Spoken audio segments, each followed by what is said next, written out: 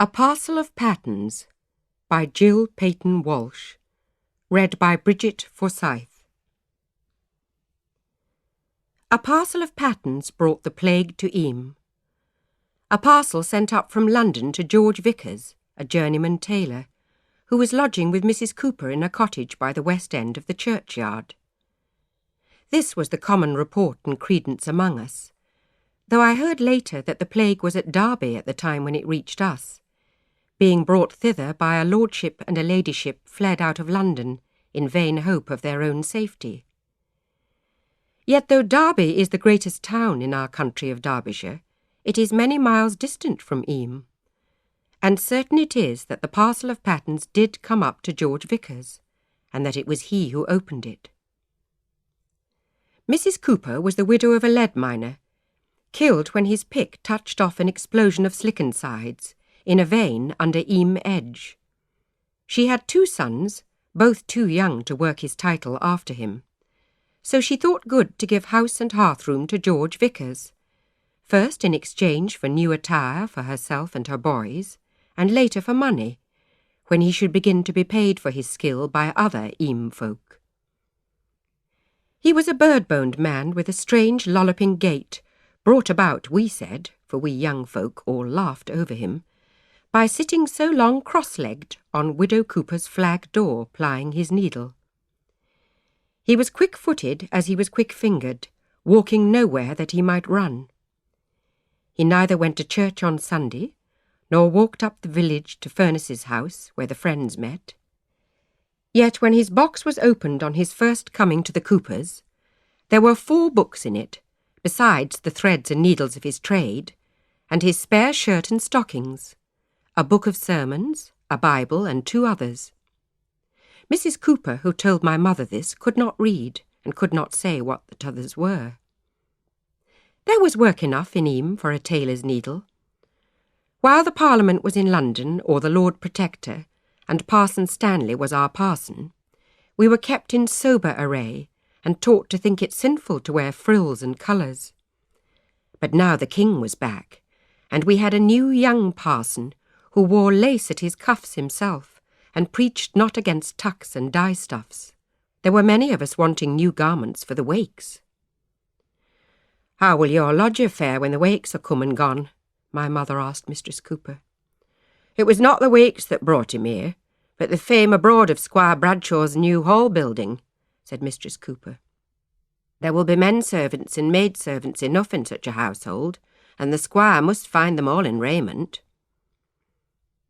Bradshaw Hall was then in the building, stone upon stone, and there were as yet no servants there, but masons and carpenters only in dusty homespun.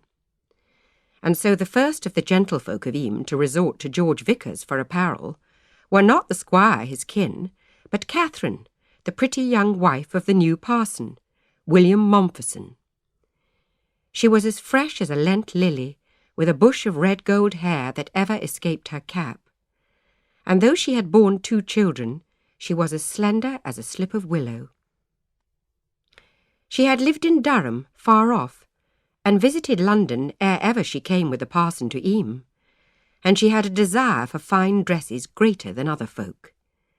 She misliked all the gowns George Vickers could show unto her, and she stood, so Mistress Cooper told my mother, barefoot before the fire, spinning on the balls of her feet, looking this way and that into the glass the tailor held up to her, with a veil of blue silk thrown around her, and asked him if he had skill to cut clothes after the London fashion. He told her he had not been in London since the coming home of the King, and had never seen the Queen and her foreign ladies, what they were wearing, but that if she would be patient, he would write to a brother tailor in London for patterns of the new clothes, and as for skill to make them, once he had patterns, no tailor in England could show a neater seam. So she disrobed herself of his bolt of silk, and said, "I pray thee then send to London, Goodman Vickers." He wrote the letter with his own hand, and dispatched it by walking the 8 miles to Chatsworth, and paying a man of the Duke of Devonshire to take it for him, he being bidden to London shortly. Mistress Cooper was much given to standing at her gate and gossiping to those who came past for water at the river, so that Catherine Mompherson's new gown was of common report within the day. We looked to see her wear it at the wakes, and we feared it no more than do the silly birds fear who sing upon the ash-tree boughs. The parcel, had it never been sent for, Eyam had known never its dreadful fame. Among all places in the low peak it is for sure the prettiest, the softest nesting in its fold of hill, the best watered, the best lit, for the slope of Eyam Edge faces south into the sun, and the town of Eyam is along a curving street, winding on a wide ledge halfway up the slope, crossed with brooks descending and basking in the sun.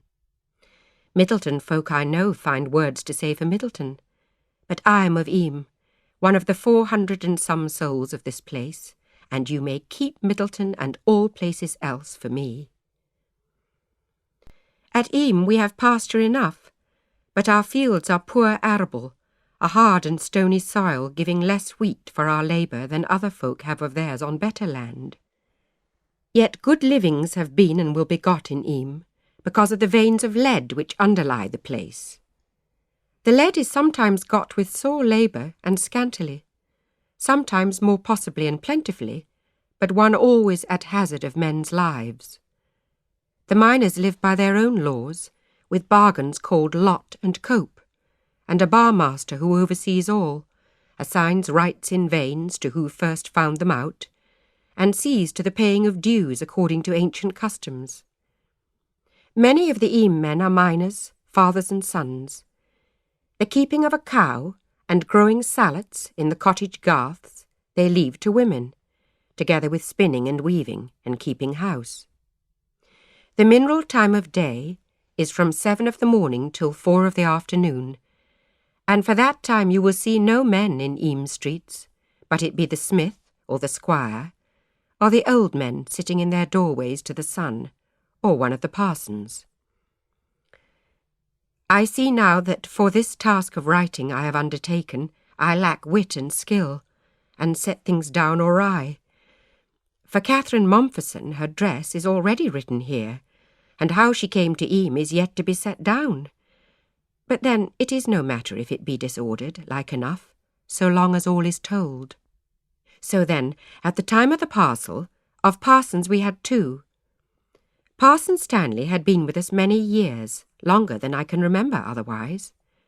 But older folk well remembered a time before him, when we had had a wicked parson, who had sorely vexed the people, and at last departed, leaving no one here to christen or to marry or to pray over the dead. Then a number of the men of Eyam agreed together, and fetched Thomas Stanley to be our parson, and petitioned Mr. Saville, in whose gift the living lies, that he might consent to have Stanley, and he agreed. All this was many years before my birth, but here I set down the history of it, as I had it from John Stanley, Parson Stanley's son, with whom I have played catch and tag all round the churchyard wall, and who grew to man's estate as one among all the boys of Eyam. All the while, from the death of the old king to the coming home of the new, while Parliament, or the Protector Cromwell, ruled the land, we had a sober and a godly church in Eyam. Parson Stanley preached to us with the wisdom of a Puritan, though he spoke but shortly on hell-fire, and at length on God's pain at men's sins. He let the Eyam customs still be kept of dressing the wells with pictures made of flowers all pressed in clay, so be it that it was a picture from the Bible that we made. Nor did he preach against the wakes. Our Eyam has wakes famous in all the country round about, so be it that there was no maypole, and no ribbons and frippery for the holiday, and no dances but of boy with boy and girl with girl, lads' morris and lasses' morris, divers sides of the street. I never heard of anyone in any affliction, from the richest to the poorest he, who had not comfort from Parson Stanley. But then the times changed. And Parson Stanley would not use the old prayer book, now brought back, nor wear a surplice, not in church nor street, nor have cloth upon the altar, nor a cross, nor would he bid us bow upon the name of Jesus. For he said these things smelt of idolatry, and he could not make himself conformable. Because of new laws about these matters, he was in danger. Some of the older men went about to persuade him to these things, for they feared that if he did not conform, we should have the wicked parson back. And this far at least they went with him, that on St. Bartholomew's Day, the year of our Lord, 1664, he did not depart above 10 miles from us, as the new law required him, but leaving the parsonage, he removed himself and his household across the street, and a little westwards of the churchyard, to a small house given him by a well-wisher, and there he dwelt, being sustained at the expense of many of the Eyam folk, who would not see him go. It was the end of September before the new parson came to us. A mist hung about all the hills and uplands, and out of the mist a fine rain falling fast. The leaves were turning, and the coming winter laid a chill upon the air. Allet Torr and Anne Trickett and Mary Gregory and some others had lit fires in the parsonage and laid clean rushes on the floors, in expectation of the parson's coming. And the day long we awaited him, lingering in doorways in despite of the wet, to hearken for sound of horse or cart. By night they had not reached us, and though there were voices asking what might have become of them, and wondering if they were lost upon the road or rain-pelted, standing by a cart with a wheel come off, or such like mishap, we soon had our minds on nearer things, for the rain coming on very fast, the bank that holds a pool of water by the street side overbrimmed and made a flood across the street.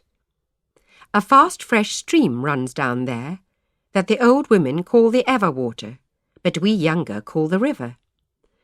And there is a basin made by damming the flow with an earth bank, to make a depth for dipping buckets. The overflow ripped through the bank, and spilled forth water, mud, and slime into the street, and set folk running hither and yon with lanterns and with spades, trying to throw dams across doorways, and dig a channel for the filth to flow harmlessly away by the stocks, and not into our houses.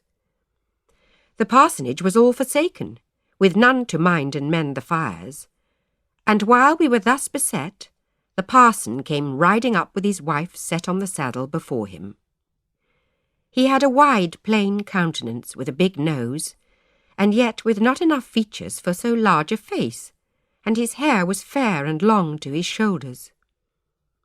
He dismounted, and with care reached up to her and helped her to the ground. She looked around her at the mud-bolted men standing all in the rain, and at the glint of mud and water in the street. She shrank to his side and said quite softly, but the mist that mutes the rain sound lets all be heard, "Oh, dearest, what a place is this?" It was Mary Gregory who found her tongue, and saying, "Come, my duck, come, sire," led them under their roof, and saving the starving fire from its last embers, made them a blaze. My mother brought a hot posset, and Allet a pan to warm the bed, and the parson, seeing off their help, said he would see his wife warm and to bed himself. Then the women all gathered in Mrs. Cooper's cottage hard by, and talked of her, how pretty and how thin, and of him, and how his boxes and his children were waiting better weather to come from Matlock. "Poor gentleman, to come by such a soaking," Allet said. And my mother said, "Why, he may be wet and dry, and take no harm, surely, but she hath the wasting sickness." "Fie, Mary, no," said Anne. "It is but that she is gentle-born, and not so ox-boned as we." "Mark me, she hath consumption," mother said. And of this talk I had none need to tell me, for I was there. The new parson's name was William Mompherson, and his wife was Catherine, for whom the dress patterns were fetched. There was a thin sunlight on the morrow, by which the parson's boxes and his children came up the road. They came early, and few folk were abroad to see them come. When later we learned they would call upon the squire, the street was thronged with folk to see them pass. The children were but babes, a girl child just walking, holding hard to her father's hand, and he stooping to reach her grasp, and a stout lad a little older, whom Mistress Mompesson was carrying, till Parson Mompesson bid her set him upon his feet. "Thou canst walk, George," the parson said. "'Tis but a step." For the rectory was at the eastern side of the churchyard, and the squire was lodged at the Talbot Inn, opposite the Lich Gate, while his hall was rising to its roof. "It is cold here," said little George. "This land is high and often cold," I said, for I was among those many standing by. "You shall have snow every winter." "What? Can I sled and skate?" the boy said, stopping on his way and turning to look on me. "You shall borrow my sled, young master, when the snow lies deep as your middle finger is long," I said. For this promise I was rewarded with a sweet smile from the child's mother. "Give the girl thanks, George, if you would have her remember that promise," she said. The boy blushed and lisped a thanks with good grace enough. But his thanks were lost in a little stir and murmur going among the throng of curious bystanders. For the parson, having led his daughter as far as the threshold of the inn, stopped there and took off her worsted cloak, which covered her tiny person to her toes. And underneath, the child was clad in crimson silk, with a wide collar all of lace. Her sleeves were slit and puffed. Her sash was crusted with a pearly pattern sewn on in beads. Many years of Parson Stanley's preaching had marked our minds with a way of thinking about garments such as that. The child was dressed in a fashion fitting for a whore. The runners of my sled were rusted deep. I took it from behind the barrels in the yard and rubbed it with a gritstone to bring it clean. It was not like to snow soon, but I was happy, scraping at the rust, and remembering what the sled called into my mind. Many years since, when I was a lass of but 8 or so summers, we had all gone up, pulling the sled behind us. It was a late snow, a snow of April, all frozen out of time. There is often a dusting of snow up here in April, even into May, but that year there was more than a foot deep, fallen in fearful storms, swept into great drifts, and cold-locked for many days with no thaw in prospect. A grief to our elders, and a game of sled to us. We went not up Eyam Edge above the town, for that is fierce steep, but we went up Eyam Vale, to where the land rises at the head of the valley, onto a wide and rolling upland. This place is still within the parish and liberty of Eyam, though there are 2 hamlets there with their own names, Fullow and Breton, and a farm called Shepherd's Flat. There we looked to find a gentle slope, where we might romp in safety, being timid in our tender years. And there was Alice Siddle, and Emmet Siddle, and Anne Trickett, and Francis Archdale, and John Stanley, and Abel Cole, and Randall Daniel, and Mary Gregory, all being children of Eyam. The snow lay thick upon the land, so that we shaded our eyes against the brightness of the uplands. Frost had crusted it, and gemmed its crunchy skin, and it was good for sledding, but hard on our hands, taking it to ball and throw. We laughed and tumbled off the speeding sled. The boys pulled the sled along, and we pelted each other with snow. Our voices melted into miles of distance, like the snow scraps melting on our hands, raw red with cold. Randall had brought a hot coal in a little keeping pot of clay, and this we passed round from one to another and cradled to comfort our freezing fingers. And Mary Gregory's mother had given us a flagon of hot broth in a pack of hay, which kept warm enough to be good to sup a gulletful, and we shared that round us too. And while we were standing thus, passing the flagon round, we saw a stranger coming towards us. The stranger was coming from the south, and he appeared as a blinding black shadow against the snowlight off the ground. We all fell silent and watched. He still came on, making so straight a course towards us across the plain, we were no doubt his aim. He was wearing a sheepskin coat, and a hat with a wide brim, and making his way upon snowshoes with the aid of a long staff. When he drew nearer, we could see the staff was a crook, and when he came right up to us, we could see he was a young lad in the first pride of full growth, with bright blue eyes and a wide forehead under his wide brim. "We don't know you," said Anne Trickett. "I'm from Wardlow nearby," the young man said, "and you, I think, are from Eyam." "That we are, and we've no need of thee," said Francis Archdale, who till the stranger came head and shoulders above him had been most near a man's height among us, and easily the tallest. "Nay, surely, but I have need of you," he was answered. "My name is Thomas Torr. I'm cousin to Torrs in Eyam, and to Torrs in Middleton. Fear me not." "Who spoke of fear?" said Francis in a rage. "And what do you want of us?" asked Abel. "I have a ewe in sore distress over yonder," Thomas said, "and I am loath to lose her, for she's a good beast. But what must be done I cannot do for her myself. Give me your hands, cousins." He stretched out and took Abel's hand, and let it free the same instant to take Anne's, and Mary's next. Emmet's he could not try, for she put them behind her back, and would not let him. But when he came to me and took my hand, he held it longer, and spread my fingers out along the palm of his.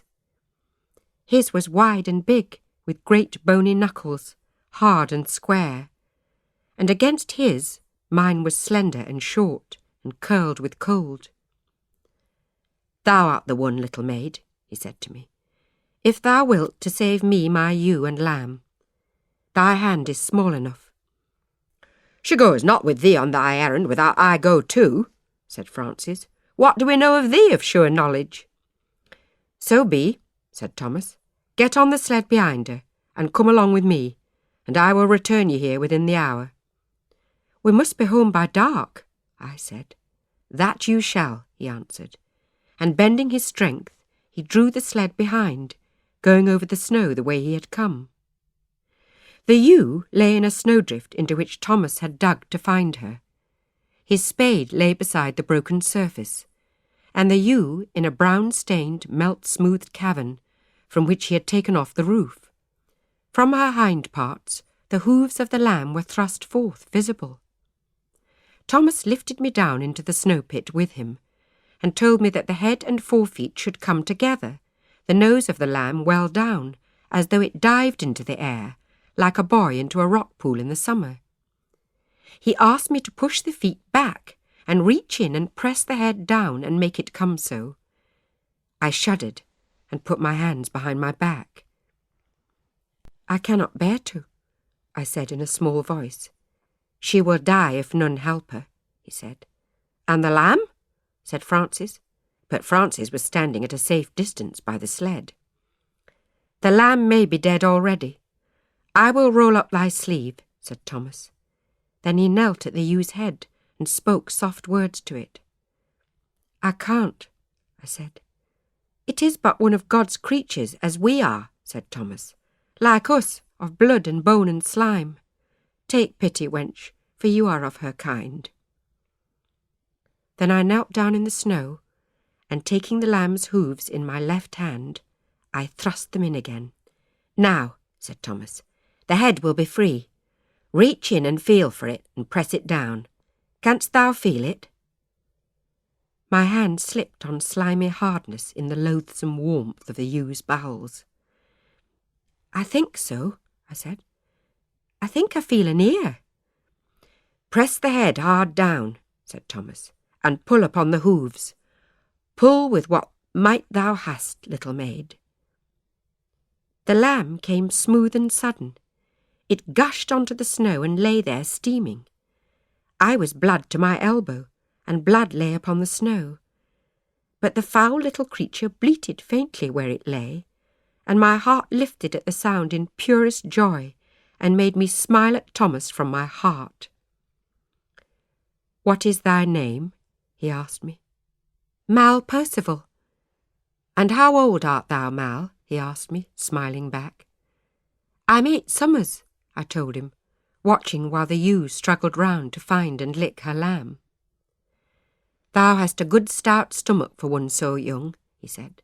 "Hold still while I clean thee." He took a bunch of snow in his huge hands and rubbed it down my arms and hands till I burned with the cold and came clean again, and Francis standing by. Thomas pulled the sled back to where the others had been, but they had departed home. So he trudged on, pulling me and Francis right to the townhead of Eyam, and there he took leave of us. "I'm glad the lamb lived," I said, taking the rope of the sled from him. "The loss of the ewe would have been a graver matter," he said, and left us at once to stride away back to the uplands. My sled had scarcely been used since. There was a deal of rust to scrape down if the new parson's son was to have the loan of it, come the snow, in the year in which I and Francis were 16.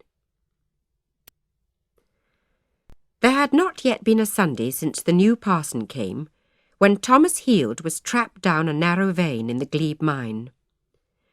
He was one of only 3 copers digging there, and they had worked the vein down to water, trying to get out the ore they had bargained for to get. When he fell into the water, the other 2 could not pull him out. There was hue and cry up and down the street, both ways from the bullring in the midst of town, for the mine opened just beside the street there in a little arch propped up with wood. Someone came running for Mary Gregory, whose father was one of the 2 copers down there, trying to draw Thomas out of the water, and Mary was sitting in Catherine Mompherson's house, busy with sewing a seam into a curtain that was making for the parson's bed. Mary jumped up and ran out at once, going down the street from the parsonage as fast as she could, and Catherine Mompherson jumped up too and went with her, running at her heels, and came into the crowd that was thronging there. "I fear his legs be caught beneath the water," John Gregory was saying, "for we cannot lift him.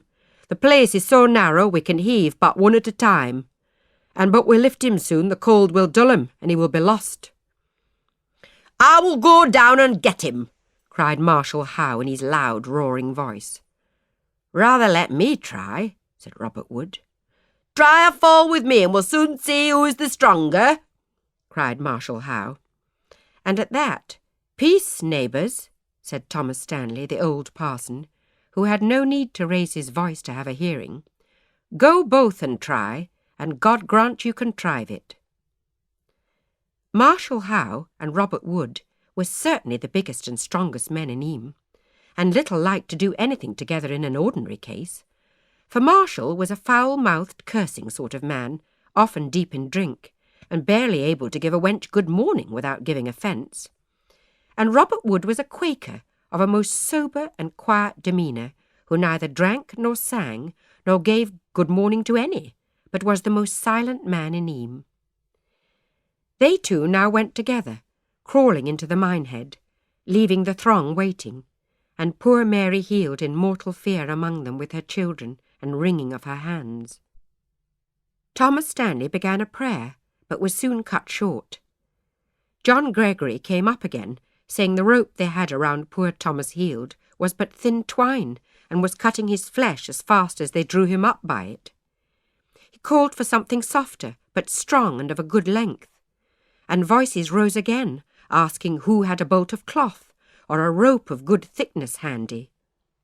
And while some good wives were pulling off their petticoats right in the very street, and knotting them together, somehow the parson's new bed-curtain was handed forward, torn in 2 and knotted once, and that went down the mine as soon as John Gregory spied it. So Thomas Heald was brought up to the daylight, more dead than alive it seemed, and laid out on the verge at the roadside. They cut the flowering turf from the green wayside, and laid his face next the naked earth, while Thomas Stanley said it were better to have him in haste next to a fire to warm his blood than to follow such foolish superstition. By and by he was carried home, and laid in his own bed, reviving. There were many offering to help Mistress Heald, and she first asked that someone would find her children, for they had been with her but now in the crowd at the mine door, and were now not to be found, and she had no time to seek after them. They were quickly found, sitting in the rectory kitchen, playing a game of knucklebones with Catherine herself, and eating little comfits from her pantry. I thought better they saw not their father brought forth before their eyes, lest he had been— But God be thanked, you may have them home again now, she said, and sent them off with their pockets full of comfits and smiling. Mary Gregory, with a long face, brought in the fouled and dripping curtains to the kitchen, fearing her mistress's wrath, for she had newly become the maidservant in the rectory. But Catherine Mompesson said, I'm right glad I bought a goodly calico, and not a silk, at far more expense, for this will wash, Mary, and we will have it right again. Alas, the seam you spent the morning on is rent apart, and must be done again. But it was impudence to run in here and take such goods as these for such a purpose, said Mary. Whoever can have done it? I did, said Catherine. When Sunday came, all the Eyam people were in their pews, even Thomas Stanley right at the back. The new parson spoke soft, and told us he would not force the changes on us all at once. We heard the hated service from the old prayer book, new restored, with stony faces and hard hearts. We heard him say he would not deck the altar yet as in a heathen temple, nor watch to see who bowed not at the name of Jesus. You will find me gentle, that you may get used to change by slow degrees, he said. Are there degrees of idolatry? Murmured John Stanley at the back, but his father clapped a hand upon his mouth. We got no sermon that Sunday. The service was done full 2 hours sooner than we looked for, and we sent forth with no good teaching to sustain us. Little good the parson got of his gentleness. He is not serious, Rachel Trickett said. If he believed this churchery with as fixed a mind as we have in our faith, he would not speak of taking time, but would tell us strongly what he trusts is right. And she and we were among many folk who after the service sat down in the garden behind Thomas Stanley's house and heard the Bible read, passing it round who could read. There were few in Eyam who thought well of the new parson. But a pretty face, and a pinch of good sense and goodwill, and a pair of calico bed curtains, had brought it about already that his Catherine was beyond reproach among us. There was sledding enough for Master Mompesson in the winter that next followed. The snow came in the last days of October and lasted till March, with a thaw at Christmas that was frozen over again by Twelfth night. The springs froze, and the basin called the river needed breaking every morning that we might draw water, and sometimes must be broken again at midday. The parson's son soon better liked to keep himself by the fire than to come forth into the snow to play. All the children grew weary of sledding, and there was still more snow. So that when tardily the spring came in, it was full welcome to us all.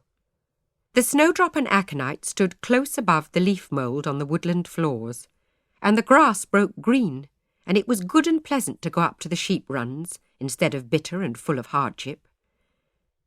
I well remember the day when Emmet Siddle came out to me as I passed by her door early and said, Mal, if thou goest walking on the uplands this fine morn, I have a mind to go with thee. Nay, Emmet, I said, I go but to see after my sheep how they are faring, and give them care. Then I will go to thy sheep likewise, and see the pretty lambs, she said. I saw it was no use to deny her, for I could not keep her from following me, whatever I said to her. But she looked at me very slyly as she spoke, so that my heart was heavy, and I feared she knew my secrets. Emmet was a wayward girl, the prettiest young woman of Eyam, and very headstrong. I would not have had her among dozens to be my trust friend. But we passed up the town street together from her house opposite the churchyard gate beside the inn. By the river, running now cool and fresh with sweet melt-water, we passed some children playing, jumping in a swinging rope and chanting, Baslow for gentlefolk, Carver for trenchers, Middleton for rogues and thieves, and Eyam for pretty wenches. I saw Emmet blush many shades at this, and I thought, though I spoke not my thought, Ah, Emmet, in Parson Stanley's days, thou wouldst not have dared know thyself a pretty wench, for fear of a damnation upon vanity. And I smiled to myself. The piping song ran behind us as we went on. Ashford in the water, Longstone in the lice, Sheldon in the nutwood, and Bakewell in the spice. We came in a few steps to the fork in the road, where straight on led upon our way, and to the right lay the approach to the new hall that was building for the Bradshaws. "Let us take a step to see how the hall goes, Mal," said Emmet. And since we had set out together, whether I would or no, I went with her.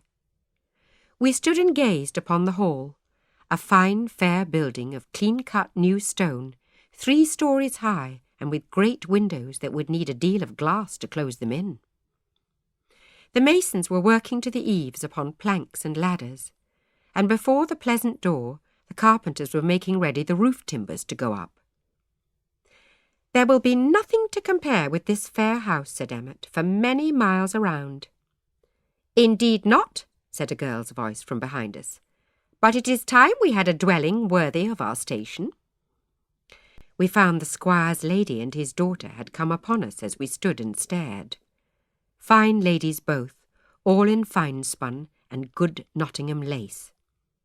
The daughter had been reared and schooled in Derby, and though we had seen her often enough, neither she nor her mother spoke often to us. "It will be so fine," the daughter now said to us, "you cannot imagine, and all furnished with comforts and fair appurtenances. The hangings for the solar are even now come up from Mortlake. Would you like to see them?" I hung back, but Emmet answered yes, and eagerly. So we were led into a fine barn, finished to the roof, that lay a little to one side of the house, and there was a great stack of hay on one side of the door, and goods and furnishings all piled up on the other. "Father would have the barn made first," said his daughter. "There had to be fodder for the horses to cart the stone," said Mistress Bradshaw, and showing us 3 great boxes standing by, braced with iron corners, she lifted the lid of one and turned back the wrap of hessian within, that we might see a corner of the folded tapestry stored away therein. We saw a fair flowered border, and then a part of a picture, all worked in the finest coloured wools, in a manner of working and weaving I had never seen before, and marvellously skilled. We could see but a foot, clad in a boot of blue leather, and with a feathered wing upon the heel, stepping on a turf of flowered grass. "What is it?" I asked. "It is Hermes bringing news," answered the young mistress. "What book is that in?" I asked next, meaning of the Bible, which book. "Oh, some tale of the Greek gods," the girl answered. "A heathen book?" I was amazed. "Daughter, what use is it to vaunt ourselves before such village maids as these?" said Mistress Bradshaw scornfully. "I think it is of wondrous workmanship," said Emmet, stretching out a hand to finger the border gingerly. "Look, Mal, is it not so?" But at her touch the Bradshaws frowned, and the young mistress twitched the wrapping back over and closed the box lid. "I should like to see all the picture when I may," said Emmet boldly. "Perhaps when it is all hung upon the walls you may come in and see it, Emmet Siddle," said the elder, relenting. Emmet thanked her for this promise. I said nothing, for it had not been made to me, and we left them and went on our way. "So it is only to tend your flock that you go out, rain or shine," said Emmet in a while, as we came to the top of the slope in the road and had the rolling upland all before us. "Yes." "And not to meet with any?" "Why ask me that?" I said. "Does not all the world well know that a flock of sheep needs tending?" But anxiously I wondered what she knew and how. "Well, but you are not a poor man's daughter, that you need to keep sheep. How comes it that Mal is a shepherdess at all?" She was half laughing, teasing, brimming over with something. "Oh, Emmet," said I, "you know how it was. You were there on the day Thomas found me to bring the lamb forth in the snow, and because I had saved it, after Thomas gave it me. He had brought it to the house across his shoulders, grown on a bit, but still very small. And clearly I yet remembered how he stood upon the threshold and told my mother that the lamb was mine. My father had frowned. "We have no need of it," he'd said. "My daughter need not busy herself with the beasts of the field and fell. I keep her in apparel and in meat, and she can sit in warmth and ease and ply the needle like a lady born. Well, well, we thank thee, but we have no need. Take thou the lamb again." My mother looked sharply at my face and said to me in a low voice, "Dost thou want the lamb, Mal?" I nodded, with my eyes smarting with tears and not trusting myself to speak. "Fie, husband," cried my mother, "what art thou thinking of? Turning a good mutton dinner from the door, and a fleece of wool upon its back that will stuff a good bolster? Now God be thanked we are not in need, through thy hard work and careful managing, but shall we therefore be thriftless? Let the child have the lamb and get herself good by it." "This goodman is not kin of ours, nor friend, nor even from our parish," said my father. "Shall we take gifts from strangers, wife, as though we were beggars?" "I am Thomas Torr, cousin to Torrs in Eyam, and Torrs in Middleton," the lad said, "and right ready to be friend of thine as of any man. And the lamb I owe to thy daughter, for that she saved the ewe for me, without which it would not have lived to have brought forth this second lamb. And the gift will be nothing worth, but the little maid will coddle it and feed it with milk upon her fingers. The ewe cannot sustain it." "Oh, father," I said. "Ah, be it so then," said father, giving way to our will. "But, wife, the neighbours will all be saying I've lost the money I lay out in maintaining mines, and we are brought so low that our daughter must keep sheep." "Fie, husband," said my mother again. "Did not the Lord himself call himself a shepherd? And where in the Bible does it talk of maintainers of mines?"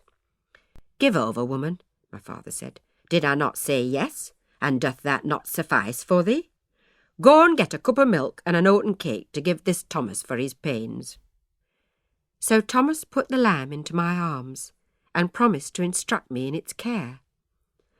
All that long since. The day Emmet came out with me, I had 12 ewes and a ram, and 9 lambs come or coming that spring from natural increase, and a strong young dog that Thomas bought me at Tideswell Market, when at shearing time we sold my clip, and trained to pliancy for me.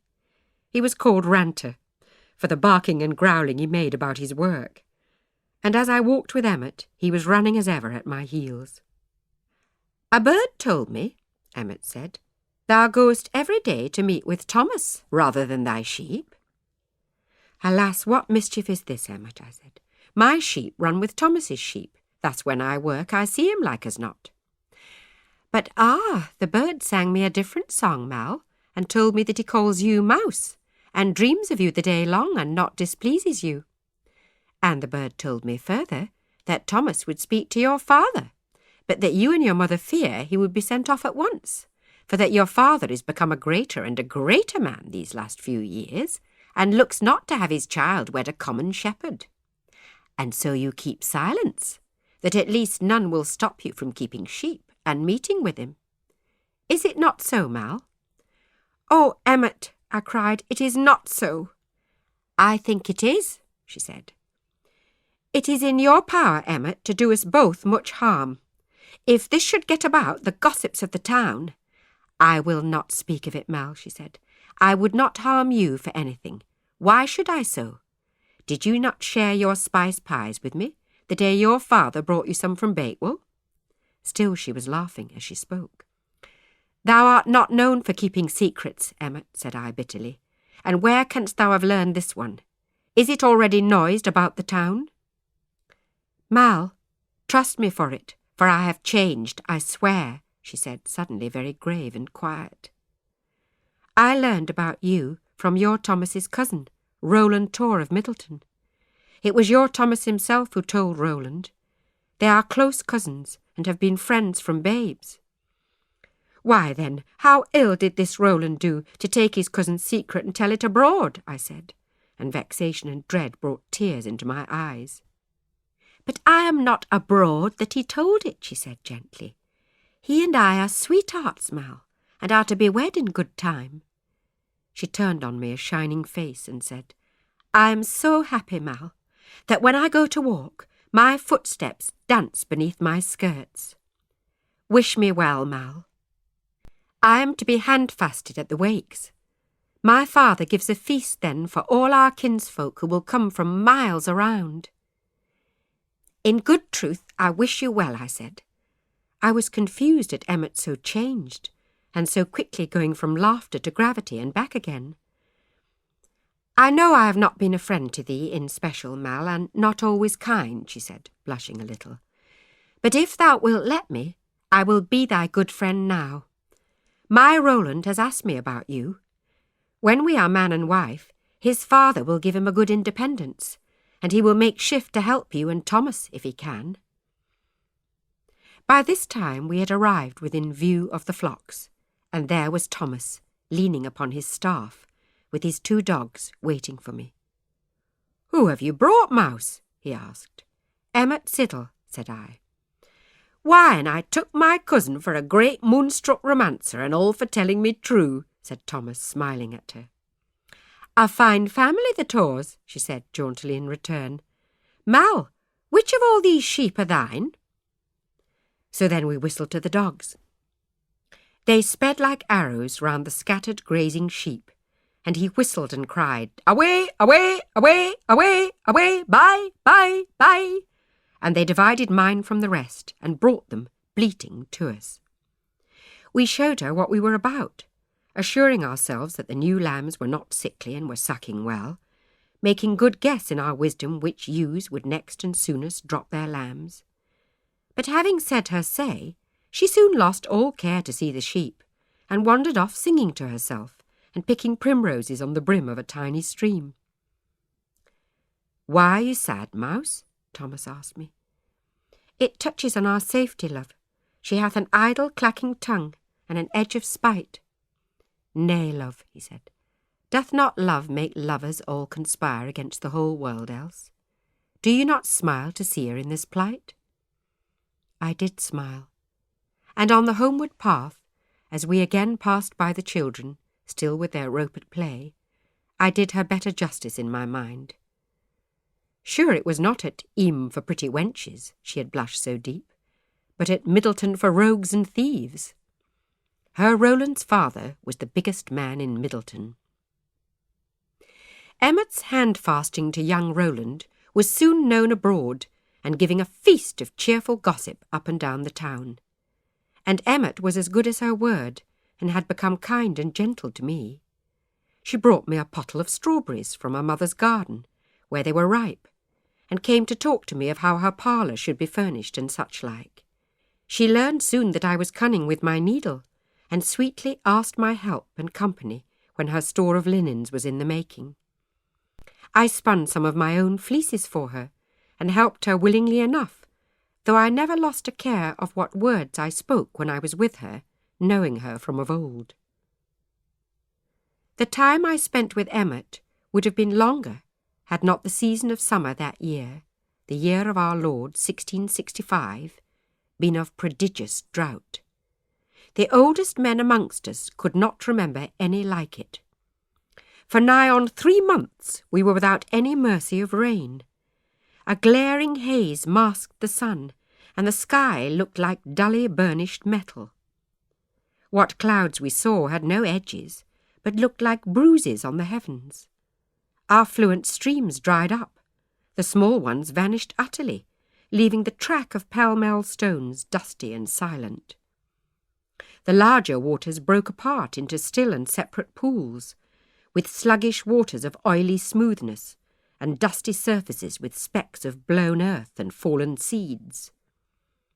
There came to be almost no green in all Eyam's wide prospects, for the leaves on the trees darkened almost to grey, or withered to early brown.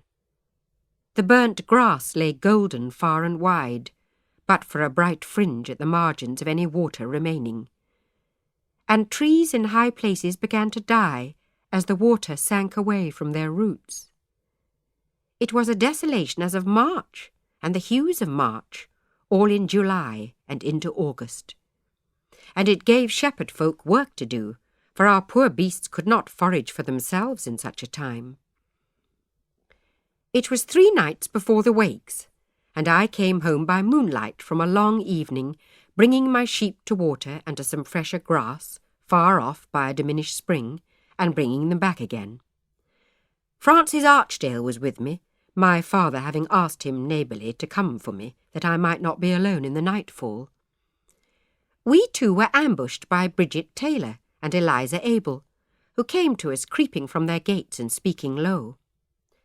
"Mal, thou canst write, canst thou not?" said Brigit. "That I can." "Wilt thou help Eliza, Mal? We have need of thee." "I can write," said Francis. "This is a woman's matter," said Eliza. "Stand away a step, Francis, that thou hearest not." "This it is, Mal," said Brigit. "Eliza was hoping for Roland Torr, whom Emmet Siddle is to have. Her father has set her on to hope for him, and they had met and gone walking in the Cussy Dale together, and now he is to be another's. And Eliza cannot rid herself of tenderness and grief for him. Poor wench, she cannot sleep the night." And indeed, as Brigit spoke, the moonlight showed a shining tear-track on Eliza's face. "But how can I help this?" I asked them. "How could any help it?" "We went to Goody Trickett for a charm," said Brigit, "for they say she can charm and heal ailments of every kind. And she told us to write Eliza's affliction upon a paper and set it at a safe distance, and it would take off whatever grief was written on it. But for herself she cannot write. We asked Mistress Mompherson, but she scolded us, saying it was an idle trick, and for shame we should go pray. And we asked John Stanley, and he said it was devil's work. And then I bethought me that thou canst write. Eliza was afraid to ask you, for that you have become Emmet's friend of late, but I said you were not a one to put new friends in front of old. Nor can it do Emmet any hurt, Mal, though it may do Eliza good." "It was not for such folly that I learned to write," I said. But then Eliza choked a little on her tears, and I thought what plight I would be in were Thomas hand-fasted to another, and so I took pity on her. To Francis I said, "I pray thee, Francis, go tell my father I am within the town and will be home presently," and I stepped into Brigit's house. Her parents were abed in a chamber above, and the fire burned low in the hearth. Brigit lit a candle for us, by which I well saw how woebegone Eliza looked. "What shall I write?" I asked, Brigit bringing me a paper and a charred twig from the fire. Goody Trickett said, "Write what we would be rid of, and put the paper away." So I wrote, "That love and liking for Roland Torr which is in the heart of Elizabeth Abel, and those images of him which do possess her, together with dreams, hopes, yearns, and sundry imaginations." And this I read over to them. Then Eliza snatched up the paper and cast it into the fire, and we 3 watched the brief blaze of it on the embers. And Eliza gave me a posy of ribbons for my pains, and kissed me, saying we might all wear ribbons at the wakes, now Parson Stanley was set aside. And I went home, hoping my father would not ask on what matter I had been kept, for it was not for making charms that he had taught me my letters, but that I might read the Bible, just as he had taught me to cipher, so that I might keep the reckoning books of his contracts in the mines after his time, he having no son. That same hot blazing weather that made hardship for my hapless sheep promised well for the wakes. There had never been so many folk gathered to them before. Not a family but had their kin on the road coming to them. There was to be an ox roasted whole, and dances, a morris to be sure, but boy with girl also, and a group of folk living in the Lydgate were dressing their wellhead with a flower picture of Robin Goodfellow, though that tale be not in the Bible. Richard Siddall and his wife Elizabeth held a great feast for Emmet's hand-fasting. Siddalls from far and wide were bidden to it, and Torrs, almost as many from parishes far and near, and Richard Siddall laid out lavishly in food and drink for all. He invited the new parson, but not the old, thus setting tongues to wag, and strangely he invited my father, my mother, and me. It took my mother but 3 minutes' thought to hit on the reason that my father could not guess at all. My mother knew who was kin to whom for miles and miles around. I feared my father would not accept to go. "I'm much misliked, wife," he said, "being singled out in this way above other such honest households. None in the town but have known Richard Siddal since a child. Why does he ask us, and not, forsooth, the Archdales?" "He could not ask us all, husband. He needs must choose." "I am not any bosom friend of his." "He is a good, honest neighbour, William, whom it would be folly to offend." "Offend him? We will not offend him. I purpose we will go. Only I would go with a lighter heart if I could figure why." I looked up then from my sewing, as though I would have spoken, and saw my mother standing close behind my father's chair, lay her finger upon her lips at me. "Our Mal has been helping Emmet with her dower linen," she said. "She has been often there, wearing her thimble thin." She spoke as though the thought had just struck her. "Ah," said my father. "Well, perhaps that's it, wife." "It must be that," my mother said. The wakes had never gone so well as long as any could remember. Every maid in ribbons, and ribbons in the young men's hats. Every face full of smiles for some friend or kinsman come. The sun shining welcome all the long day. The little children running about giving posies of meadow weeds and daisies, gathered at daybreak, and getting blessings and comfits and apples back again. The new parson's 2 children joined in this playing with a will, and ran about so much they were found at last for wearied, fast asleep curled up together on the grass by the baker's stall, and were taken up sleeping and carried home again. One thing only befell to mar the day. Young Will, rough Marshal Howe's yet rougher son, and some of his cronies, being a swill with strong ale by noon that day, fell to mocking and cursing the new parson's old prayer book, and in their stupor they drove into the church a cow new calved, and chased the dumb creature round about the font, and as they did this, chanting, "Forasmuch as it hath pleased God to give you safe deliverance, and hath preserved you in great danger of childbirth, you shall therefore give hearty thanks unto God and say, Moo, moo, moo." Thus, in their riot, they made mock of the service for the churching of women, and the poor tormented cow, missing her calf, bellowed loudly, and blundered about, and soiled the floor. Mistress Cooper heard the uproar, and brought the church wardens and a bucket to clean up the filth. "What will you do, then?" yelled Will Howe. "Will you tell the parson?" And he laughed. But the wardens, taking their belts to the business, dealt out thrashing instead, and finished up with a threat that should the new parson learn of it, the old would be brought in to chide them all. And then the great silly youths, being too drunk to fend off blows, ran away chastened to sleep off their bellyfuls. And so much was afoot in Eyam that day, and so great the sounds of mirth and joy, that only a few folk would ever have known about the churching of the cow, had not Mistress Cooper's ready tongue made a tale of it to one and all upon the morrow. It blunted not our joy upon the day. The laughing and dancing went on longer than the long summer light, and lasted under the stars in the sweet cool of evening. I danced much with Thomas, and a little with Francis and Abel and Dan to cover my tracks, and once with Roland Torr, who fetched me for his partner, and as he turned me about and about at the top of the figure, murmured to me that Thomas was a good fellow. When the dusk began to gather, Thomas danced me right off the end of the row and away under the trees in his arms. "Mal," he said soft to me, "Mal."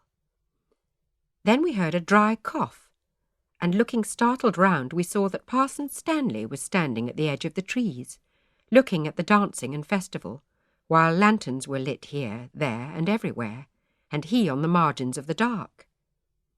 He had a sad countenance. I thought he had not been watching us, but all the rest, but Thomas said quickly, "Mal will not come to any harm with me, Parson." "What?" he said, turning his gaze full on us. "No, indeed." I thought he would say no more, he stood so long silent, and we stood uneasy, liking not to turn back to the revel, nor yet to stand our ground. Then he said, "Young Thomas Tor, sirrah, thou hast by the hand the only maid in Eyam that can read a book. Have her teach thee thy letters." "What need of that have I?" said Thomas in astoundment. "I but a shepherd." "There is no preaching now," the parson said, speaking sad and low, "or all but none.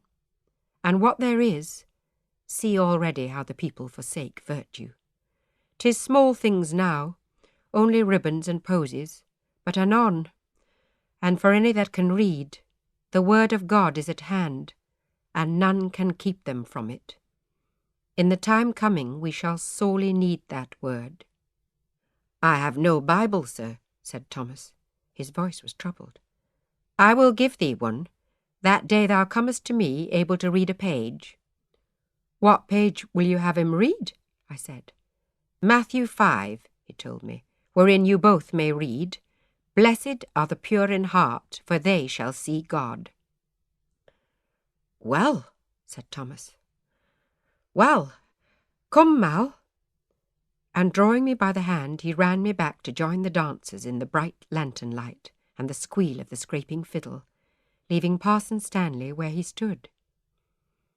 And as Thomas whirled me round, I saw that our new Parson Mompesson, was in the dance himself, dandling his pretty wife upon his arm, and stepping lightly, with a smile on his wide face from ear to ear.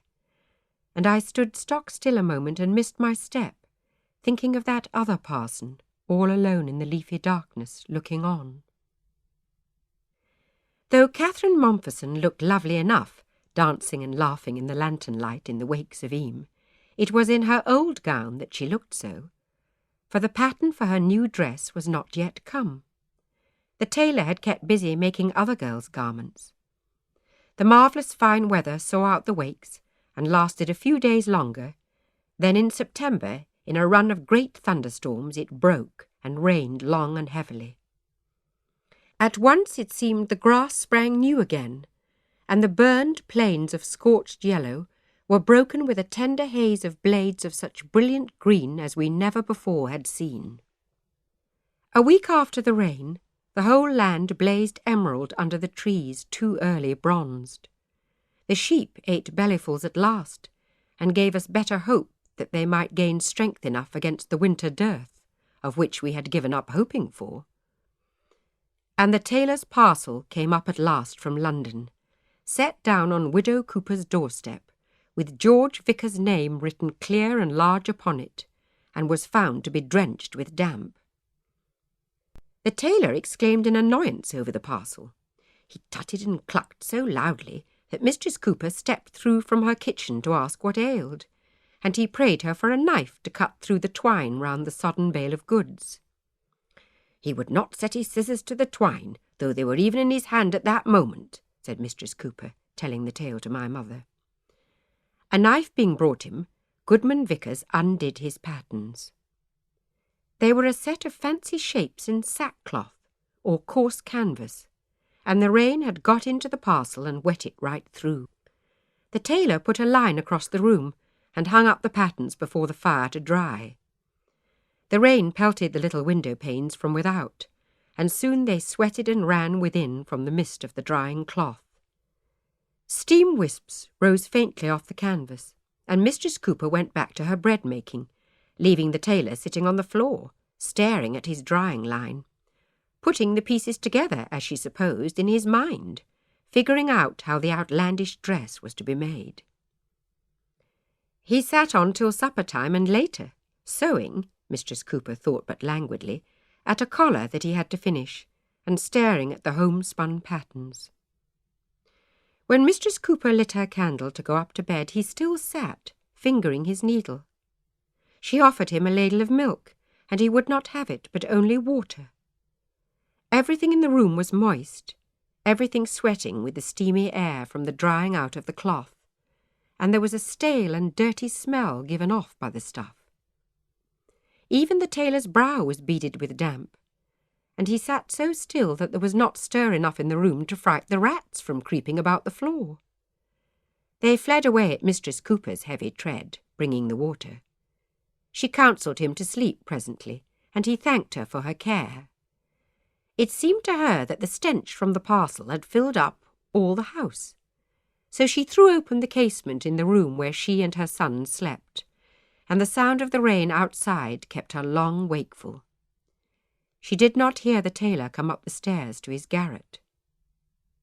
When she arose in the morning, Mistress Cooper found the fire burning merrily, so that it was clear it had been but lately mended, and the pattens were all bone dry and folded neatly, lying in a pile upon the tailor's chest in the window corner. The drying line was coiled upon its hook, and the room all set to rights, so that she thought nothing amiss and went about her errands. The tailor did not rise up and set to work at his usual time, but she thought he was oversleeping the late hour of the last evening. And she was bound to Bakewell that day, taking her sons with her, for she was seeking an apprenticeship for Edward, he being now about 14, and he had an uncle in Bakewell, a saddler, who might set him on. It was 5 o'clock when they came back from Bakewell, and she was now much struck that the tailor was not sitting in his usual place, plying his needle. So going up to the loft below the eaves where he slept, she found him lying very sick and parched for water.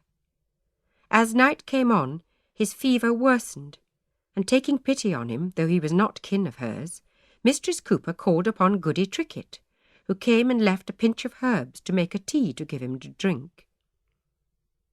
Though it had cost her a groat, it did little good, for on the morrow the poor goodman was worse. A hideous huge swelling had grown up upon his neck, that pushed his head crooked on his palate, and grievously pained him.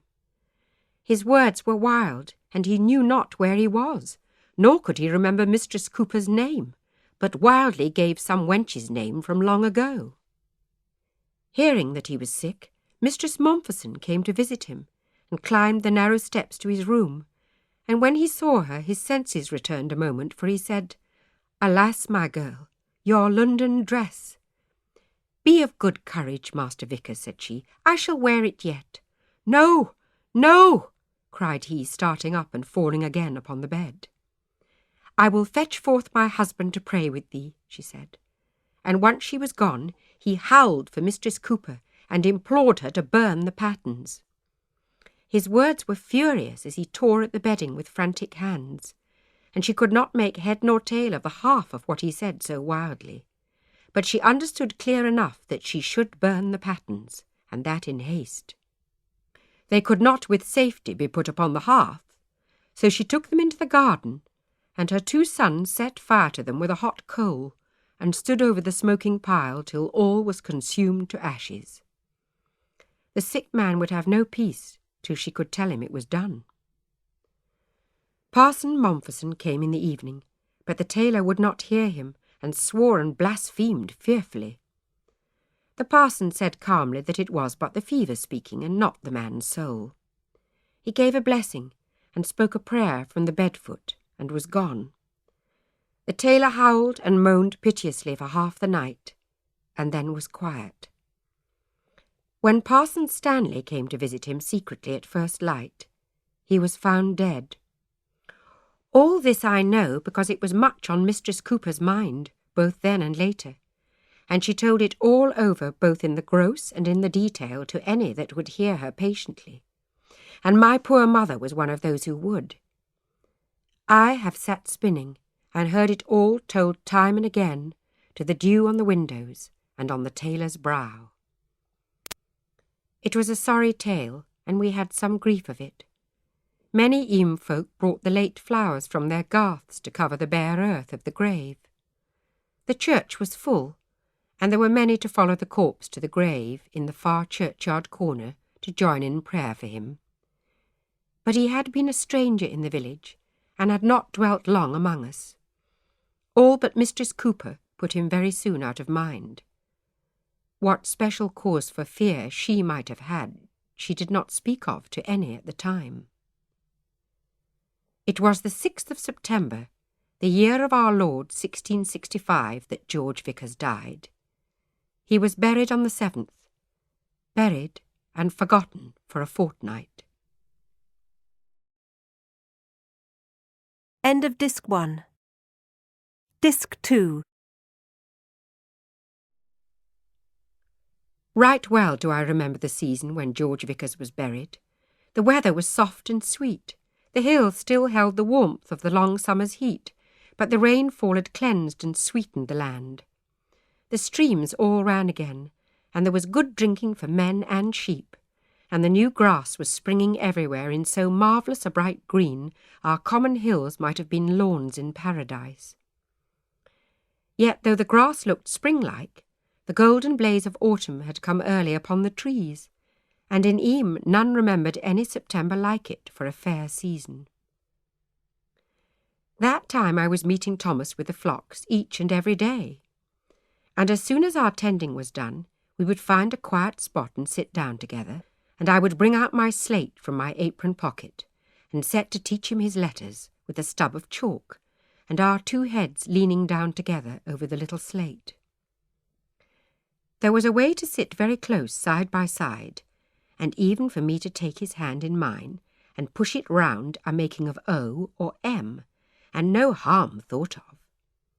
I taught him Thomas, and I taught him Blessed are the meek, and I taught him I am the good shepherd, and he learned these, teasing me all the while with asking to be shown Mouse and Mal, and I love thee, my sweetheart. Fie, Thomas, I rebuked him, what will Parson Stanley say if he find thou canst write naught but I love thee, sweet mouse? It is not for Parson Stanley that I bend my wits to this, Mal, he said, smiling, but for thee. Tush, tush, I said. But soberly, though, he said, one of his moments of gravity coming suddenly upon his face. For writing I have little mind, but I can see that a man could do well to read. Forget the slate, Mouse, and bring to me a book, and I will be thy most diligent apprentice. And so full early one morning, on a day brilliant with dew in the bright sunrise, I walked down the street and to the door of the cooper's cottage. Young Edward opened the door to me with a cup of milk in his hand, and his collar unfastened, and he blushed a little to see me, which made me to fix my face very sad for fear of laughing at him, for he was a good lad, and though he did trail after me and make occasion to speak to me, I was not minded to mock him. My mother said while the great lads mooned after maids older in years than they, there was no need to worry. It was when they went after the younger ones it was time they should be close watched. I would not step in, but stood on the doorstep in the sun, and when Edward brought his mother to me, I asked her that I might borrow the little Bible, printed small, that had been in the tailor's box, and of which she had spoken. I undertook she should have it again by nightfall. My father's Bible was as big as a flagstone step, and half as heavy. Saying, "Have a care of it, Mal, for it's not mine," she lent it me, and I went on my way.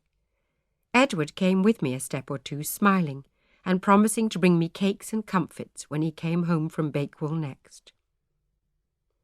At the head of the town I took leave of him, and went running upon my way, burning with eagerness to be with Thomas on the hills.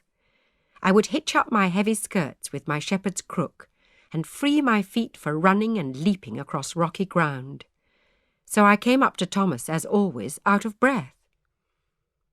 We sat by a little fresh running spring, under a wind-stunted hawthorn all bright with haws, while the sheep bleated round us, and the bell-wether ding-donged. First we bent our minds upon the Bible, and letter by letter we spelt out the tally of blesseds. Blessed are the poor in spirit, and they that mourn, and the meek, and they which do hunger and thirst after righteousness. And then Thomas played an air upon his pipe.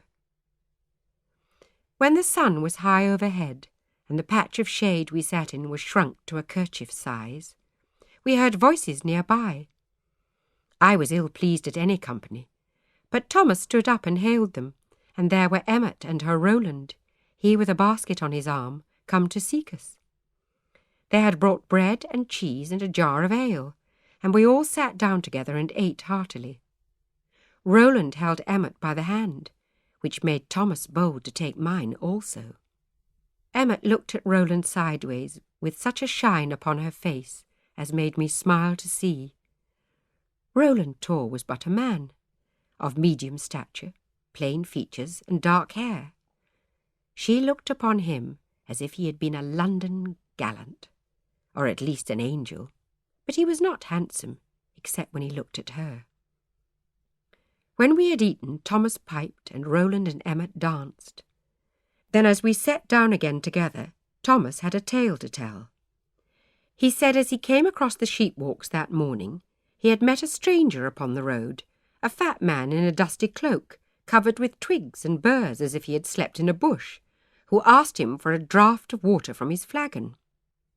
Thomas had given of it gladly enough, and the stranger then set forth a bushel of talking, all dark and hard to Thomas, but of which he understood this much, that the stranger bade him seek to see the world by inner light, which should shine very bright and clear, and show him all he would ever need to know or see. "What answer didst thou make, cousin?" Roland asked. "Why, I told him a shepherd on the hills had always light enough to see by," Thomas said.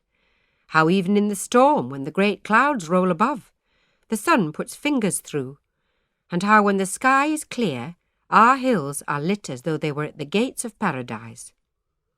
And shortly, that I look to see well enough by God's own daylight." "What answered he again?" asked Roland. "He told me that a man must have inner light to see the outer by, and a good deal more Sunday talk.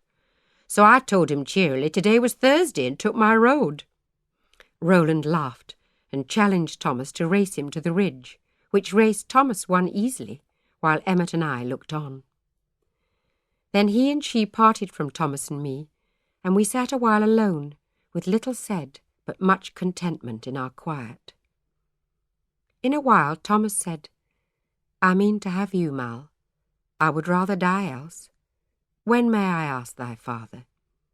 "Patience, Thomas, love," I said. "Thou shalt have me anon." "What if he marry you to some richer man?" said Thomas, turning his head away. "He does not think of it yet, and he would find he could not. I would not consent. My mother is our friend in this, love. She will see all well in time." "I would not tarry much longer, love," he said. I went home in a purple dusk, pricked out in stars, like a meadow in buttercups. The streamlets murmured, and the birds of evening sang. A scatter of windows of candlelight or lantern light, like a broken string of golden beads, showed me my town below me. I stepped down past half the houses to my own door. As on my deathbed, in my mind I shall walk home that evening. I shall never forget the walking, and the coming to my door, for that it was the last time ever I was light of heart, or of good hope and courage, or safe in my own place. I stood a moment with my hand upon the latch, thinking of Thomas and smiling in the darkness, and then went in. My father was within alone, sitting by the light of one taper and the dim glow from the untended fire. "Is that thee, Mal?" he said, looking up. "Yes, father," I answered, propping my crook by the door and coming to his side. He rose up and put his arm around me. "Thou art well, lass? Naught amiss?" "Why, what should be amiss, father?" I said. "I am well. Let me put supper on the fire. Where is my mother gone?"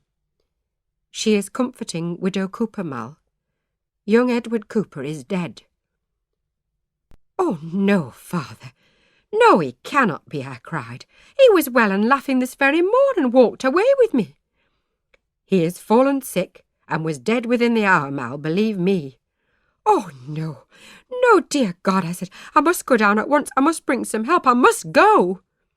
"No, daughter. Thy mother bade me prevent thee. There is danger enough to her in going to help the Coopers, and that peril she would not have thee share. It was the plague, Mal. The boy died with the plague tokens on him, and it now seems the tailor had them also. Now God have mercy on us all, and most solemnly I do forbid thee, Mal, to enter the Cooper's cottage or go near any of that kin." I have this day borrowed a Bible of her father that I must return. Mal, thou art our only child. Do as I have asked. I will take back the Bible for thee. There now, do not weep. I will bring supper to the table, do not mind. So I sat down at the hearth and watched my father putting the pot to the fire and bringing the bread, and such tasks as he had never set his hand to before, as far as I could remember. I thought of the poor callow boy who had blushed and doted and promised me bakewell pies, and come glowing with youth and health with me up the street in the morning. I could have afforded him a little kindness. I was shaking from head to foot, as though I had been dropped into cold water, and weeping so fast my cheeks burned, and the firelight smeared and wavered as though I had seen it through water. In a while my father put a shawl round me, and led me to my bed. It was not named abroad for many days, though my father had called it plague that struck down poor Edward Cooper, though my mother and Mistress Cooper had seen upon the tailor and upon Edward's body that which they knew it by, they said nothing of what they knew, but hoped in God's mercy it would quickly pass. So it was called the sickness. And it was nothing wonderful to have a sickness in the town. There are many sicknesses, and never a year in which a sickness does not carry men, women, and children to God. There is a winter sickness that makes the gaffer and the gammer cough and die, however careful of their safety their children and grandchildren are. There is a summer sickness that comes with a spotted face and burning fever, and takes off the children from one day to the next. There is a sickness from drinking foul water, and one from eating foul meats, and on and on. Only Goody Trickett could name them all over for you, and offer remedies for some, though for others help is there none to be given. There is neither an apothecary nor a surgeon in Eyam. So for what Goody Trickett and her garden of herbs cannot heal, we trust to God, except that the farrier can set a broken bone on man or horse. The day after Edward Cooper, the sickness took Peter Hawksworth, that lived next door. Then 3 days, and there died Thomas Thorpe, and his wife Mary was lying so ill she could not follow the coffin to the grave, and Sarah Siddle, Emmet's younger sister, was lying ill also. Siddles lived the other side the street from the cottage row where Coopers and Hawksworth dwelt, but nearly facing. The houses are set close together there, to the west of the churchyard above the inn.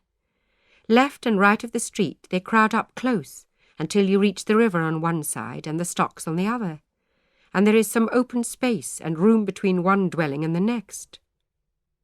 It was all in the middle part of the street that the sickness spread grievously.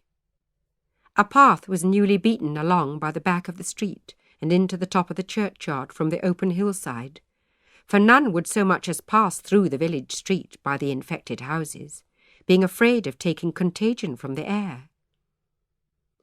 And by the time Mistress Cooper's other son, young Jonathan, was laid beside his brother, which was the 28th day of October, there had been 25 of our neighbours buried out of 6 families.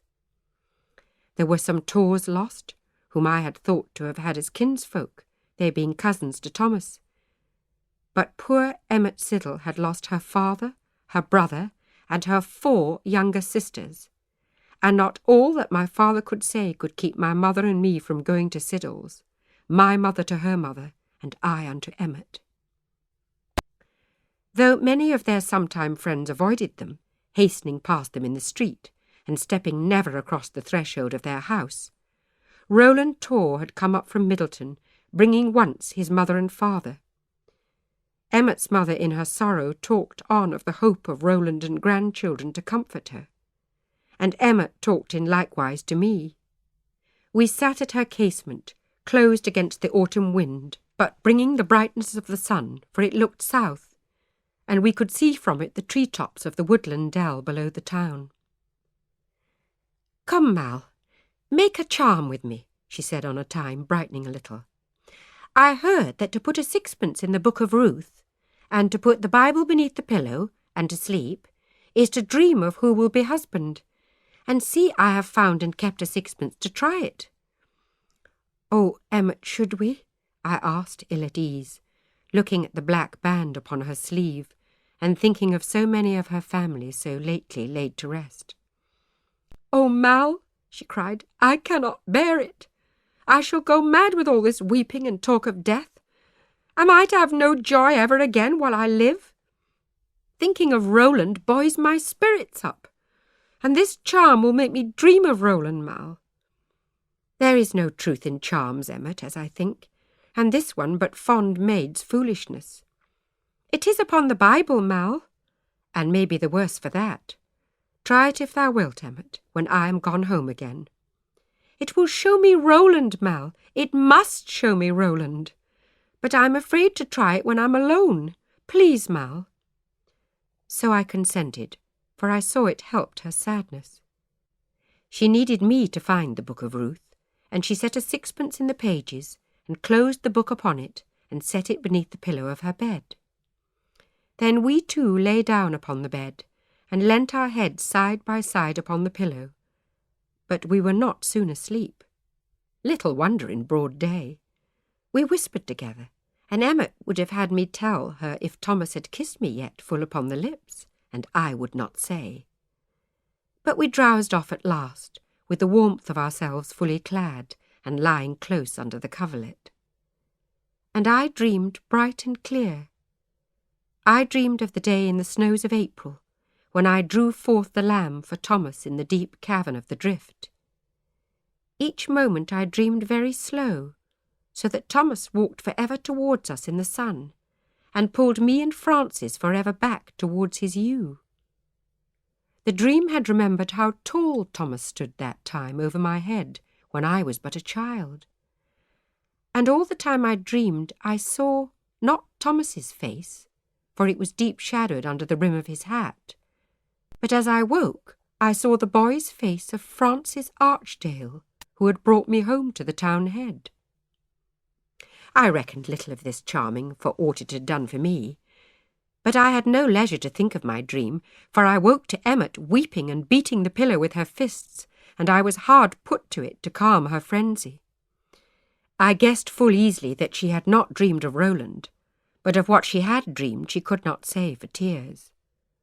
"Why, Emmet, what an evil turn we have done ourselves, playing on ourselves so ill a trick," I said.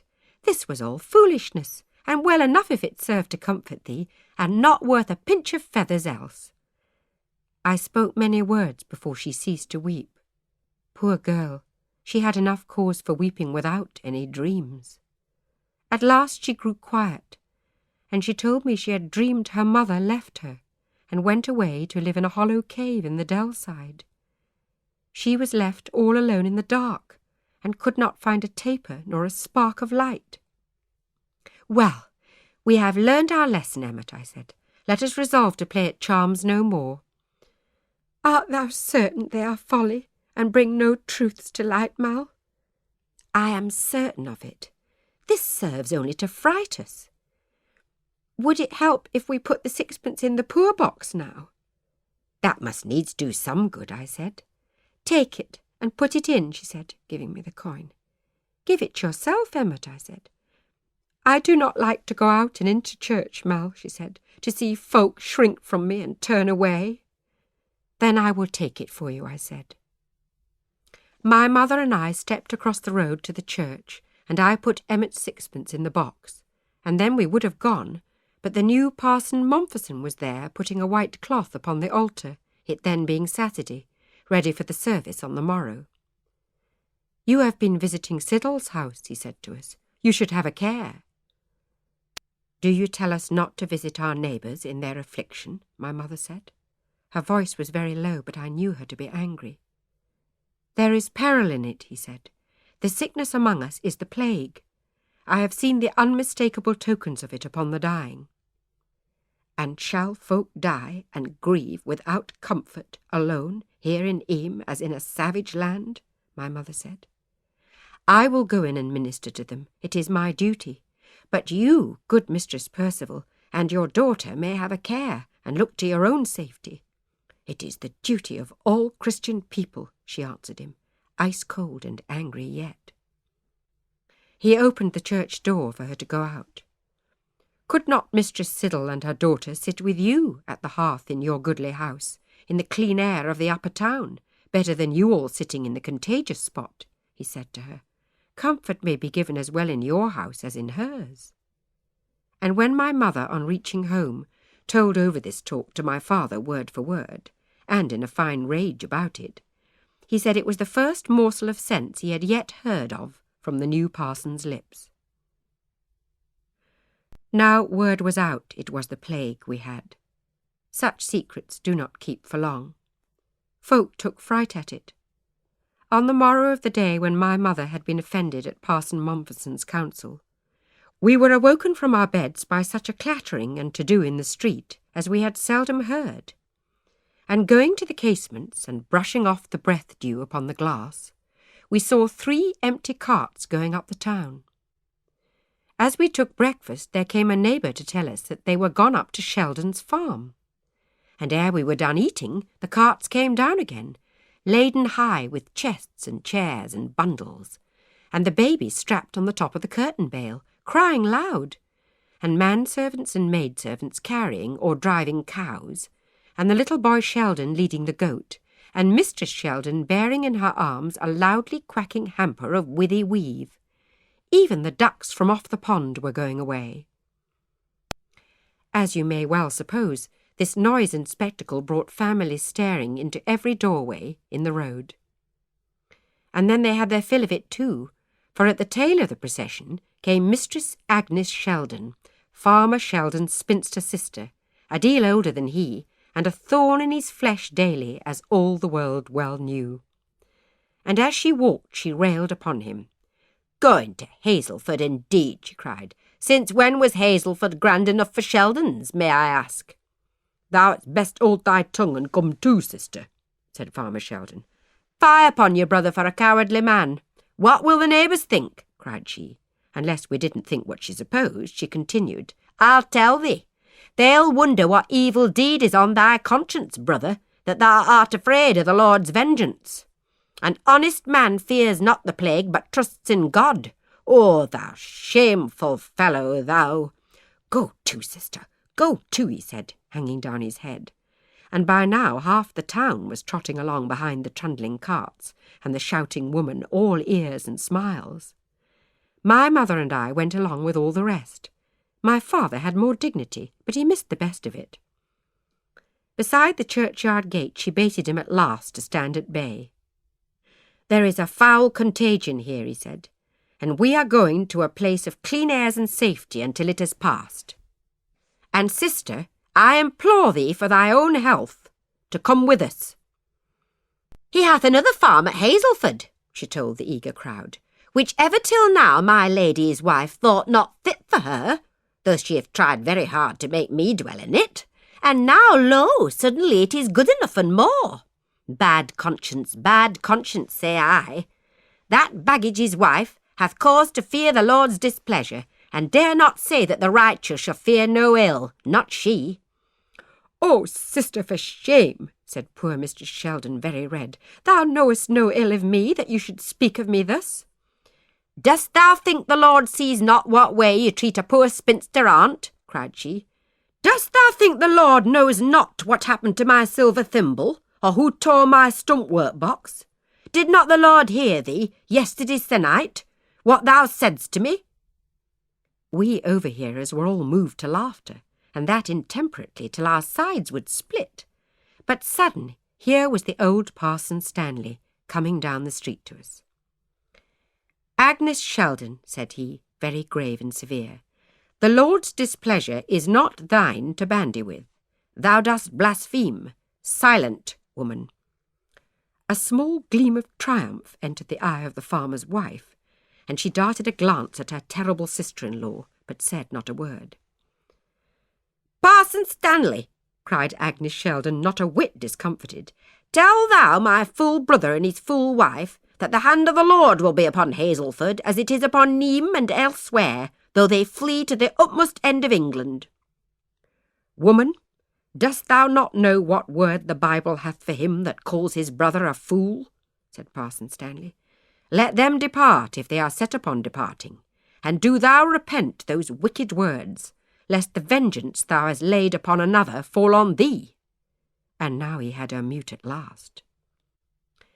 And then we saw sudden that Parson Mompherson had come down to the lich gate of the churchyard and was looking on. Farmer Sheldon turned to him and said, "William Mompherson, you are our parson now. Will you tell me I do wrong to leave this place?" And at that we laughed no longer, but a swift hush fell across the throng. For it seemed in the instant that the two parsons were come face to face and like to be in dispute. "It is but common sense and natural wit to put yourselves out of danger if you can," Mompherson said in his mild southern voice. "Come then, wife," said Sheldon, "and sister, come or stay as thou wilt." And he slapped the rump of his horse at the traces of his cart, and he and all his family trundled away, and all his livestock, the most enormous quacking coming still from the hamper of ducks. And as they went, Parson Stanley spoke again. "The rich, who have another house to go to, have thy blessing, Mompherson. What wilt thou say to those many poorer folk who must needs stay here where their shelter and sustenance is?" "I will remain among them whatever befall. I will not desert them, but will do all I can. I have already written to Cambridge and to London to have whatever physic may be got," said Mompherson. "You will not give them any word of God to have help to their spirit?" said Stanley. The Sheldons' racket was drawn a little off, but we stood all so still the little singing of the trickle of water at the river yards away could be heard by all. I stood near enough the new parson to see how he clenched his fists, whitening the knuckles of them, but he answered not soon, and when he did answer his voice had not lost its mildness. "Thou art a most learned man, Thomas Stanley," he said. "I am sure thou canst point me out a text for this present trouble." "Psalm 91, parson," Thomas Stanley said, and he too spoke quietly.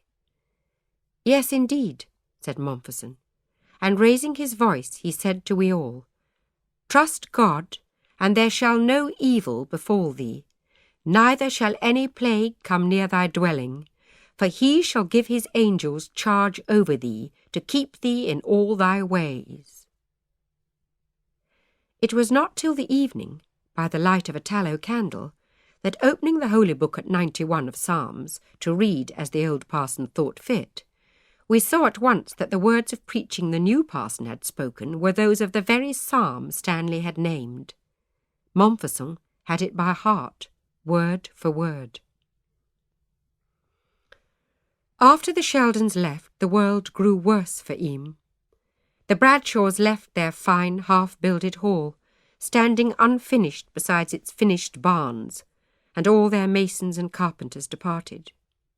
With them went many chances for poorer folk, sales of broth and brews and salads by cottage wives, sales of parcels of nails and iron braces from the forge, work helping and making and feeding workers and setting things to rights, which had helped put groats and shillings in many plain family purses. All this ceased and left us fallen on harder times. Poor George Vickers would have found little tailoring enough, had he been still in need of any, to pay his place by the fire. And after the Bradshaws, the Eyres and the Wrights left, so that no gentlefolk were there remaining among us. Therewith a quietness fell upon the town, deeper for that few folk sought us out. Visitors were there scarce any to Eyam from anywhere around. Those came with work to do, like the barmaster, seeing over the sharing of lead from the mines. But he lingered not to drink and talk in the Talbot Inn as once he would have done. The great coming and going of cousins and kindred ceased, or all but ceased, and child was carried to the font without a crowd of family thronging the church, without need of more than a jug of ale to drink its name into its family's mind. Poor Emmet, sitting in our empty house, desolate of the voices of her brother and sisters, with only the frequent sound of weeping from her mother's chamber, had now another pain to suffer. For although Roland and his family had come up from Middleton to offer condolences, and to play the part of kindred to be to the Siddals, yet when the plague spread all about the town, and the great bell tolling in Eyam church tower could be heard at Middleton every day, then Tors in Middleton became afraid for young Roland's safety, and forbade him to come to Eyam. He came once, Emmet told me, in despite of them, but then the churchwardens of Middleton called him before them and rebuked him, showing him in terrible words what it would be if he brought the sickness upon his own family and his own town, and laying threats and oaths upon him. Worse even, Roland was Mistress Siddal's best hope for her now only child. The marriage of him to Emmet was all she had in prospect, and she too became afraid that Roland would take the illness, breathing the poisoned air of Eyam, and so she too implored him to keep away, and turned him from her door, bidding him come again when all was over and the sickness marched no more. All this had no sooner happened than I heard of it, for Emmet had not strength enough to endure this last misfortune. Dear friend, think of it as love for him to do without seeing him, since it is for his sake, I said to her. I knew not what to say to her, weeping and railing. Though she seemed to think it was only cruelty that made her mother or churchwardens whosoever think to part them, yet the sickness had been in Siddal's house so terrible that anyone might think it prudence for Roland to keep far off, and so thought I, and naught that I could say would comfort her. It is well for thee, Mal, she cried, to offer bitter counsel. Thy Thomas waits still for thee every day upon the hillside, tending sheep, forsooth. I had no need of Emmet to instruct me to fear for Thomas's safety. I could not persuade him to keep away from me. He could see no danger. And in truth, upon the uplands it was hard to see. The sweet winds of autumn swept across the airy plains, and over the crest of the hills plucked and roared fierce and clean. The pure air filled my lungs and flushed my cheeks, and Thomas leapt across the rough ground, whistling up his dogs and my ranter with them, working the sheep across the pasture to the watering places, and it was hard to think some poison might cling about me and reach to Thomas. All blown away, love, he called to me, laughing, though from up there, when the wind blew not from Eyam, but near always towards it, we could not hear the bell even. The great bell of Eyam had written upon it, Sweet Jesu, be my speed. And it sped many on its way, and Thomas heard it not, neither did he see what I saw, hear what I heard daily. He was always light of heart and reckless of frights and fears. The plague, which we so well learned to know, had many forms and aspects, all of them terrible. Most often the stricken persons would feel ill and fevered and betake themselves to bed. There, in a day or two, they would be afflicted with swellings of horrible size. The swellings arose in the groin of the sufferer, or in the side of the neck, so that the head was twisted over to one side, or in the armpit, or in some few in the elbow. The swellings were tight and red and hard and horrible sore. Sometimes the swellings would burst open and give forth a foul and stinking effusion, and if they did so, then there was hope for the poor sufferer. But if the tumours broke not, the fever would become worse, and the victim would bleed easily from the nose, and at last would be covered with blotches, the ill-famed plague tokens, which were livid red marks upon their bodies like great blood blisters beneath the skin. If the tokens were once seen, hope was there none of recovery. Because the breaking of the swellings gave better hope, there were some who counselled scalding a knife and cutting them open as a means of helping the sick, but there were few who had courage to suffer or to inflict such a remedy. The plague took not always this course I have described. There were some who fell ill without swellings, but who coughed piteously till they coughed blood, and the tokens appeared clear upon them, and they died so. And there were some who were struck dead within the hour of feeling some small unease, showing no signs of sickness at all, until the shirt was taken from the corpse, and a scatter of plague spots was seen upon them. Poor Edward Cooper died in this sudden way, and Alice Taylor too. As she was talking with the neighbours in the street, she fell suddenly dead before them, to their very great terror and amaze. It is the nature of the plague also that it disorders the senses of those who suffer it. In the first moments of its onset, the sufferer sees strange lights or smells what is not to be smelt by any other person in the place, or hears dogs howling or sweet voices singing, which to others are inaudible. And then later, when the sickness is raging, the poor sufferers fall into frenzies and know not what they are doing, and in this state they will tear off their clothes, leap from their sick beds and run roaring in the streets, and such distempers, very horrible to those who watch. Of those who sicken of the plague, by many the most part die, and yet do some recover, so that hope abides amidst despair at their bedsides till the last gasp of breath they draw. And so I must tell of the last form in which death comes to plague sufferers, the cruellest way of all.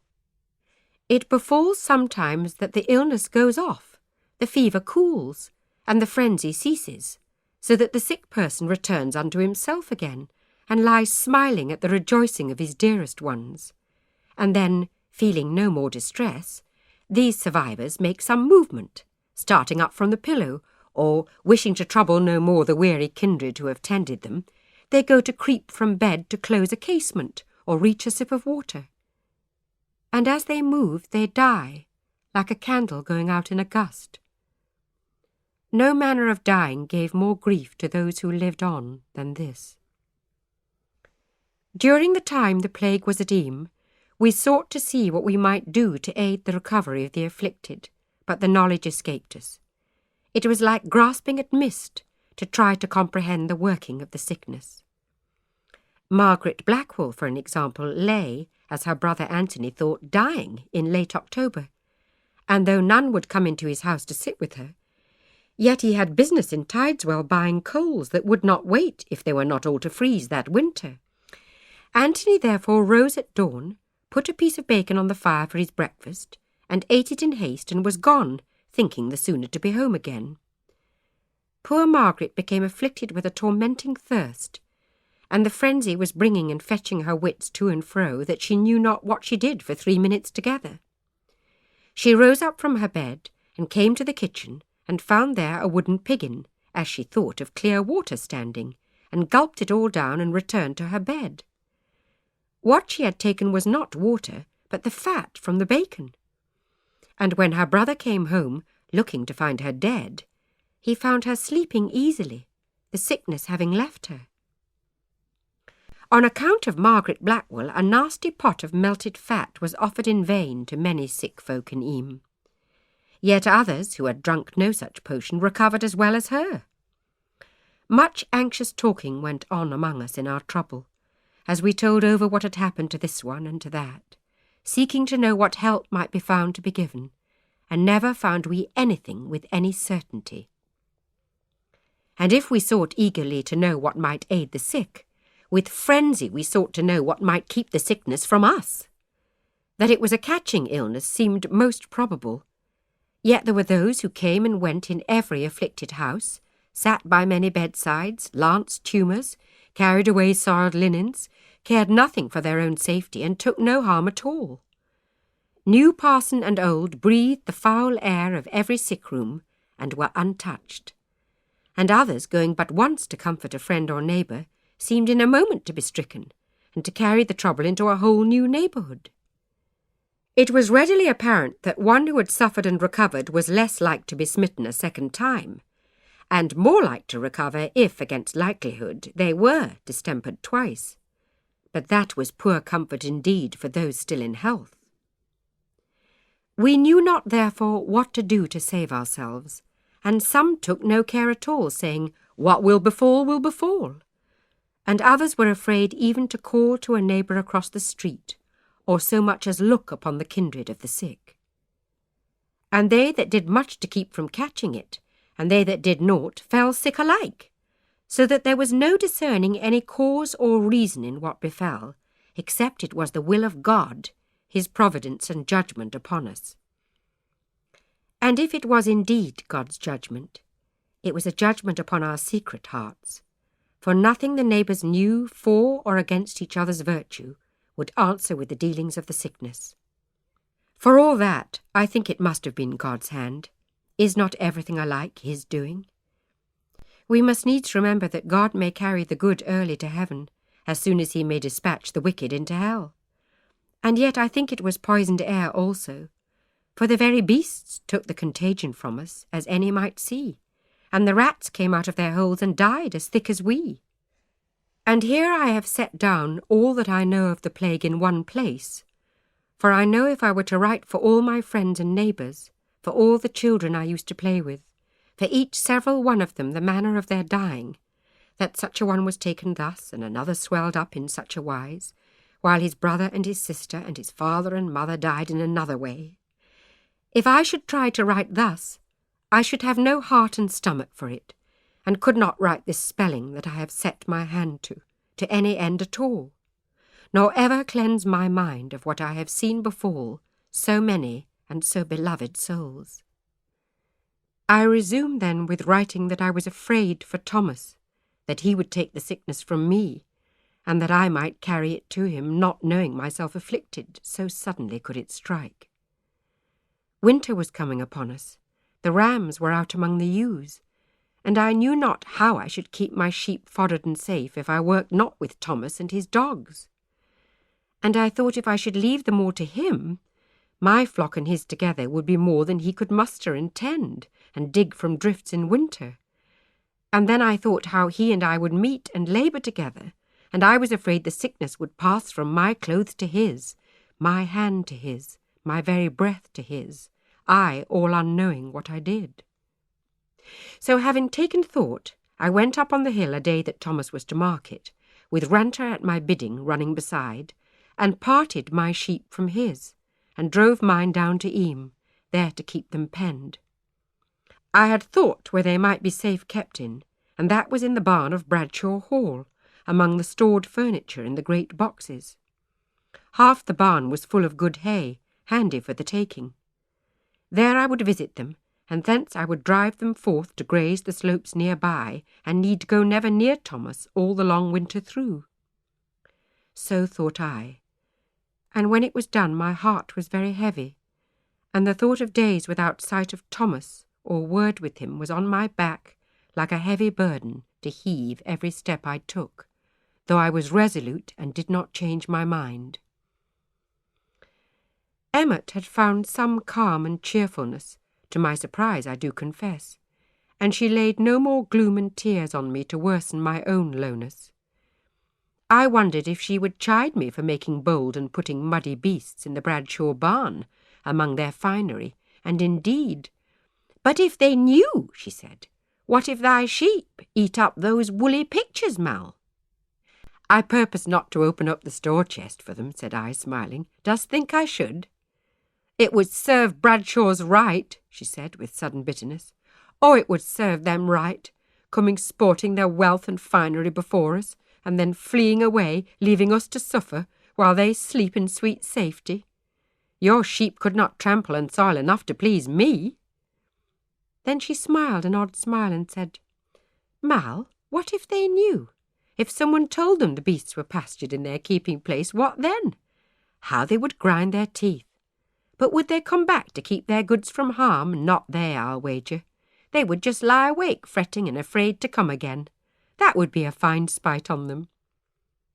"Why, Emmet," I said, sharing her smile at this thought, "I trust 'tis only of their hay my sheep will make some ruin. But were it otherwise, there is no way to send the news after them." "They are not gone so far," she said, and then, "No, of course not." "But if you had, Emmet," I said, a little troubled at her, "I pray you tell not my name as the owner of the trampling flock." She smiled at me slyly and said, "Would I breed trouble for you, Mal? But gladly would I spite them."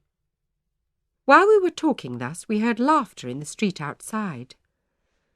Laughter, that had been as common in Eyam as wind sighs in the leaves or the trickle of streams, had faded so away that autumn that hearing it was a singular thing, and brought us at once to the threshold to look out and see.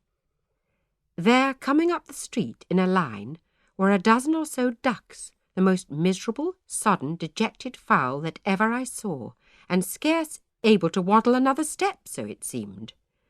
Behind them came children pointing and laughing, and young women though we were, Emmet and I, we fell in line behind the children, and followed up the street arm in arm, under a bruised grey sky and in a cold wind.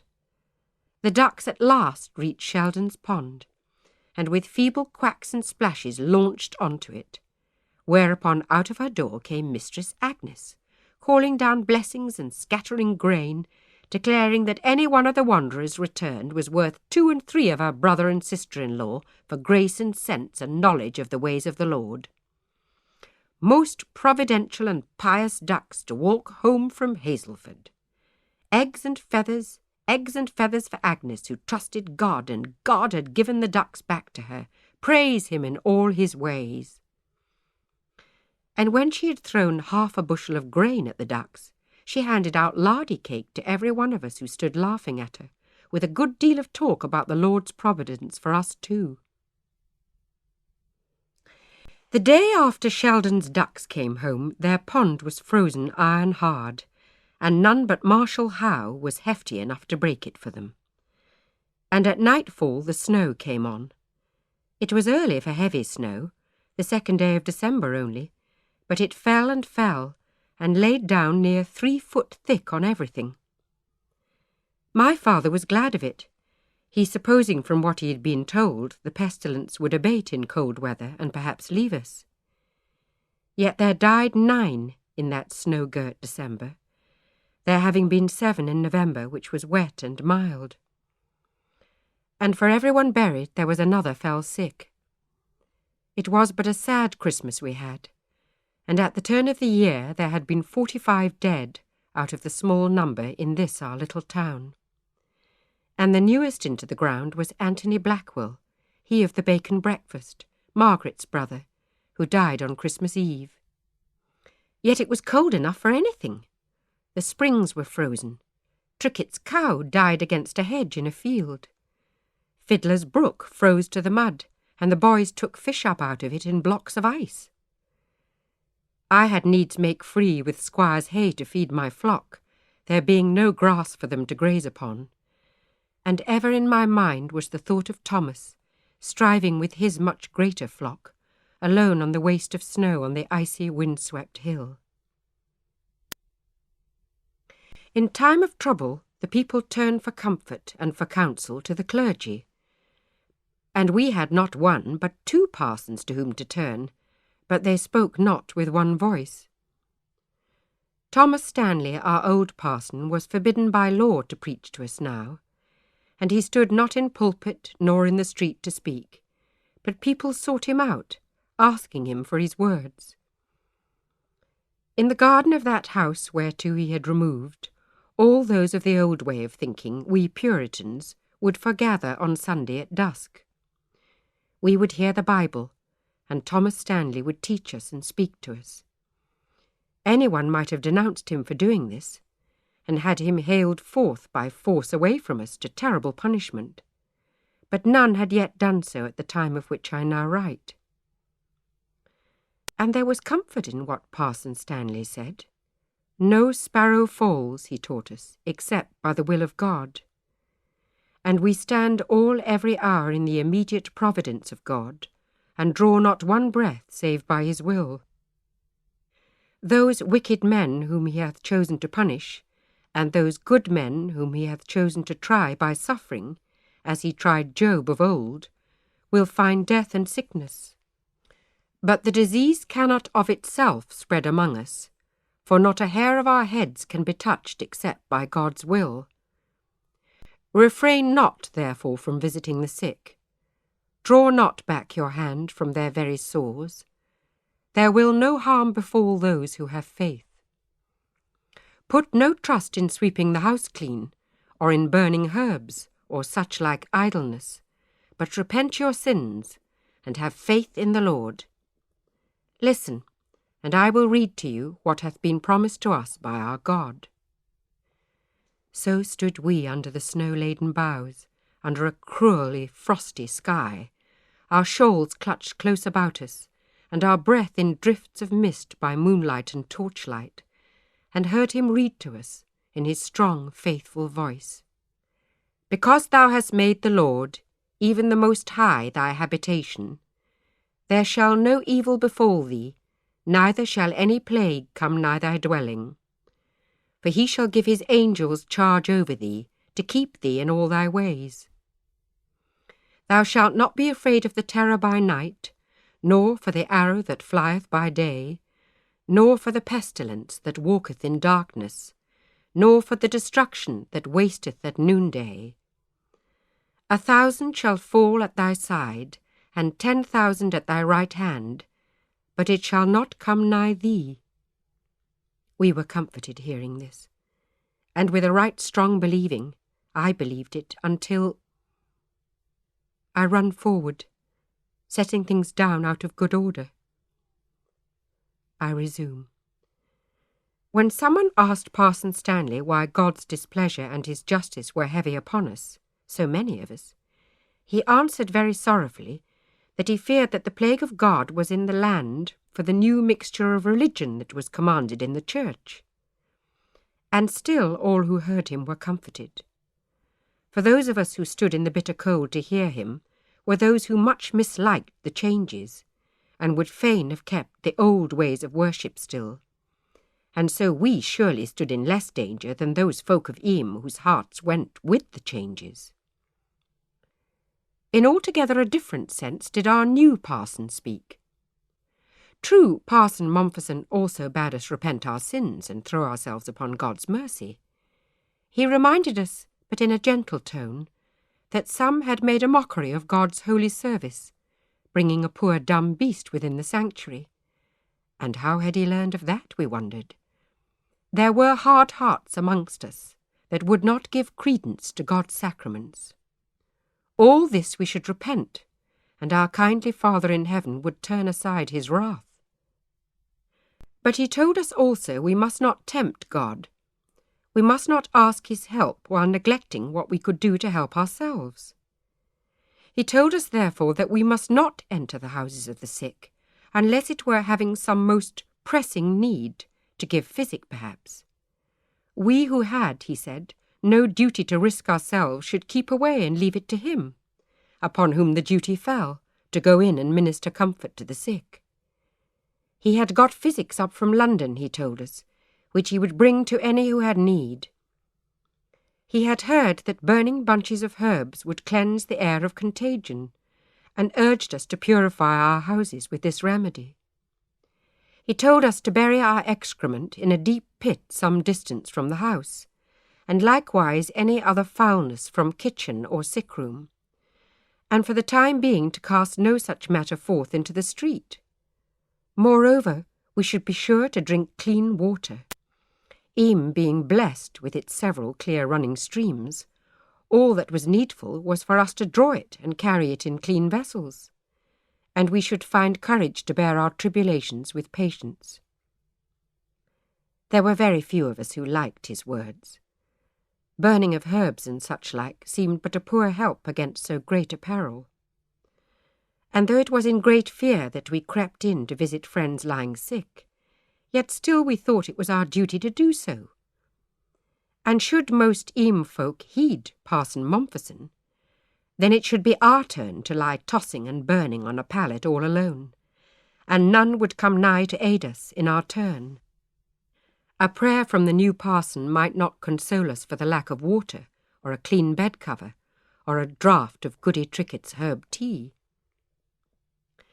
And it was apparent, moreover, to us all, that what he would not have us do, his Catherine did daily. For she went up and down the town into any house where someone was lying stricken, bringing little messes of good food and dabs of Parson Mompherson's London liniments, and any such help she could, so that in the end Parson Mompherson accused her of being of Parson Stanley's mind.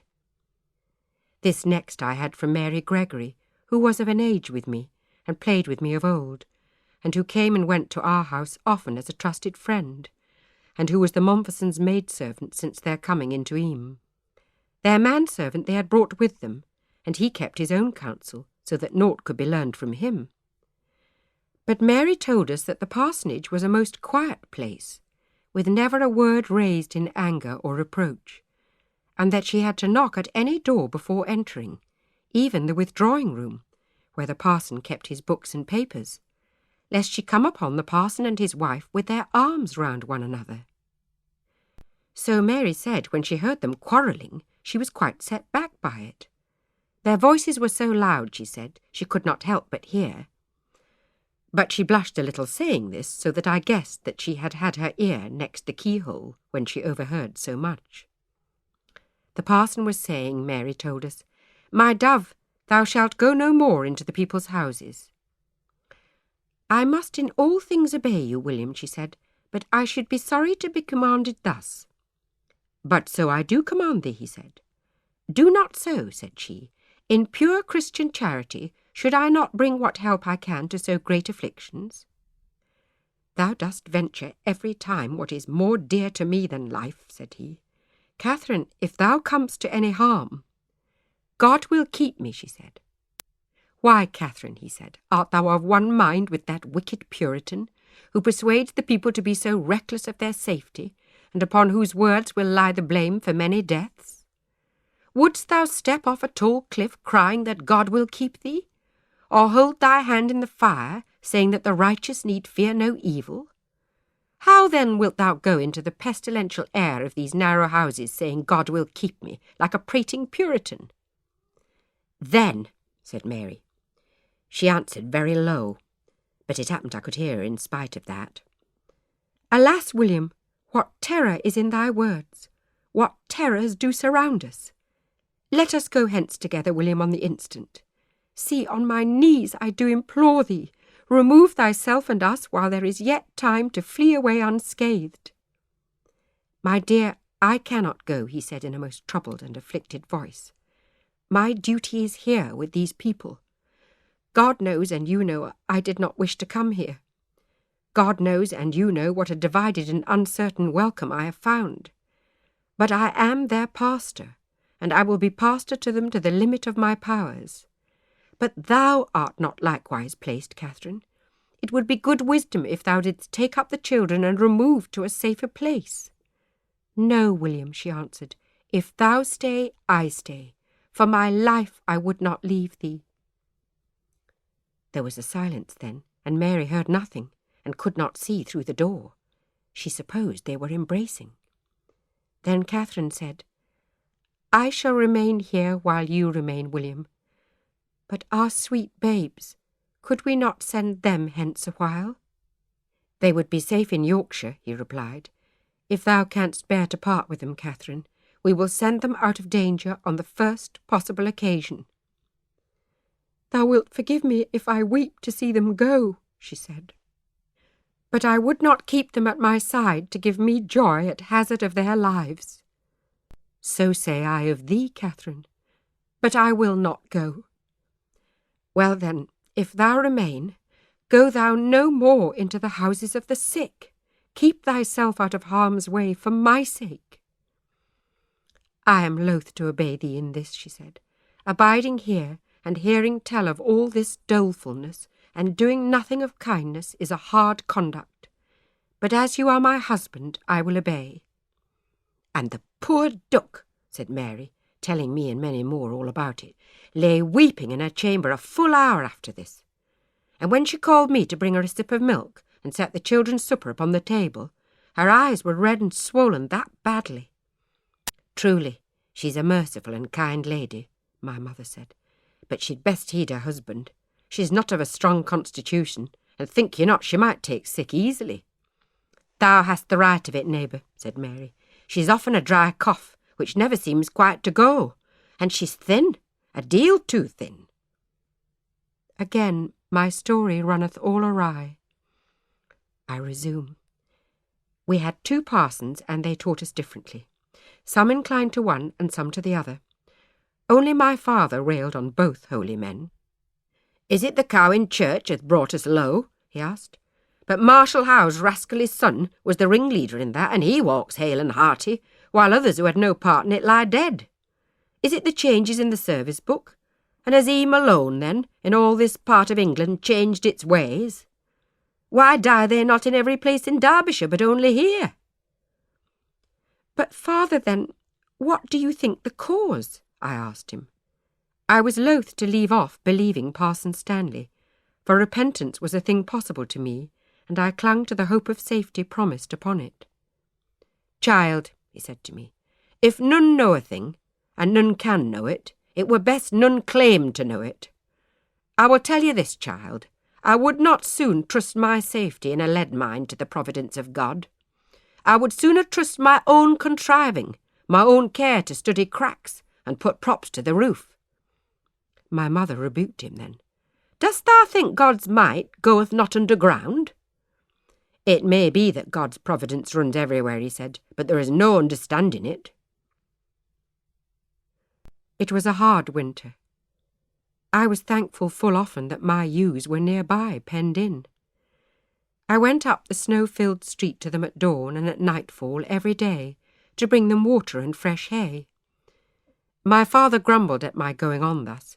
He said often that I had no need, that I should keep my hands clean and my mind on learning reckoning. Yet when last year I sold my clip at Tideswell Fair and brought home a purse of silver for my good wool, he said that not a man in Eyam had a son the worth of his daughter, and not a man in Derbyshire would be worthy of her to wife. And he was glad enough of the good cloak I made him from my own wool and my own spinning, and poor George Vickers making up. Neither wool nor mutton are got without labour in winter weather, father, I told him, and I still set forth. I came once at dusk, and saw a light already shining in the barn. I wondered at it and went hastily in.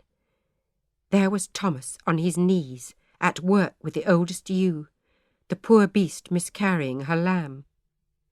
Go home, Thomas, I said. You are in peril here, and flocks of your own you have in plenty that need your aid.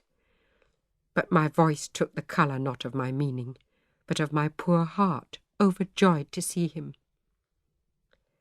This will take both of us, Mouse, he said. Hold her head. Be quick. No disputation.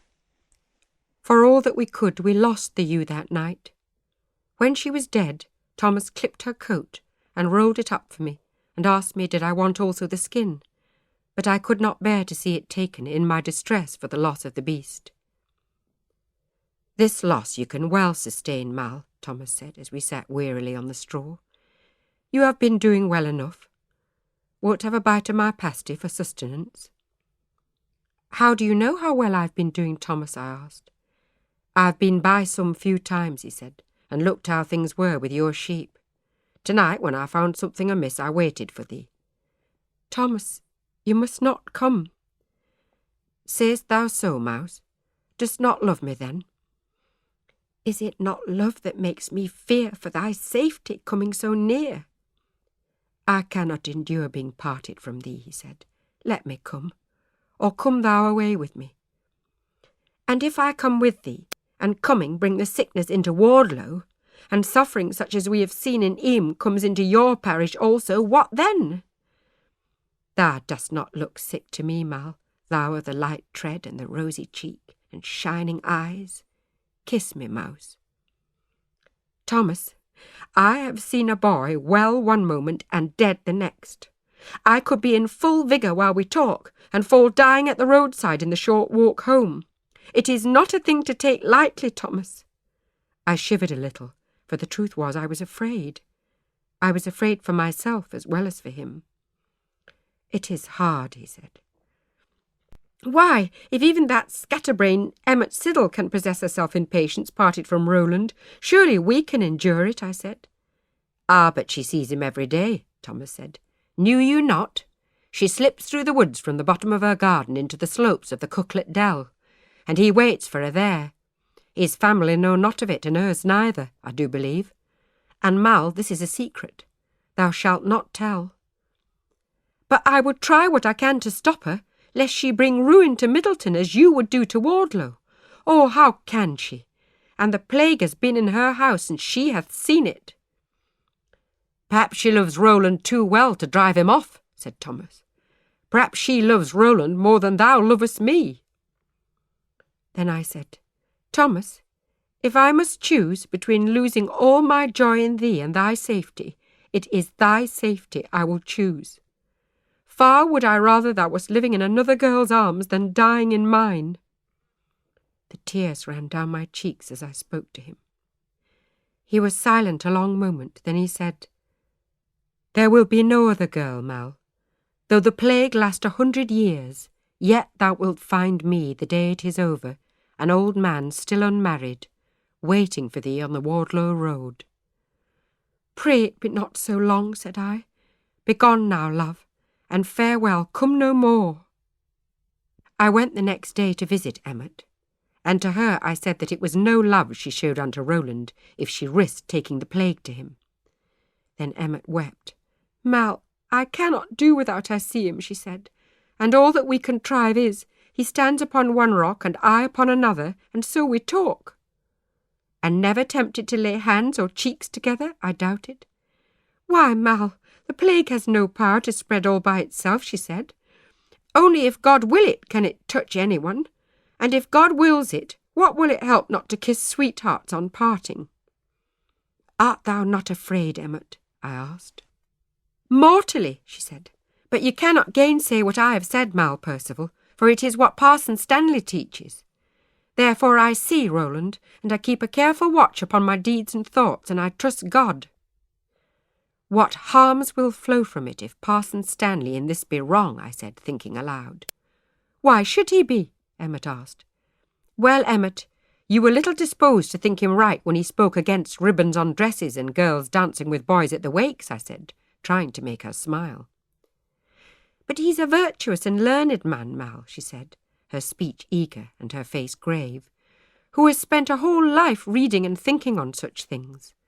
And should he not be right sooner than a young man with rich friends, who dresses his child like a lady's maid, and his wife like a light of love, and himself wears lace to his cuffs, and drinks wine at his table, and with but a few summers' advantage over you and me, Mal, sets out to teach us what we must or must not do? I think we must try to think well of both parsons as far as we may, I said. Do thou so, goody Mal, she said, but I will hearken unto the old parson for myself. So I saw I could not keep her from her ways, and I took my leave of her with a heavy heart. I was used to think of myself as very well able to decide a matter better than Emmet Siddle, and yet she left me troubled. For that pain I laid upon Thomas, and that I suffered myself, seeing him not, until the plague was gone, could it be all in vain? And yet from many instances it would seem that going near one with the sickness on them, one was like to take sick oneself.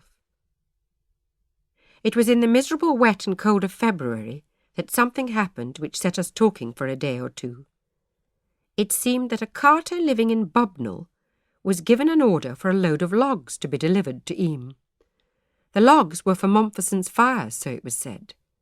So this man's neighbours, hearing that he was to go to Eyam, most heartily implored him not to, and he would not heed them at all, but for the sake of the fourpence he would earn, he set out for Eyam with his cart loaded in foul weather. It rained on the carter all the miles to Eyam, and he was wet enough before he trundled up the deserted street. Brigit Taylor and others heard the cart wheels, and came to their windows looking out. The carter stopped and called, and none answered him. A boy who was abroad ran instead, full tilt away.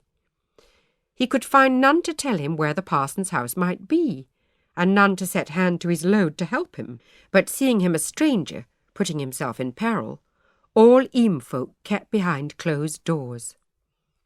The carter cursed most horribly, Brigit said, and drawing his cart up near the churchyard wall, set to unload the logs himself, during which hour, for so much it took him, the rain came still pelting down upon him, and the wind blew hard off Eyam Edge. At last he had shed the last log into the street, and he walked his horse up to the stocks to have room to turn the cart around, and took himself home. When he had gone, the neighbours in that part came forth exclaiming, and Marshal Howe, coming upon a cluster of neighbours chatting by the log pile, said in a swaggering tone that had he but known it, he would have helped unload, whereupon everyone else berated him for his folly.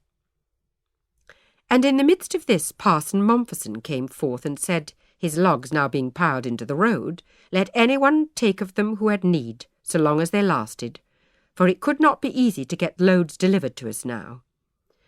And hearing Marshal Howe bullying away with his loudness, and his runagate dauntless talk, he said unto him very quiet, If indeed thou art without fear, Marshal, wilt thou then dig a grave for Thomas Wilson, and bring him forth from his cottage, and lay him therein? He is the last of his family. Why then, said Marshal, what of Adam Hawksworth? For Adam was the grave-digger of Eyam. He is dead and buried this past hour, said Parson Mompesson. I ask thee to fill his office, since hearing you declare you have no fear. Trust me for it, said Marshal brazenly. I'll make a hole, tip 'em in for you to pray over by evening, Parson. And this I had from Goody Trickett, who saw it all, having run out into the street to gossip over the load of logs with her neighbours. Meanwhile the carter went home to Bubnell, and being there fell to shivering and sneezing and having the sweats and a burning forehead, and his neighbours all taking fright and fearing he had brought the plague, nailed up his door with baulks of wood, and set a watchman with a blunderbuss ready to shoot him if he came forth.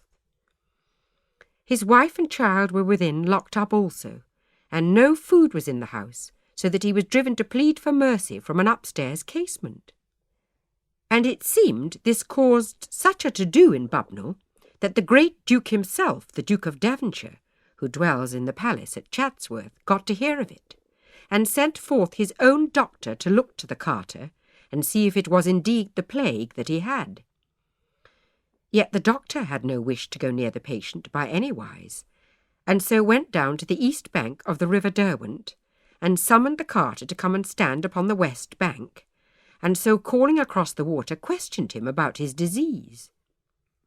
Very soon the doctor knew that nothing worse than a chill was amiss, most like from taking such a soaking in the rain, and so he set the carter free from confinement. And all this story I learned from Parson Mompesson later in our tribulation, when he told it to us from letters he had had, to prove that other men than he might look to precautions for safety, and that the Duke might concern himself with us, though it were for the first time. The cold lay long upon the land, that we would have welcomed it only if it stemmed the plague, and still it lingered, and still people died. The 7th day of April was the first day that the air softened, and the warmth drew people out of their houses, and set them opening casements and propping doors ajar. The leaves and flowers which had been late came on suddenly apace, and the gardens and woodland floors broke into aconite and Lent lily, and dog violet and primrose all at once. My sheep were set free and driven up onto the upland. I knew well they would mix with Thomas's, all bred together as they were, but I hoped I might keep from coming near him with good care, and the ewes needed fresh grass to make milk for their lambs, of which 2 were come already, and more expected in short time. End of Disc 2. Disc 3. The softer weather now upon us, Parson Mompesson began to strive and busy himself, and ask for labour from his parishioners. He brought about the building of pest-houses on the common, well away from the traffic of the town. Not one large hospice, wherein one might take fright at the sufferings of another, but little booths of good timber, thatched thick and flag-floored, and lime-washed within, to which the sick might be carried to lie till they recovered or died, out of the way of others of their kin. 6 of these little booths were built, spaced out along the common side. The carpenter made pallets for them out of wood and rope cording, and the parson taught that no bedding should be carried back into the houses that had been used in the plague huts, but it should all be burnt. But the sick shivered piteously in their seizures, and whatever friend was sent to watch over them brought covers to keep them warm, and then the burning of good woolen blankets was little to the liking of the wives of Eyam. The parson had intended that the sick only should be removed some way, but many folk in good health took occasion to remove themselves. A good number of families built themselves summer houses on the edge, or carried their beds and cooking pots to the caverns, which pierced the cliff on either side the delf, the delf being a wooded deep ravine which runs down from the brink of the town street to the Dale Brook and the road to Middleton. John Merrill took his cock and hens, and went right up upon the crest, almost, of Sir William Hill, and camped there all alone. While all this cutting timber and building and carrying chattels was afoot, my father would have taken us also a small remove to a summer house, but my mother would have none of it. Like Agnes Sheldon, she thought it showed bad conscience to flee away. She trusted God and her clear conscience for her life. And I think my father did not know what hurt to my mother's pride it would have been to leave her scrubbed kitchen, and her scoured pans and bowls, and her slate floor washed with skimmed milk once a week, and betake herself to a cave or hut like a vagabond wife. Meanwhile the parson's huts were soon in use. In April, Mary Heald, who had fallen ill soon after nursing her brother, was carried into one of them and died there. But none other of her family died, from the large house in the Lydgate, though she had a husband and 5 children who might have caught it from her. And Marshal Howe fell ill. His face and armpits swelled, but none carried him anywhere. He walked to the common himself, roaring and cursing horribly all the way, and lay down in one of the huts, while Joan his wife tried to bring help to him, but was driven off by threats and curses. It was from heaving and burying the dead that Marshal Howe had caught it, we all supposed. But after 5 days he recovered, and walked back into town, with his flesh and clothes hanging loose upon him, shouting for meat and drink and amazing all the town. So this is how things stood with us when St. Mark's Eve drew near. It seems to me, looking back, that all the time Thomas Stanley was our parson, he laboured like a gardener to weed out idle folly and superstition from our minds. He plucked the laces and ribbons from our dresses, and the faith in charms, and the help of saints, and mumble-jumble recitations and such like from our hearts. And now his hand was stayed, these rank weeds started up again and flourished. It should have been the new parson's business to root them out again. But the new parson, with his white cloth upon the altar, and bowing the head at the name of Jesus, and blessing the bread and wine and such things, seemed to many of us not the enemy of superstition, but rather a fair wind to its spreading and seeding among us.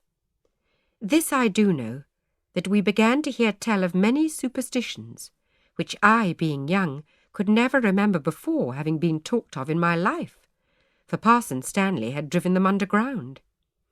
As, for example, that the plague, devilish though it was, yet had a saint all its own, one Saint Roche, whose name but written on a piece of paper and eaten, yes, eaten, would keep a body from harm.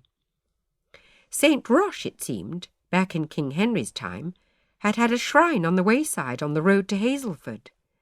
I cannot for my life think who could have remembered that. So a bare spot on the parish boundary, beside a spring, blossomed suddenly with flowers laid there as offerings. Had this been but girls' foolishness, it had not been so strange. Girls, I think, always toy with such matters, more than half in jest, dreaming of husbands and fortune. As I have written, the use of a sixpence in the Bible, or a script as a ridding charm, was well enough known to me. But when our elders and betters, sober men old enough to be grandfathers, began to talk of such things, that seemed strange indeed. The world was full of prodigies.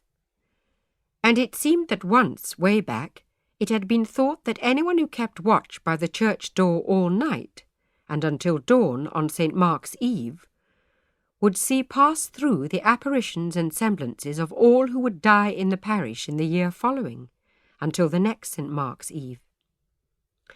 Then some of the miners were drinking in the Talbot Inn a day or two before St. Mark's, and they set each other on with pledges and boasts as to who would dare sit within the porch and watch. When it came to the sticking point, as I heard, and this I had from poor Joni Hodge, who feeds her children by washing jugs and mugs in the Talbot, and fetching and carrying there were none of these tipsy miners ready to undertake the business, till they took a clutch of straws round, and Peter Ash drew the cut one. Peter Ash was of about 50 summers, a strong and diligent miner, with 2 sons and a daughter grown up, and one with whom my father made bargains, and for whom he would advance money.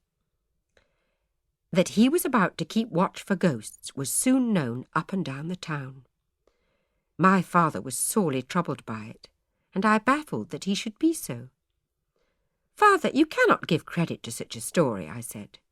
"I would indeed have thought my neighbour Ash would have more sense by far," he said. "No, I do not mean you do not credit that Master Ash will sit down and watch all night. I mean you do not surely credit that if he doth he will see ghosts afoot." "Twittle-twattle," said my mother stoutly, "that he will not." "And if he see no ghosts he can come to no harm worse than to take a chill," said I. "I mislike it much," my father said. "It does not do to meddle with such like things. Not only because they were false, with these old fancies driven out among us, but because they were perilous.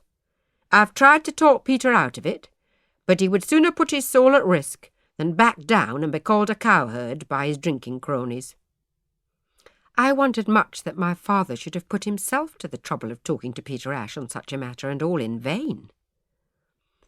However, St. Mark's Eve came and drew towards dusk. Peter Ash drank very deep in the Talbot until the innkeeper put up his shutters for the night, and then went across the road, his friends going with him, through the Lich Gate and into the porch. And there they left him, jesting as they went off. All honest folk were abed and sound asleep, and no light showed anywhere at such a time below the stars, but for the dim lantern light in an upper casement of the little house where Parson Stanley read and prayed. Although a half of Eyam at least knew what was afoot, it seemed that no one had told either Parson Old or Parson New, what Peter Ash would do. And Peter himself in his cups had declared that he feared Parson Stanley coming with ferocious sermon to chase him forth, more than he feared whatever else might come. At 4 of the clock, Peter's daughter came to him, walking alone down the dark street, and trembling across the moonlit churchyard, bringing him a hot broth, and praying him to come home. And at that hour, as she later told all and sundry, he was full of cheer and courage, and laughed at her, saying he would sit it out till dawn, and make up a lying tale or two to fright the others with next day. Thus all the hours of darkness were spun away. But when Parson Mompherson, in the first beams of sunrise, came through the gate from the rectory, and through the dewy grass to the church to his morning prayers, he found his parishioner Peter Ash, seemingly struck stark mad, crouching in the corner of the porch, staring and shaking, and able to say one word only, "Hundreds!" What a to-do there was! Parson Mompherson could not prevail upon Peter to move, and at the suggestion that he should come within the church and pray with the parson, the poor man let out a wail and covered his face. Not till his daughter had been sent for, and half the townsfolk had arrived, could Parson Mompherson so much as understand what had happened. And by the time he had understood, a great press of frightened people were thronging the churchyard and pressing forward to the porch, crying out, "Did you see me, Peter?" or "Did you not see?" and naming all their kindred to him, while he looked so wildly, casting frantic eyes around, that everyone thought he had surely seen them, and still he said nothing but "Hundreds!" Mompherson stood before Peter in the doorway and tried to calm the mob. "Neighbours, this is most like what has happened.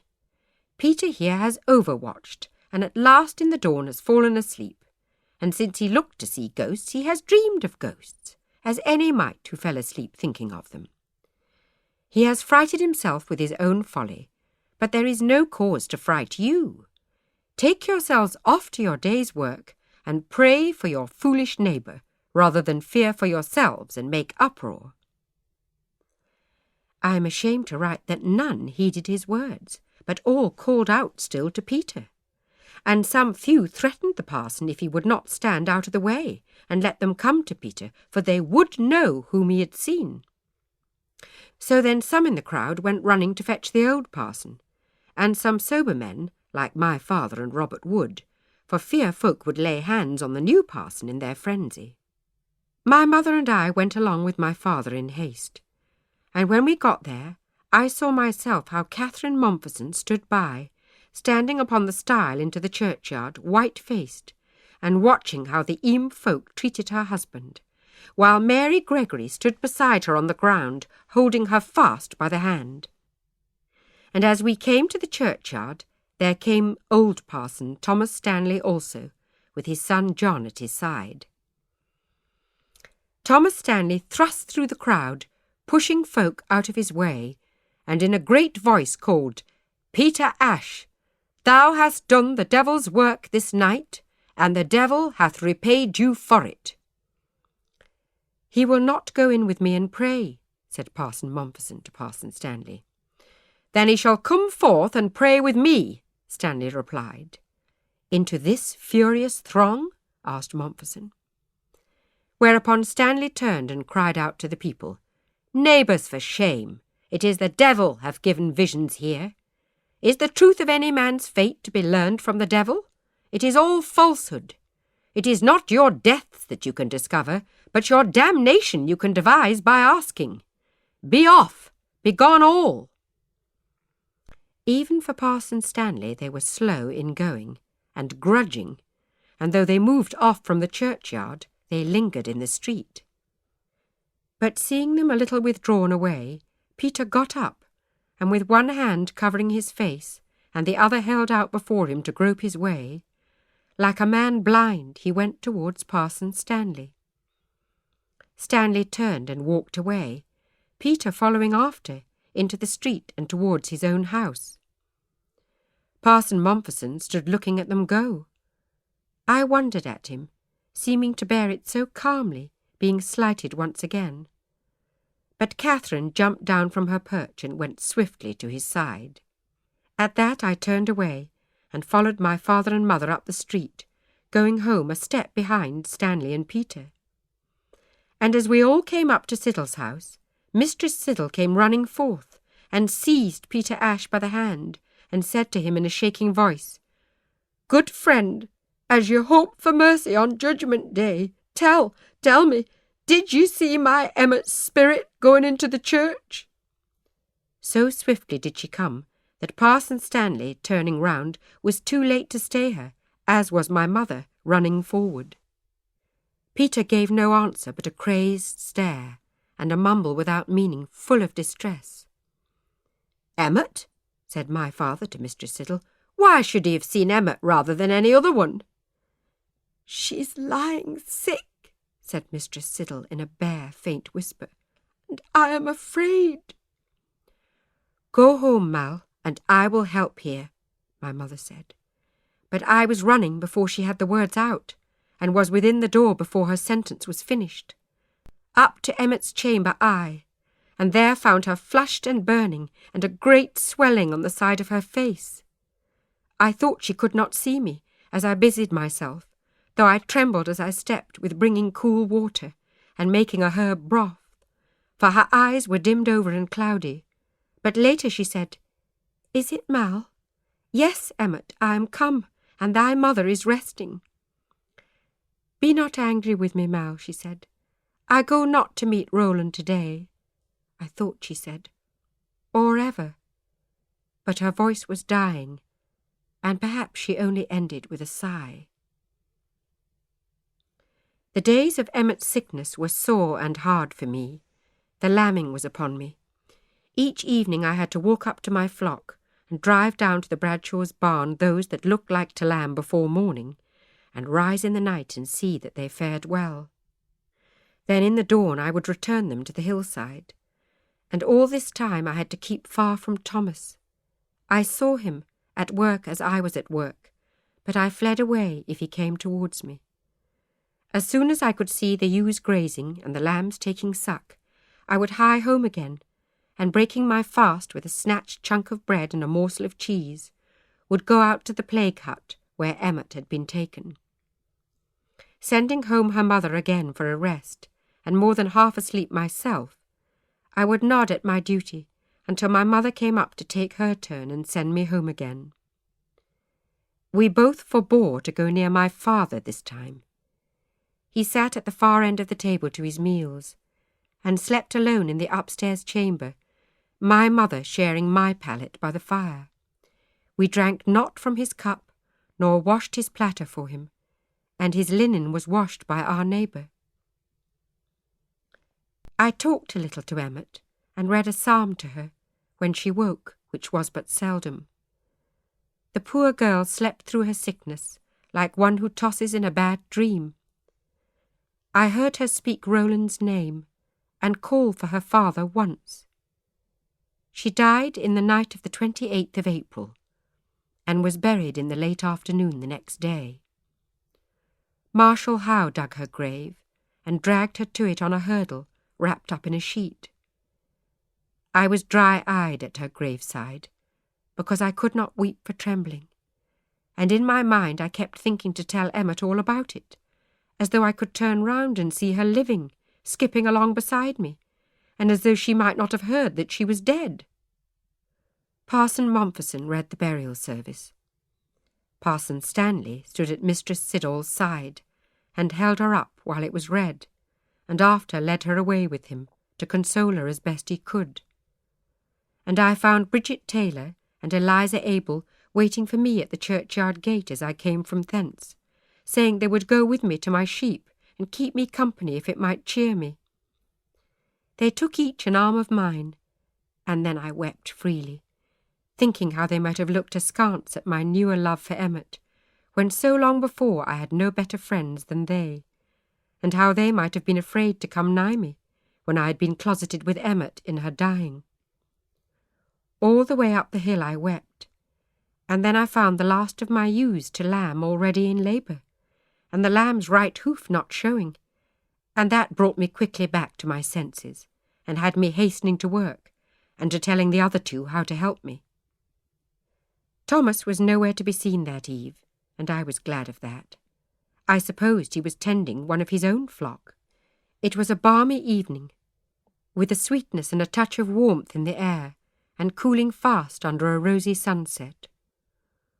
All the trees were fresh green, with tiny leaves bright and not yet unfurled, and the yellow celandine glistened widespread in the grasses. It was not a time to die. It was no time to die, and indeed few followed Emmet to the grave. It was a sweet fair May, full of the wild blossom and the fresh grass, and the bluebells like sky fallen in swathes across the woodland floors. And either our deep repentance, or the new parson's plague huts, or some other thing, seemed to be working, and to promise relief.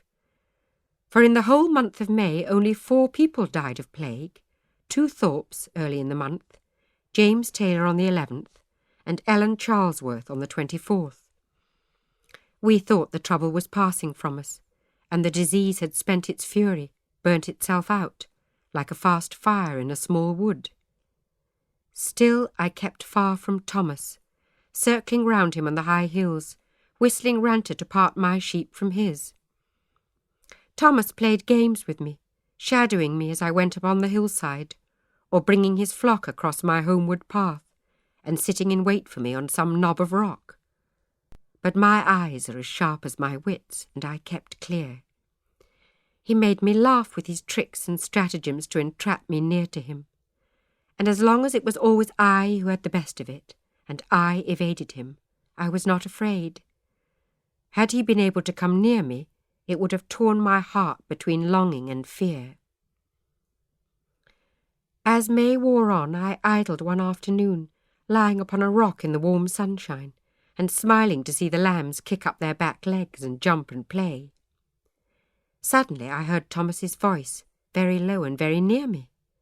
I jumped up, and looked around for which way to run off. I could not see him. But he said from behind the rock, the very rock I had just been leaning upon, "Nay, mouse, be still and hold your ground. Surely the sickness strikes not through the heart of rock. And I swear I will not move from this side of it, but I must have words with you." I stood still. "If you could see my cousin Roland, what he has become, you would have pity on him, Mal," said Thomas. And now my heart sank like a stone in a pool. "Word is around that only very few are dead in Eyam this month, and none this se'nnight," said Thomas.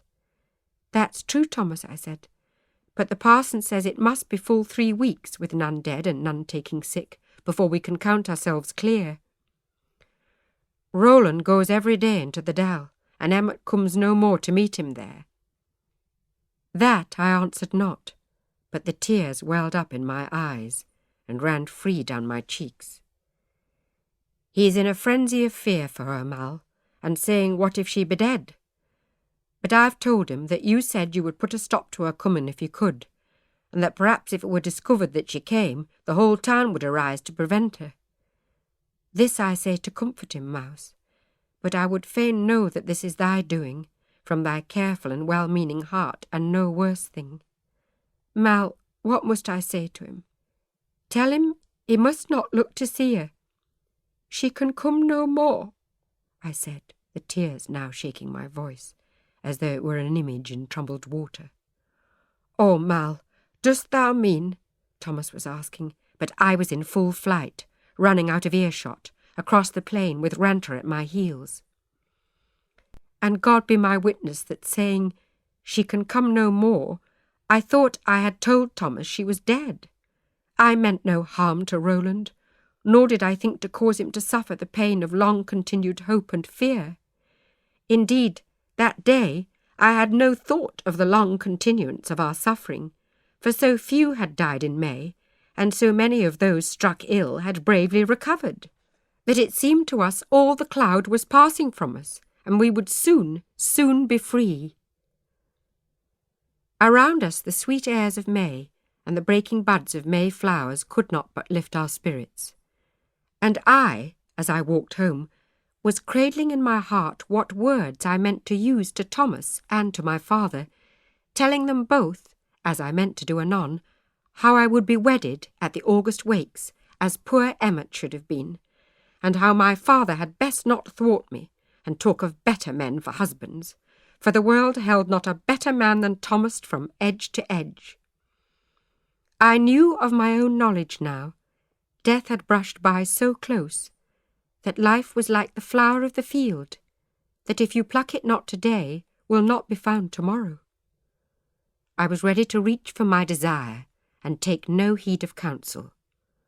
For would not Emmet have done better to lie with Roland first and make a marriage later, like the poorest girls in Eyam who go to the altar swelling with sin and full of happiness, rather than to have waited for the proper season in her virtue, and been fed on nothing but withering hope? Let once the plague pass from us, thought I, and if my father still refuse me, I will go to Thomas like the ewe to the ram, and father then will hasten me to church rather than keep me from it. But hope is cruel. When the terrors of June struck us, it was worse because we had begun to hope, to think we saw an end of it. But in June the plague broke out suddenly in a part of the town that had scarcely been touched before, that part called the Bullring, where the Lydgate and Water Lane came in. The dying began again, and fast and thick carried people off, and this time, most often all who dwelt in a house wherein someone died also fell sick, and none save Marshal Howe would go in to take out the dead. It was as though we were ashamed, loath to crush the hope we all knew had trembled in our neighbours' hearts as in our own. So the bell tolled no more, by which any might have counted every death. The eager gossip died. None wished to be the first to name another dead. And when the parson sent away his children at first light, riding in the saddle, the girl before and the boy behind his servant William, going over the edge to Hazelford and bound for their uncle in Yorkshire, it was as if they had gone in secret, and certain I heard of it only from Mary Gregory, that Mary who was maidservant in the rectory, as I have already writ. The children were sent off for safety, Mary told us, and Catherine would have been sent too had she consented, but she would not go unless Parson Mompesson went also. They both agreed no duty held the children, and they both in tears like children chidden at their lessons, Mary said. So the children went away, and Catherine stood in the upstairs window of the rectory to see them go, and as they went out of sight, among the trees along the street, all screened with summer leaf, she cried aloud, "Oh, never shall I see them more in this life!" And her distress was so great that Mary could not calm her, but had to call the parson to come to her side. It was as though a load of lead had been laid upon my soul to crush my spirit, when I heard the Mompesson children had been sent away. Fright and silence spread faster than even death upon the air of Eyam. None dared ask or could bear to hear how fared their friends and neighbours. And the empty places in the church increased faster by fear than by death or nonconformity, for nobody wished to stand close beside others. At this time a sickness came upon me, a sickness of the stomach that went not off when I fasted for a day, but kept with me day and night. At last I fared so ill with it, and ate so little, that my mother took me, willed I, nilled I, to see Goody Trickett. Mistress Trickett heard my mother out as she described my queasiness in many anxious words.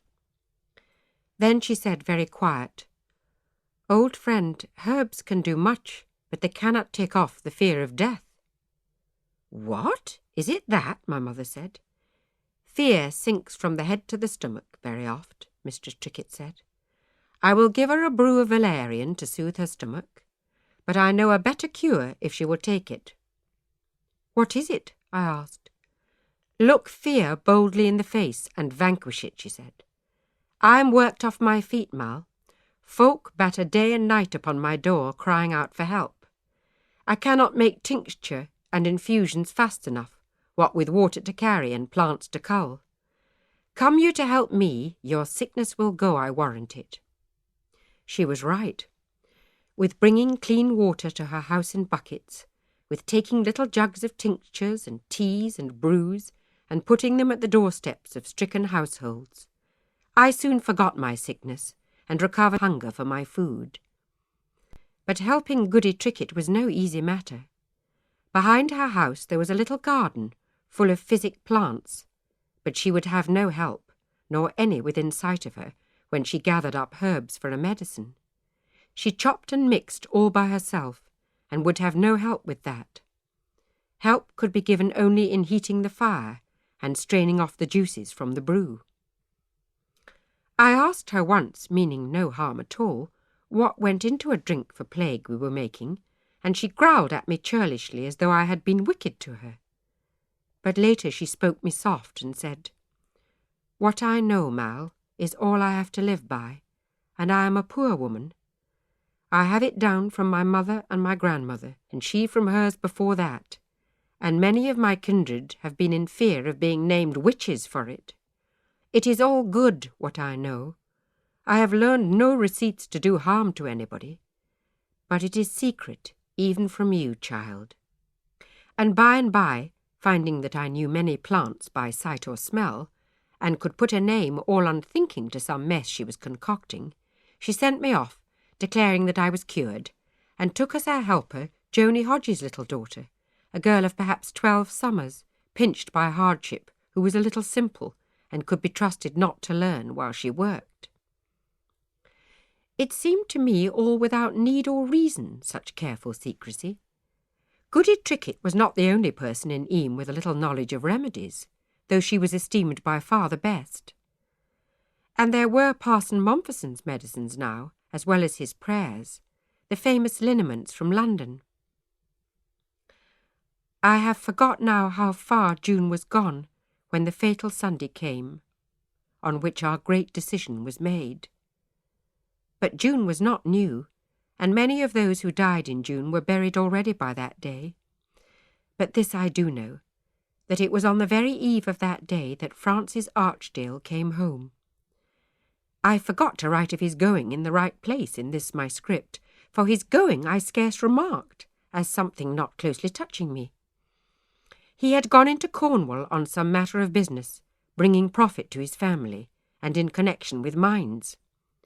It is tin they take in Cornwall, not lead, but there are matters in which all mines are alike, and it is not an uncommon thing for there to be coming and going between Derbyshire and Cornwall, though the journey is long and troublesome, first over the Peak and towards Liverpool, and there to take ship for some Cornish haven, the sea voyage being hazardous enough in rough weather. But if I barely noticed the time of Francis' going, the day of his return was much remarked upon, and caused many folk to pity him and wish he had but lost more time upon the road, so that he would have been stopped from reaching Eyam and been outside and free, and not, like all the rest of us, shut in. I, for my part, could spare a thought of pity for Francis.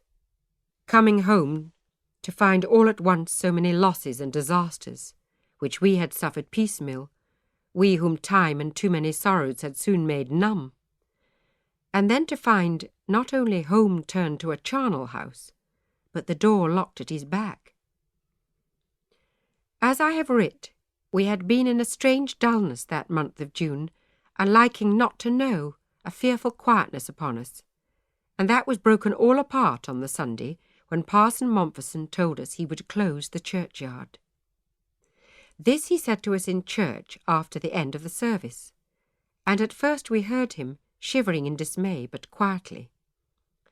"My friends," he said, "such digging of graves, and digging again hard by, and filling of plague corpses into pits under our very feet as we come to church, and further the bringing of bodies through the streets past our doors with putrefaction already working upon them, to reach the churchyard, all this seems now to hazard the living, which neither our Lord God nor those who are dead would desire us to do.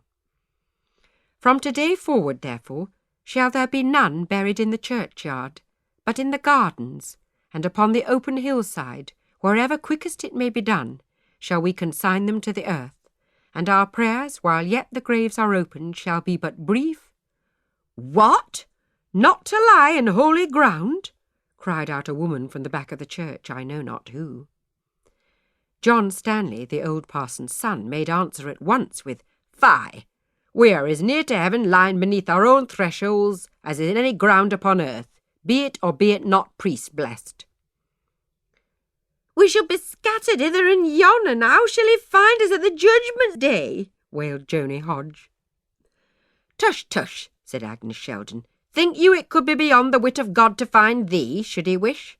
But more like when he gathers the just to his bosom, he will not be seeking thee." "Parson," said quiet Robert Wood, "can we not lay each man or woman a little farther away from the next, but still within the churchyard?" "My friend," said Parson Mompesson, "the churchyard is but a small space, and there have been laid into it already some 85 of thy neighbours in this black season." It was naming the number that did it, I think, but the words were no sooner spoken than a great cry went up in every quarter of the church, some crying, "We are dead, all dead," and others, "Flee, neighbours, for our lives, neighbours, flee."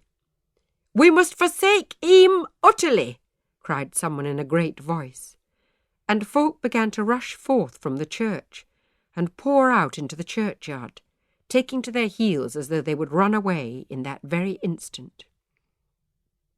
Parson Mompesson went through the vestry door and ran like the wind, so that he reached the lych gate before any, and hollered so loud and so fiercely, crying, "Hear me! First hear me!" like a madman, that he stemmed the rush.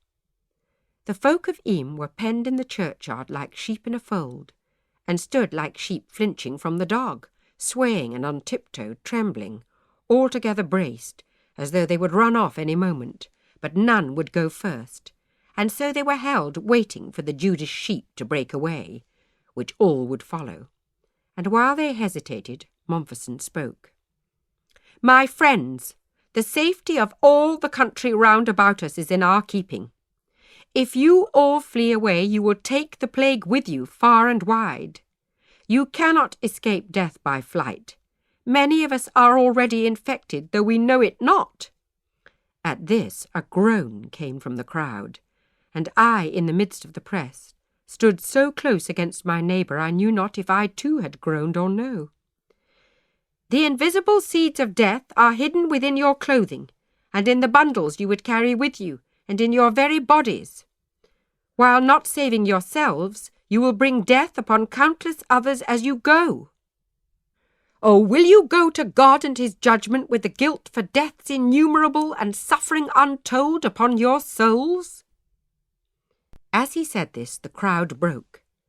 Lydia Kemp took up her skirt hem in her hand and ran away, going towards the corner of the churchyard furthest from where Mompesson barred the way, with others running after her to climb over the low wall into the street. And so I think the flight would have taken place, had not she, doing so, found herself suddenly facing the old parson, who had come up the street and was standing there, looking at us all over the wall. There was a noise of voices, telling him what was afoot, which died down abruptly as he stared at us and said nothing. Then Mompesson called to him across the churchyard and across us all, "Thomas Stanley, there is many a quarrel between thee and me on doctrine and on morals and on faith. And yet I trust you being a man of God after your own lights, that you will stand at my side now and help me and tell the people that they must not go." Then there was a long moment, while Parson Stanley drew breath. And Parson Stanley said, "Stir not any from this place.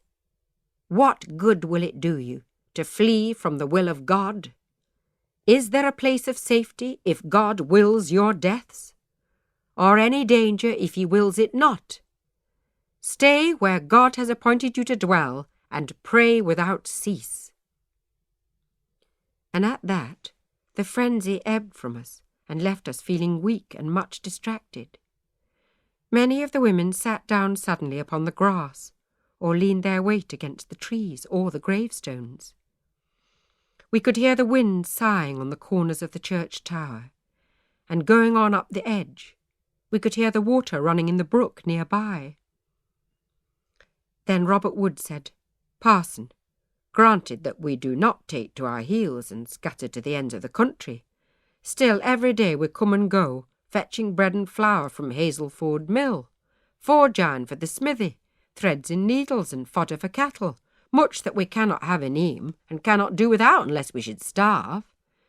If the sickness clings to us invisible, and may get to others in this way, might we not spread the sickness round the shire just in our daily occasions?"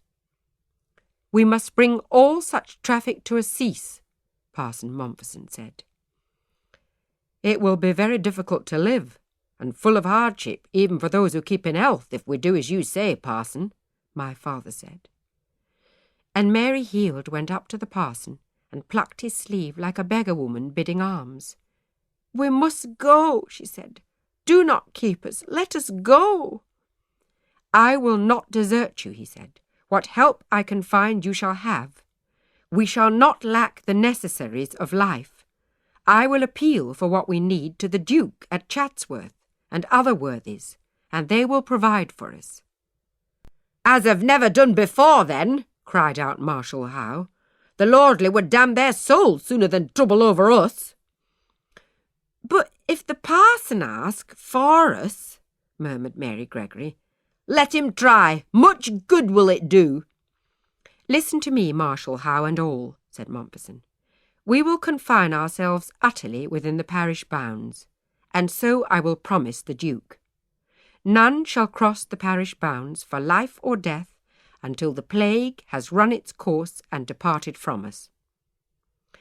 But where the roads cross the bound, we will use the boundary stone to leave notes of requisition for all that we have need of, and the Duke will send us those things. His messengers will leave goods early in the morning, and we not come to take them till midday. I will most humbly ask him for this favour, but I will tell him that unless he help us, we cannot remain within Eyam bounds, and if we cannot—" "From Eyam to Chatsworth is but 8 mile," said Robert Wood.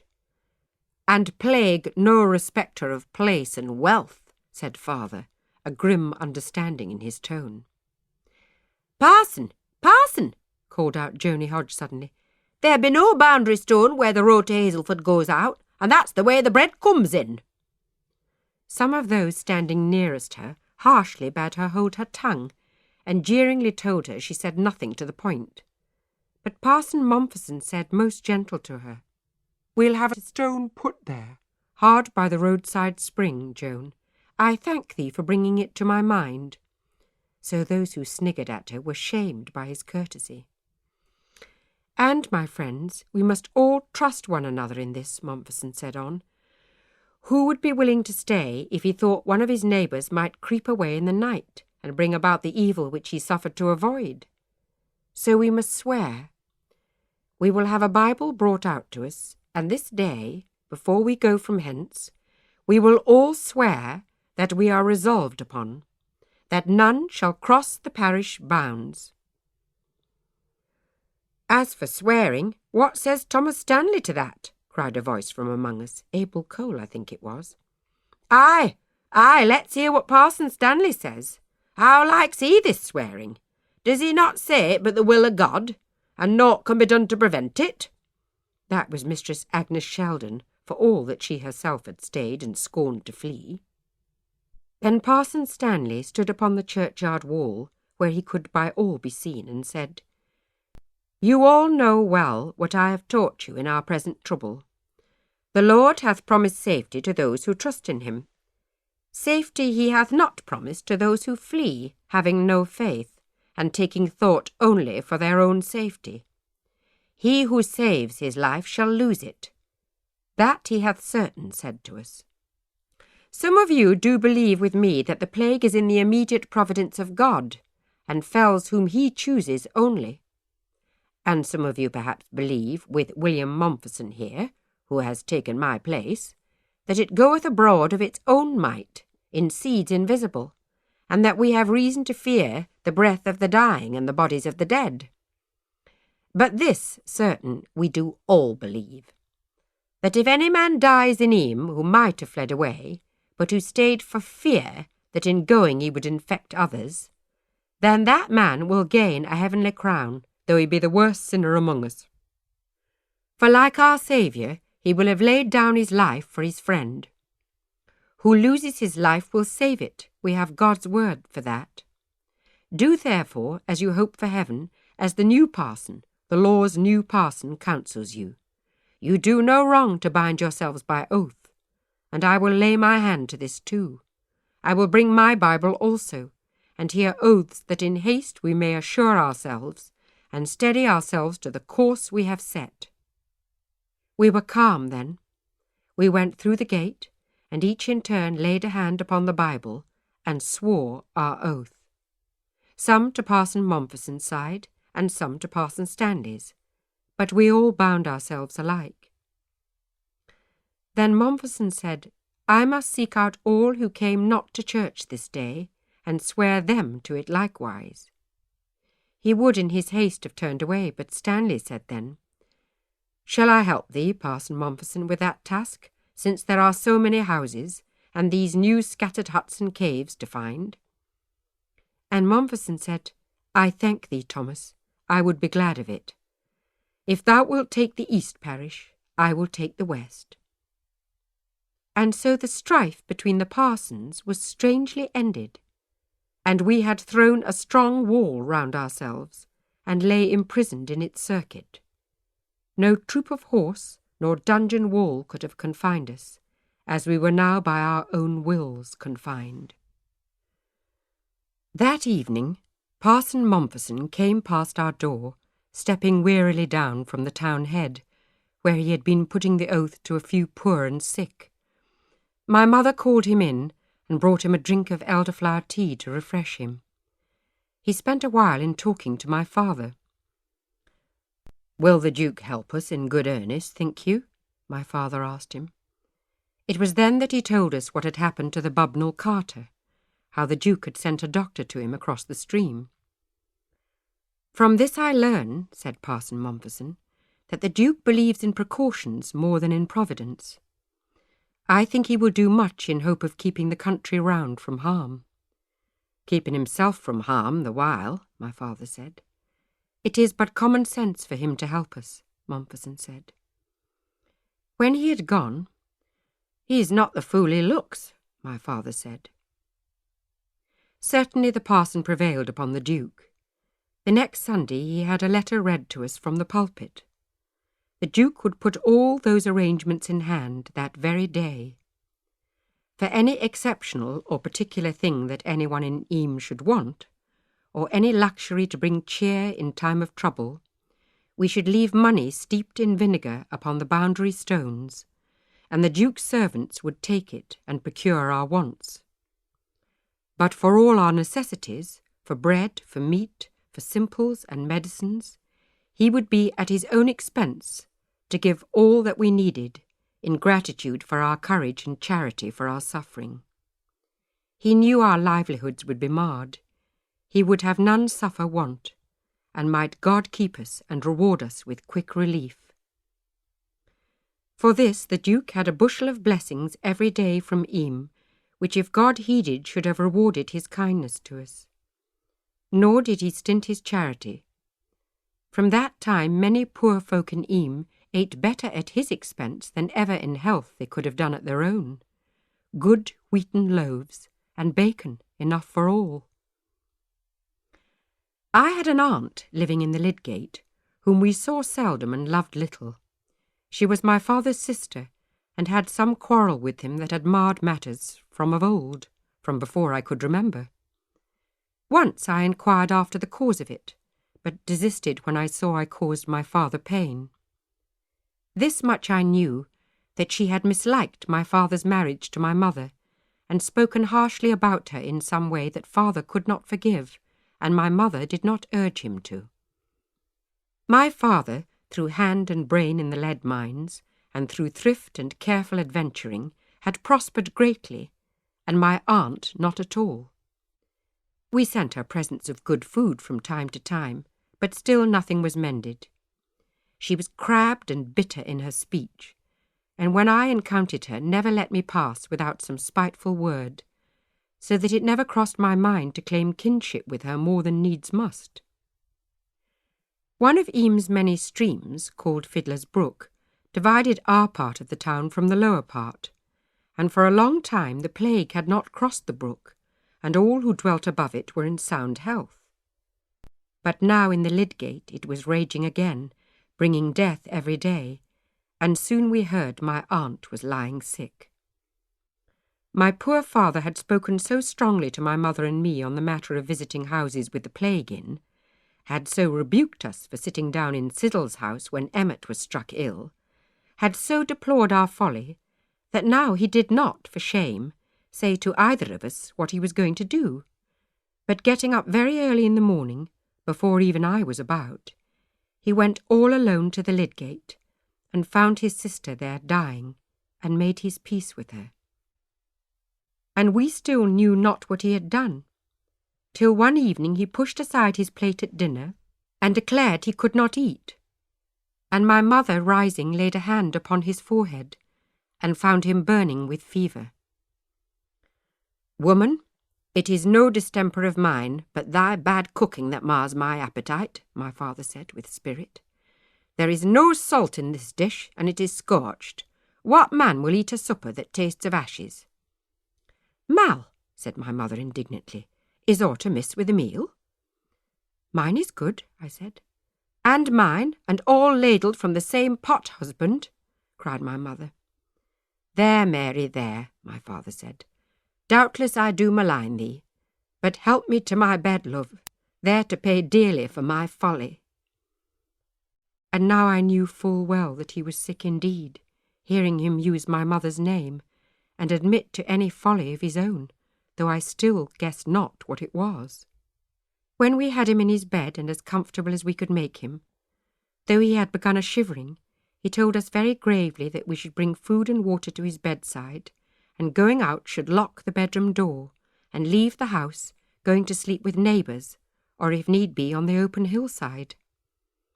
After a week we were to return, and if he answered not, we were to unlock the door and send for Marshal Howe to bury him. "Husband, you cannot have the plague," my mother said. "You have kept yourself at all times far from it, and it has not crossed the brook. This is an ague or such like."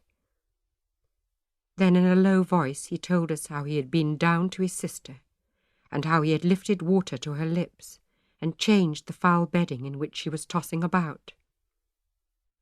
Thus the plague was brought across Fiddler's Brook, into the only part of the town that yet had not been touched, to our harm and to our neighbours. My father's instructions that we should lock his door and leave him to his fate, of course we disobeyed them. He was a strong man both in body and in spirit, and he fought with death for many days. That terrible remedy of setting a hot knife to open the tumours, my gentle mother had courage to apply, and he to ask for and to endure, but to no purpose.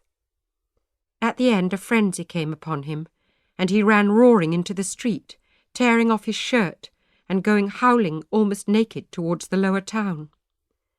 Francis Archdale ran out of his house and went to restrain him, and finding that he could not, ran to fetch Robert Wood to bring him help.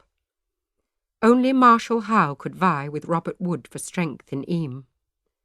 Robert and Francis carried my father back into the house and up the stair to his bedchamber, and by the time they got him there the raving had ceased, and he lay quiet for his last hour.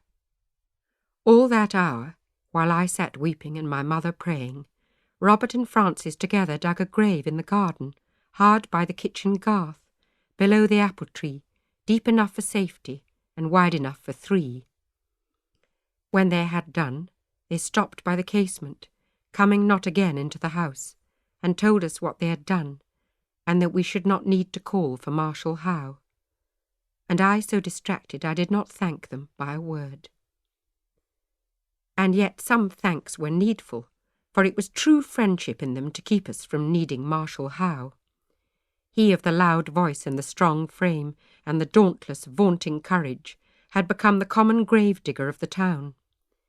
He was certain of his own safety whatsoever he did, knowing that he had caught the plague once, and seeing that none caught it twice save but mildly. But he had become foul-mouthed and black-hearted. He laughed when others mourned, nor showed he any respect for the poor blotched and swollen and disfigured dead.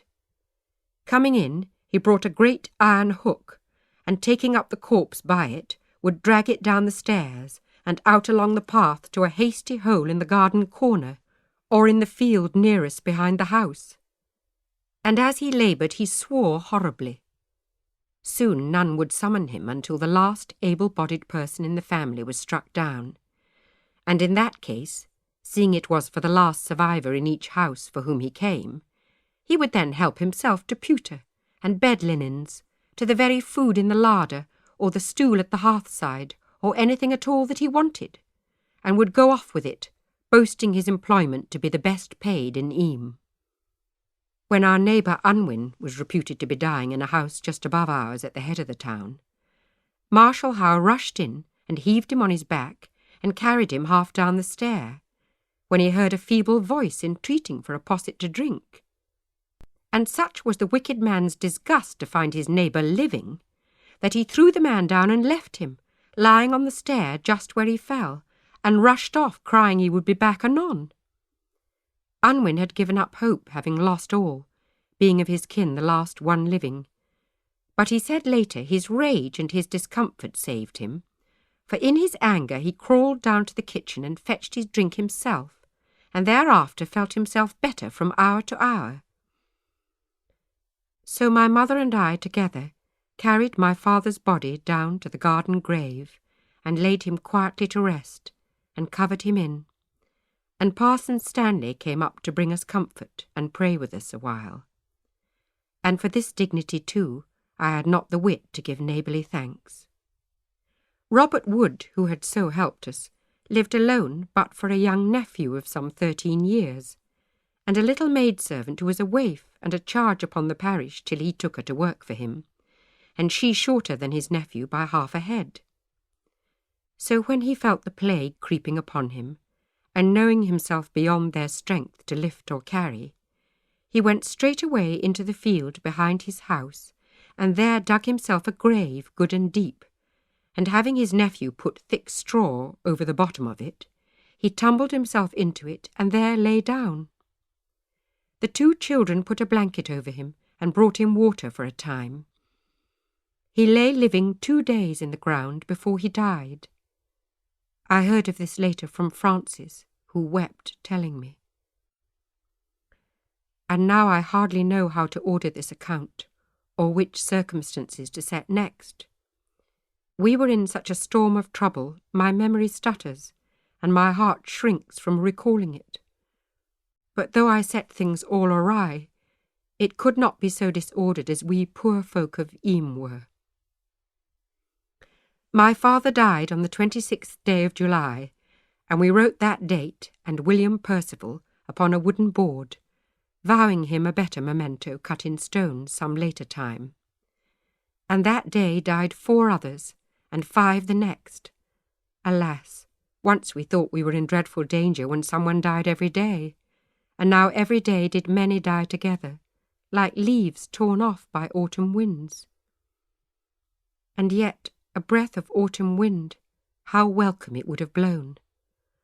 For the weather of July and August was hot, still, and heavy, not the blazing, burning heat of the summer last that had dried up all the green growing things, but a damp, grey, smothering heat with no wind at all, not even a light air to stir the aspen leaves or take off the terrible stenches from the town.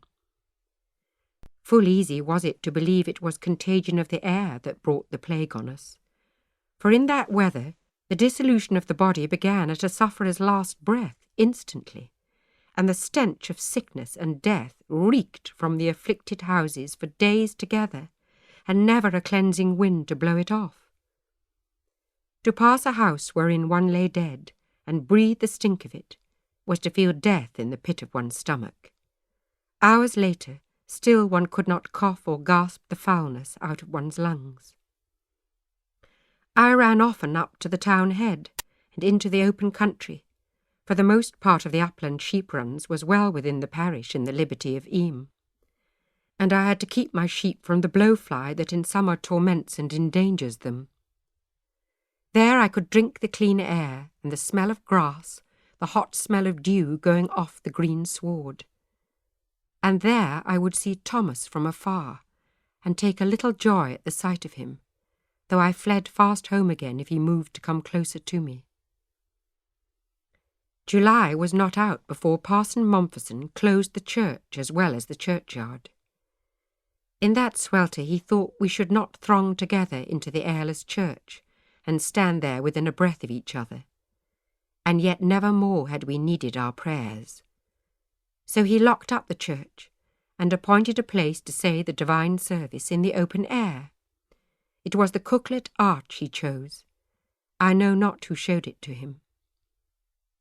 Eyam children all knew Cooklet Arch, had all called and whooped and romped there on summer days. There is a deep dell goes down from Eyam, from the very brink of the ledge on which the street is built to the Dale Brook far below. The dell begins in a round hollow, which we call the Salt Pan for its shape, and then goes between steep wooded cliffs, a narrow but a deep cleft down its way.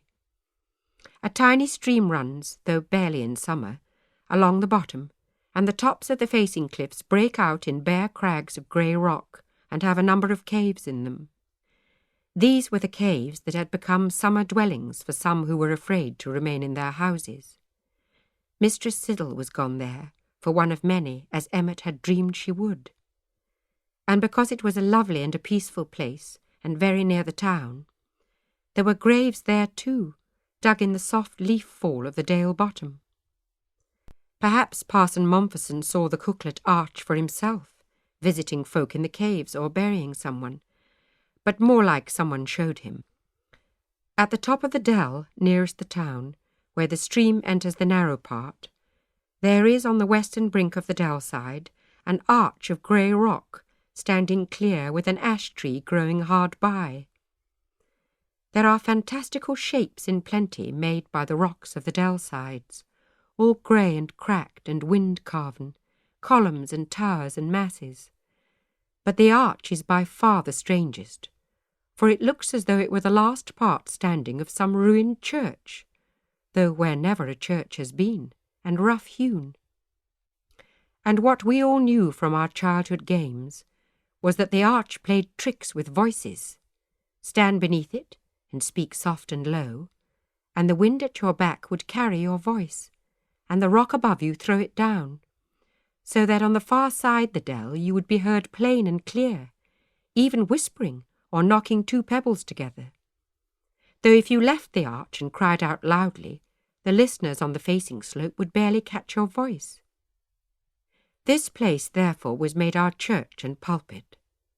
On Sunday mornings we made our way into the dell, and settled upon the grass, or beneath the trees, each family together, but far spaced out from our neighbours, there to hear Parson Mompesson speak to us. And we heard the word of God, like the children of Israel in ancient time under the sky.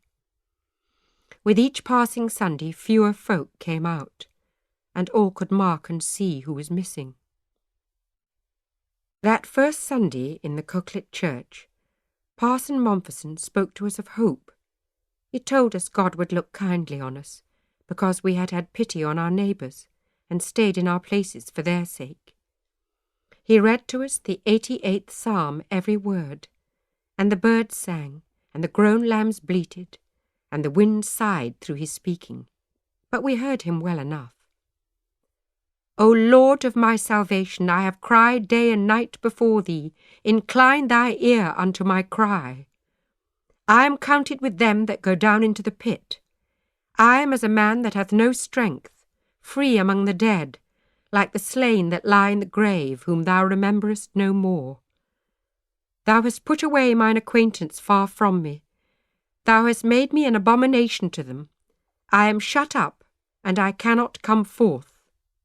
Shall thy loving kindness be declared in the grave, or thy faithfulness in destruction? But unto thee have I cried, O Lord, and in the morning shall my prayer prevent thee. I am afflicted and ready to die from my youth up. While I suffer thy terrors, I am distracted. Thy fierce wrath goeth over me. Thy terrors have cut me off. Lover and friend hast thou put from me, and my acquaintance into darkness. These words were written long ago, Parson Mompesson told us, that seem as they were written in special for us now of Eyam. In trouble and affliction, the psalmist said, But unto thee I have cried, Lord, and in the morning shall my prayer prevent thee. So put he his trust in prayer, and yet this was before the coming of Jesus, our sweet Saviour, whose mercy we may trust for eternal life. Shall not our prayers sooner prevent the Lord's anger, that we make in the name of his Son? And all the while he spoke thus, the birds sang on, as though there were no trouble in the world at all.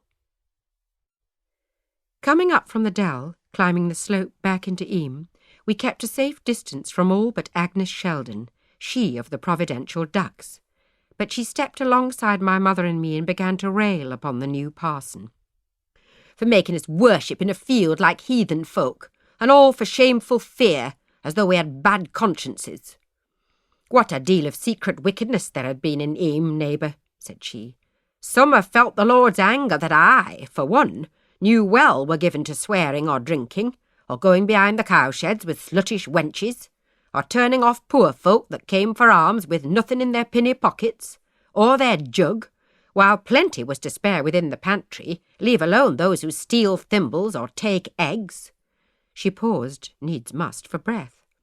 But who would have thought your husband, neighbour, who always thought himself so fine and looked you in the eyes like an honest goodman ever, was like an apple rotten out of sight and ripe for the Lord's punishment?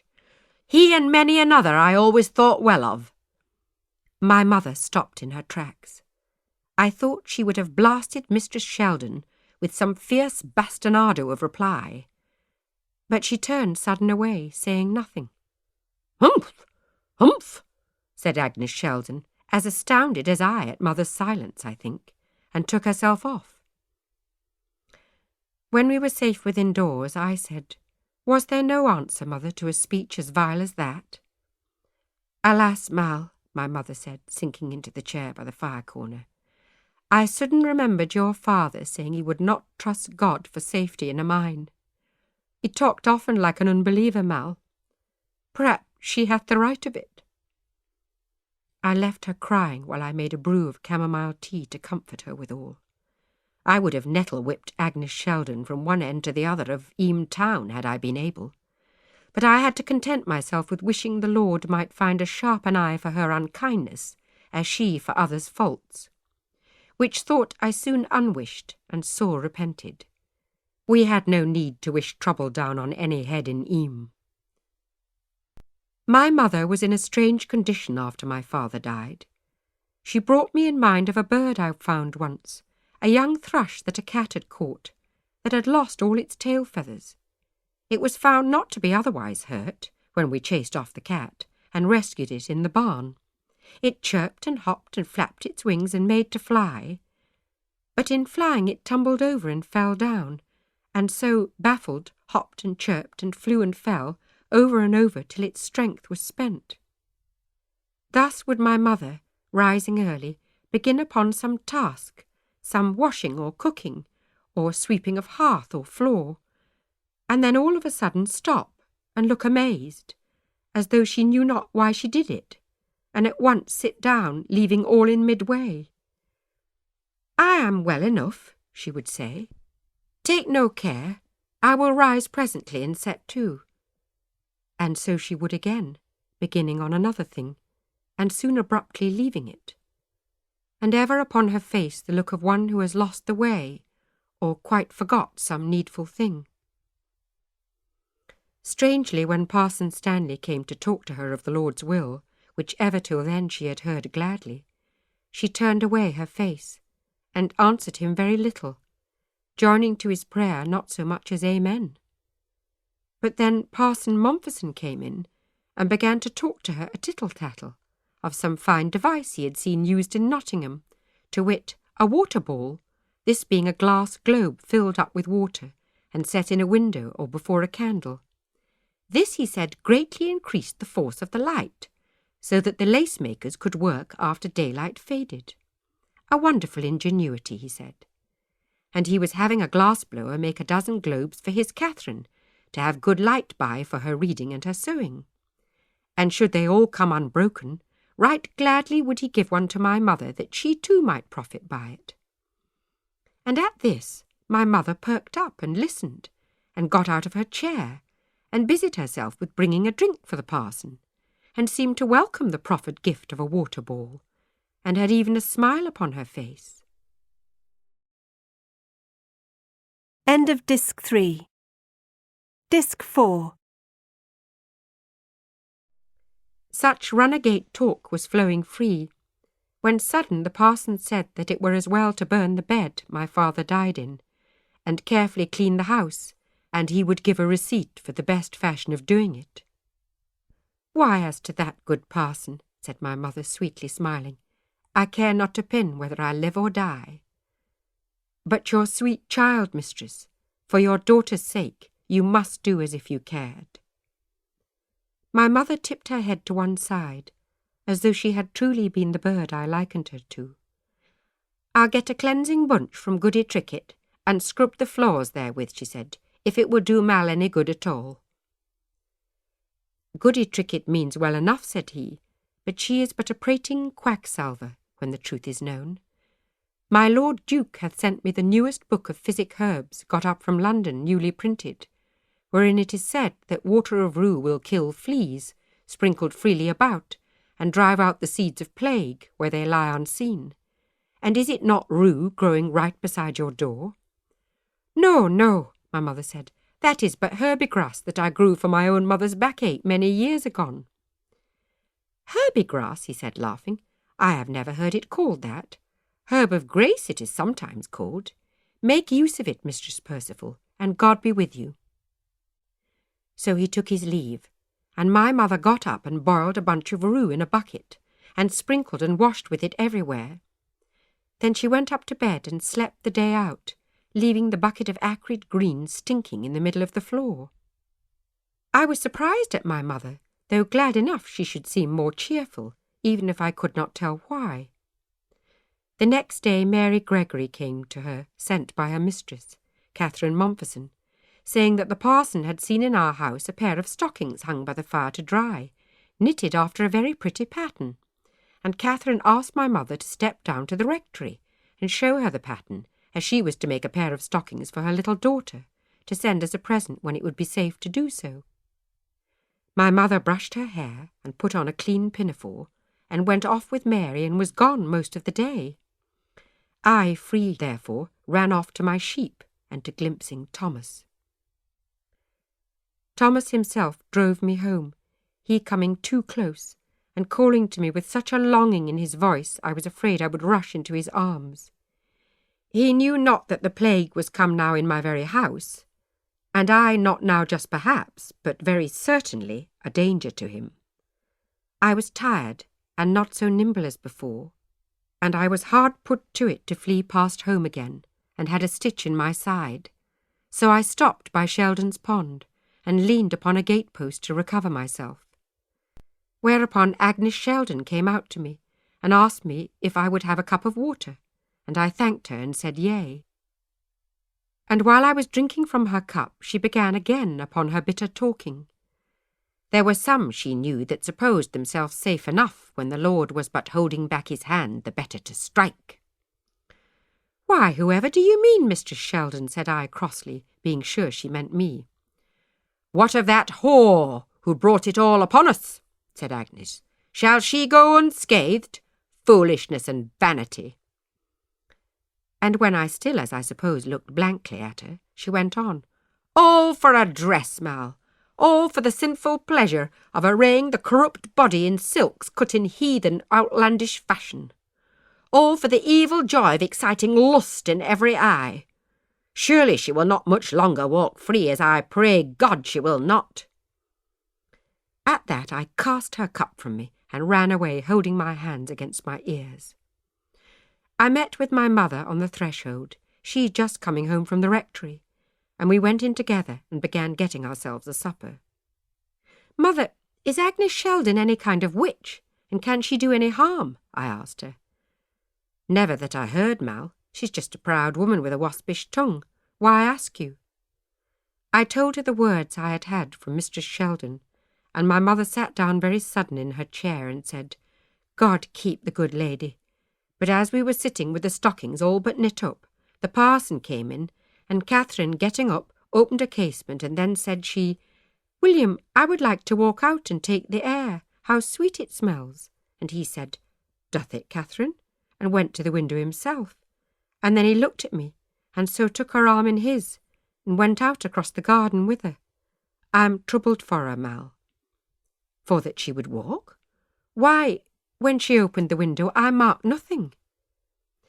"Mother," I said, eager to comfort her, "does not God's open air always smell sweet when windows are cast wide?" "I marked it not," my mother said stubbornly. "Mal, when we are done with supper, come with me, we will go and pray for her." "The church is shut up, Mother, and there is nowhere better to pray than here." "We will pray by the old cross in the churchyard, Mal, where folk of Eyam gathered to their prayers before ever there was a church here." I was willing to humour her in this, or in anything as long as it seemed to cheer her. And heavy though her spirits were, fretting for another's sake, it was better than too much fretting and mourning her own sorrow. The weather was still sultry, a heaviness and a sweat in the air, as it had been weeks past. Yet as we walked we found a smoke of fires in the street.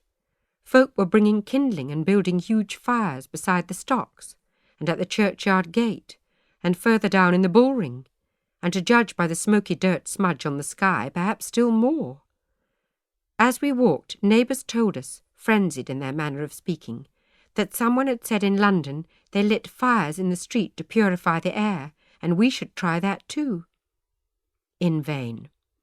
As my mother and I begged the Lord to have done with his anger, and to forgive us poor women such frailties as liking dresses and ribbons, the skies opened, and there came down a flood of rain upon us that wet us to the skin and straight put out the fires. We walked home past hissing piles of quenched kindling, and the charred half-burned twigs washed in the gutter past our feet, and smudged black our soaking shoes and hems. For just one day next there was a washed coolness in the air of Eyam. Then came the sunless warmth again, and the damp ground perspired into the air, and all was clammy. Praying for Catherine Mompesson, my mother had asked the Lord's mercy for her, because she had not fled away from Eyam, but kept faithful at her husband's side. We both prayed every day for every soul in Eyam, reminding the Lord that we might have fled and saved ourselves at hazard of all the country round, but instead had kept our places. I think that each and every one of us, whatever sins were in our secret hearts, had yet some pride, felt yet some claim on God's mercy for heeding what the parson said and staying put. Then one morning very early, as August went on, a woman who lived at Orchard Bank got up and went away, across the parish bounds and to Tideswell. She was Alice Frith, a simple poor woman, a spinster, something older than I.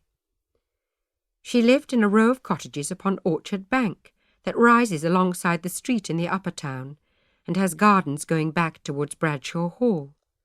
She had a sister living in Buxton, and as day after day folks sickened and died all round her, she lost courage and vowed to save herself, let the devil take the rest of the world. She put her few things together in a kerchief and crept away, going to Tideswell Market, where she thought many would be bound, and she could step through the crowds and leave to Buxton along with many others, and so escape unremarked. Her sister, as she trusted, would shelter her.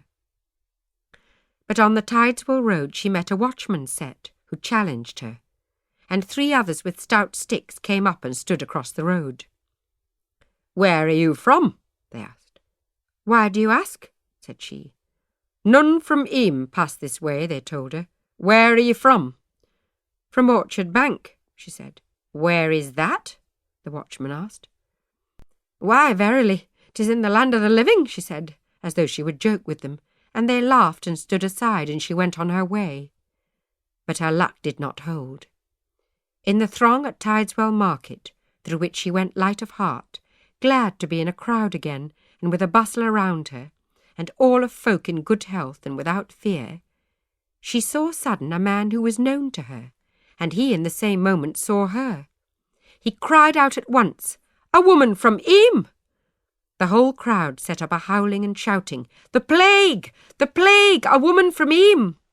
And whichever way she turned, they shrank from her, and then ran after her, screaming and throwing things, pelting her first with fruit and turnips from the stalls, and then, as they blocked her way any way but back on the Eyam road, and as she ran weeping that way, and out of reach of the market, they picked up stones and pelted her with those. As far as the watchman on the road they chased her, throwing stones, and then the watchmen with their cudgels came at her back right to the parish bound. So she came weeping home again, all bruised and bleeding, and the neighbouring wives found her fainting in the road for weariness and soreness, and took her within and tended her. This Alice was much afraid that the parsons, either one of them or the other, would rebuke and scold her, and name her for a breaker of oaths, and shame her in front of others, and yet none, as far as I heard, had the heart to reproach her for the heaviness her story brought us. We had thought ourselves till then as close to saints, who willingly remained in Eyam for others' sake. Now we knew ourselves as prisoners, caged in whether we would or no.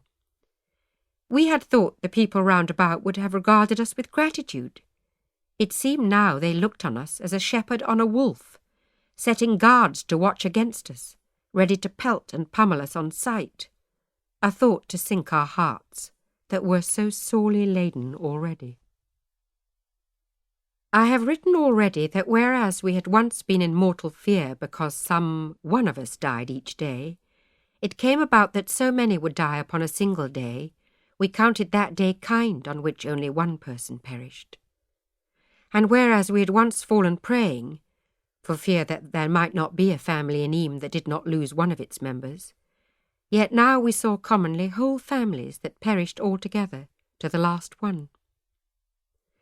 There was a place called Shepherd's Flat, on the edge of Eyam, but within the parish bound on the upland pastures, a cluster of cottages where dwelt 2 families, Kemps and Mortins, keeping flocks and a few hens, and 2 cows, and killing hares and rabbits for the pot, and growing a patch of beans.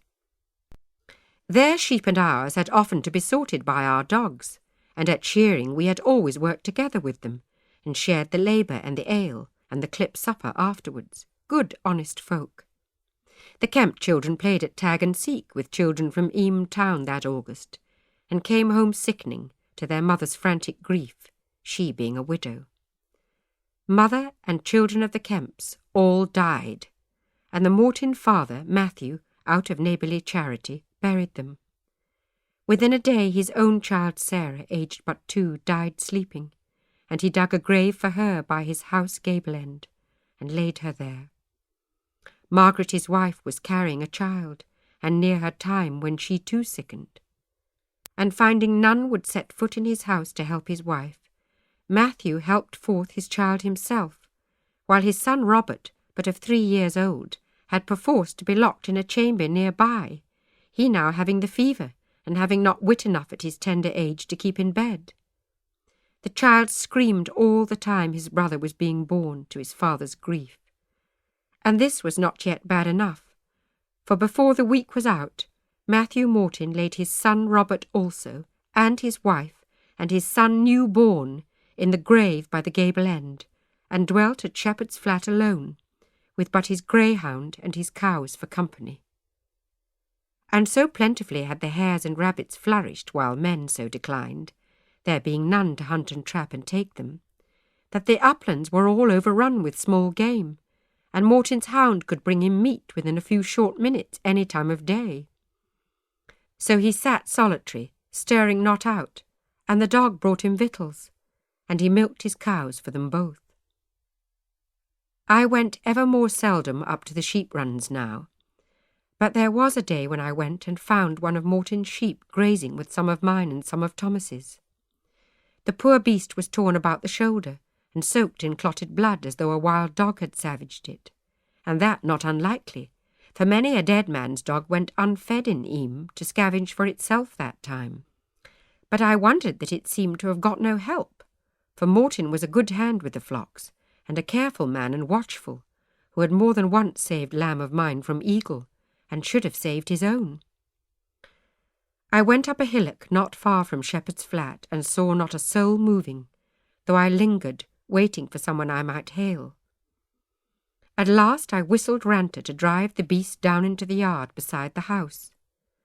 The poor ewe bleated piteously, making hard weather of going so far, yet still no one came out, and I, full of fear, went no closer. Indeed, as I stood there, Thomas's dogs came fawning joyfully at my feet, and I, startled, looking round, found him hard by and coming fast towards me. I ran off, running along the road to Eyam, and then once within the town I climbed the track by Bradshaw Hall, and began to mount the steep slope upwards to Eyam Edge, meaning to gain the ridge and go out that way towards Bretton, and so a long way round unto my sheep again. It is a hard climb up the edge, and I had not gone far before Thomas appeared before me, descending fast, having forestalled me. So I turned back and took no heed, though he called my name after me enough to tear heart out of rib-cage. Back then within the town traipsed I, and down the Cussy Dell, below the Cooklet Church, its rocky arch, and through the wood solitariness and coolness, a most fair, flowery path, well shaded, right to the dell foot, where it opens to the Middleton Road and the Dale Brook. The brook is the parish bound, so keeping to the Eyam bank I followed the brook along, meaning to reach the upland by Fullow way, and there again Thomas lay in wait for me. He hid himself upon a rocky crag, overlooking the track, and overhung with boughs, and I should have passed perilously close by him, had not Ranter found him out, with standing on his back legs upright, his front paws upon the crag side, and his tail wagging, and he barking in his witless joy at meeting of a friend. So fled I home the third time, and for weariness set forth no more. I had hope that when Thomas was done fool chasing after me, he might return and find the injured sheep and kill it, for nothing else was to be done for it. But later I stepped down and knocked on Parson Stanley's door, and asked him if he knew of aught amiss at Shepherd's Flat, and from him I heard what I have just set down. The folk at Shepherd's Flat were not the only entire families to be swept aside wholesale, dust in the storm of the pestilence. As grisly was the fate of those who lived at Riley. There were Talbots there, blacksmiths and farriers, and their house was set hard by the Sheffield road, a quarter-mile or so outside the town to the east, where they might catch custom from folk going by. It was an airy spot on high ground, and should have been a wholesome place. Brigit and Mary, Talbot's daughters, were full fair young women, famous for their bloom. And how the plague reached out to them I do not know, but both girls died, and on the same day. And 2 days after, Anne, their sister, died, still a child. And then 11 days, and Catherine Talbot, their mother, died. And shortly after, father and 2 sons died also, and not a soul alive from that large and prosperous family, save for one son who was away from Eyam the day we closed the parish bounds, and so could not come home. John Hancock buried the last Talbot to die. Hancocks lived but a few yards off, and shared a small garden plot with Talbots for their pot greens. And when Hancocks began to die, there were already none left well enough within the house except for Mistress Hancock, the mother, but all the rest lay sick. With her own hands, therefore, she dug graves and buried them. Her daughter Elizabeth she buried on the open hillside, outside the house in Garth, what distance she had strength to drag her body, taking her by a towel knotted round her feet, and later on that same day her son John. It was the 3rd day of August. On the morning of the 7th of August she had to bury 3, her sons Ona and William, and her husband John, who had quit this world within minutes of each other in the night. And yet not done. On the 9th, Alice, her daughter, was to drag out and cover over, and on the 10th her daughter Anne. And having thus interred as best she could every living soul of her kindred except herself, she fled unnoticed, oath or no oath, across the bounds and out of Eyam, and went, they say, to her son, apprenticed far away, and has come back no more. We never heard that she took the sickness with her. It must be she was in health when she fled. Poor woman, I cannot blame her. From the top houses of Middleton there is a prospect across to Riley, over the top of the woods, to the open ground the other side of the dale. And morning after morning, much later Roland told me, the folk of Middleton could watch with horror poor Mistress Hancock dragging out her dead and digging them in. Greatly they pitied us, and heartfelt were their prayers for the prisoners in Eyam. But more greatly yet they feared to share our fate. And every man and wench and boy and dog in Middleton was set to watch Roland and keep him from coming Eyam way but a step. Though he, poor Roland, had mistook my message to Thomas. Or rather one day he took, "She will come no more," as meaning Emmet was dead, and the next he taught himself to think it meant but that she was kept from coming to him, as he from going to her. Not everyone could be watched as Roland was. Alice Heald, who had been married down to Kerber at the last wakes, came by night to see her mother, some day in July, I think it should have been. She found her mother dying, and in terror crept home again. Poor girl, she took the sickness with her, and died in Kerbar 3 days afterwards. They of Kerbar were in great perturbation, but none of them took sick from her, not even the poor woman they paid to nurse her, nor the grave-digger who buried the putrid corpse. There was fear and awe in all the country round, as I was told. From this and that prospect, sight could be seen of Eyam, her houses and her plague huts and outlying cottages.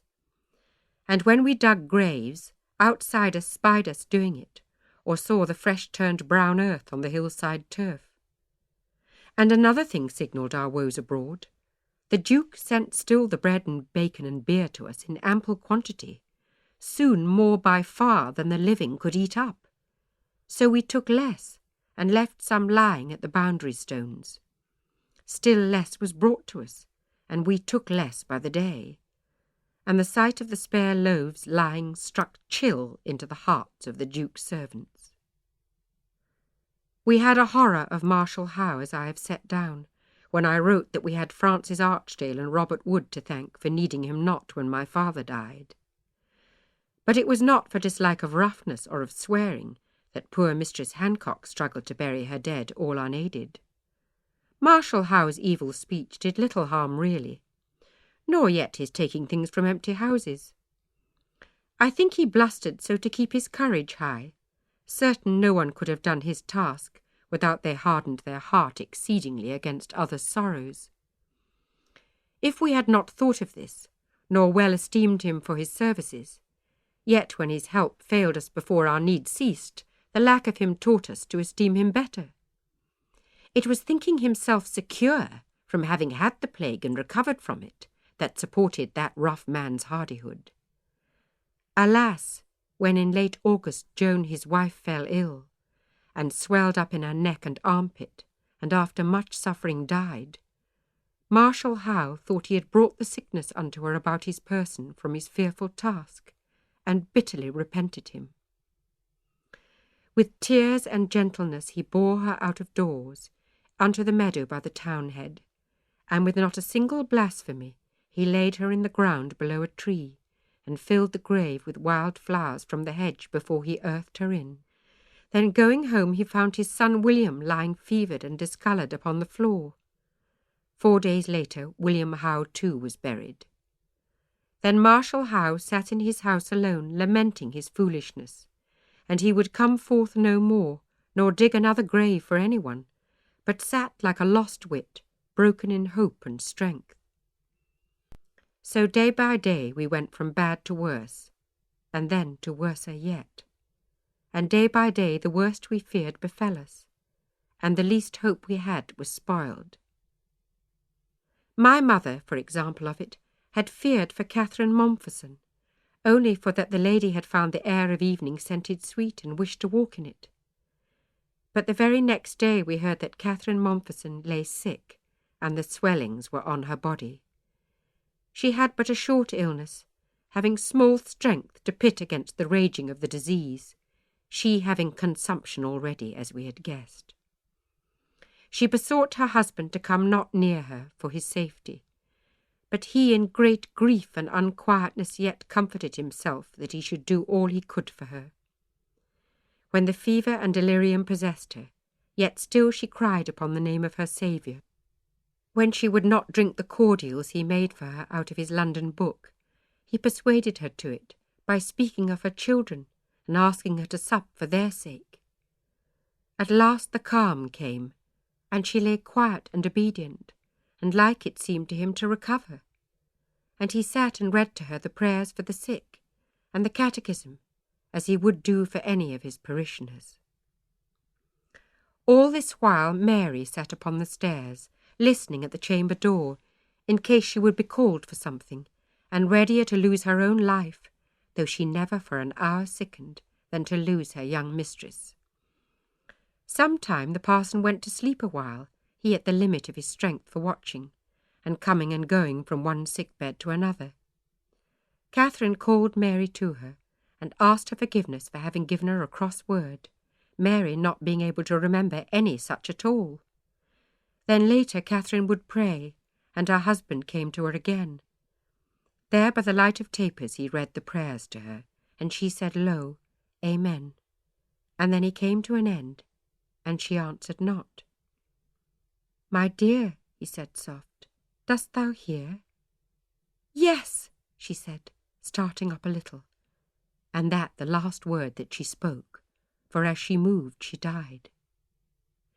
They say at midnight, while Mary wailed and cried, Thomas Stanley rose up and crossed the street, and went into the rectory, wherein he had not set foot since St. Bartholomew's Day 4 years before, and going in to William Mompesson, as though they had been brothers, he prayed with him.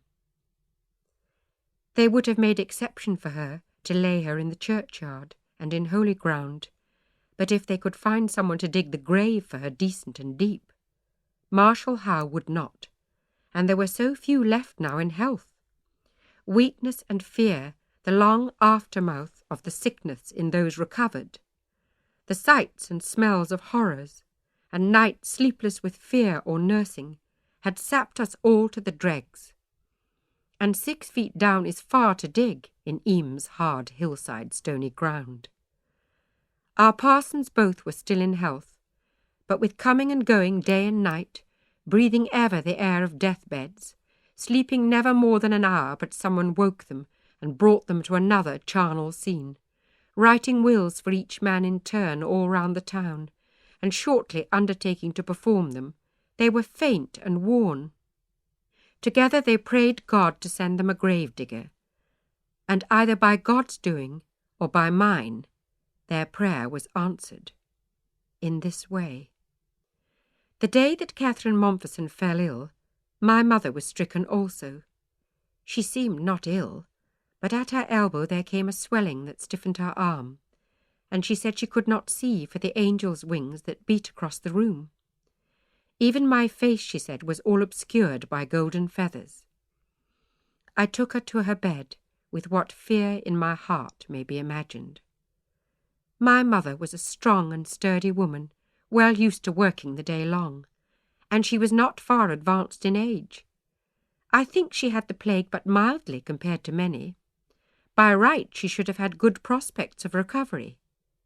But she did not want to live. She fought death not at all, but meekly waited for its victory. So, finely balanced, life and death, each close at hand, disputed over her, while I left not her side. My sheep were in God's hands or Thomas's. For many days I went not up to them, but simply sat indoors, doing what I could for my mother. And scarcely had I leisure to think of Thomas, what he would think, seeing me not, since the day he drove me 3 times hasting home. But one night I rose from my chair and went to close the casement, for my mother was shivering in her sleep, and the room had become chilled with the night air.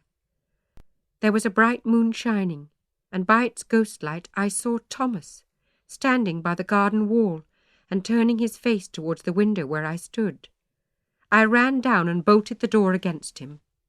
And by, as I stood with my candle in my hand, looking upon the latch, I saw it tried from the other side, softly and quietly. I knew I could not keep him from me while I lived.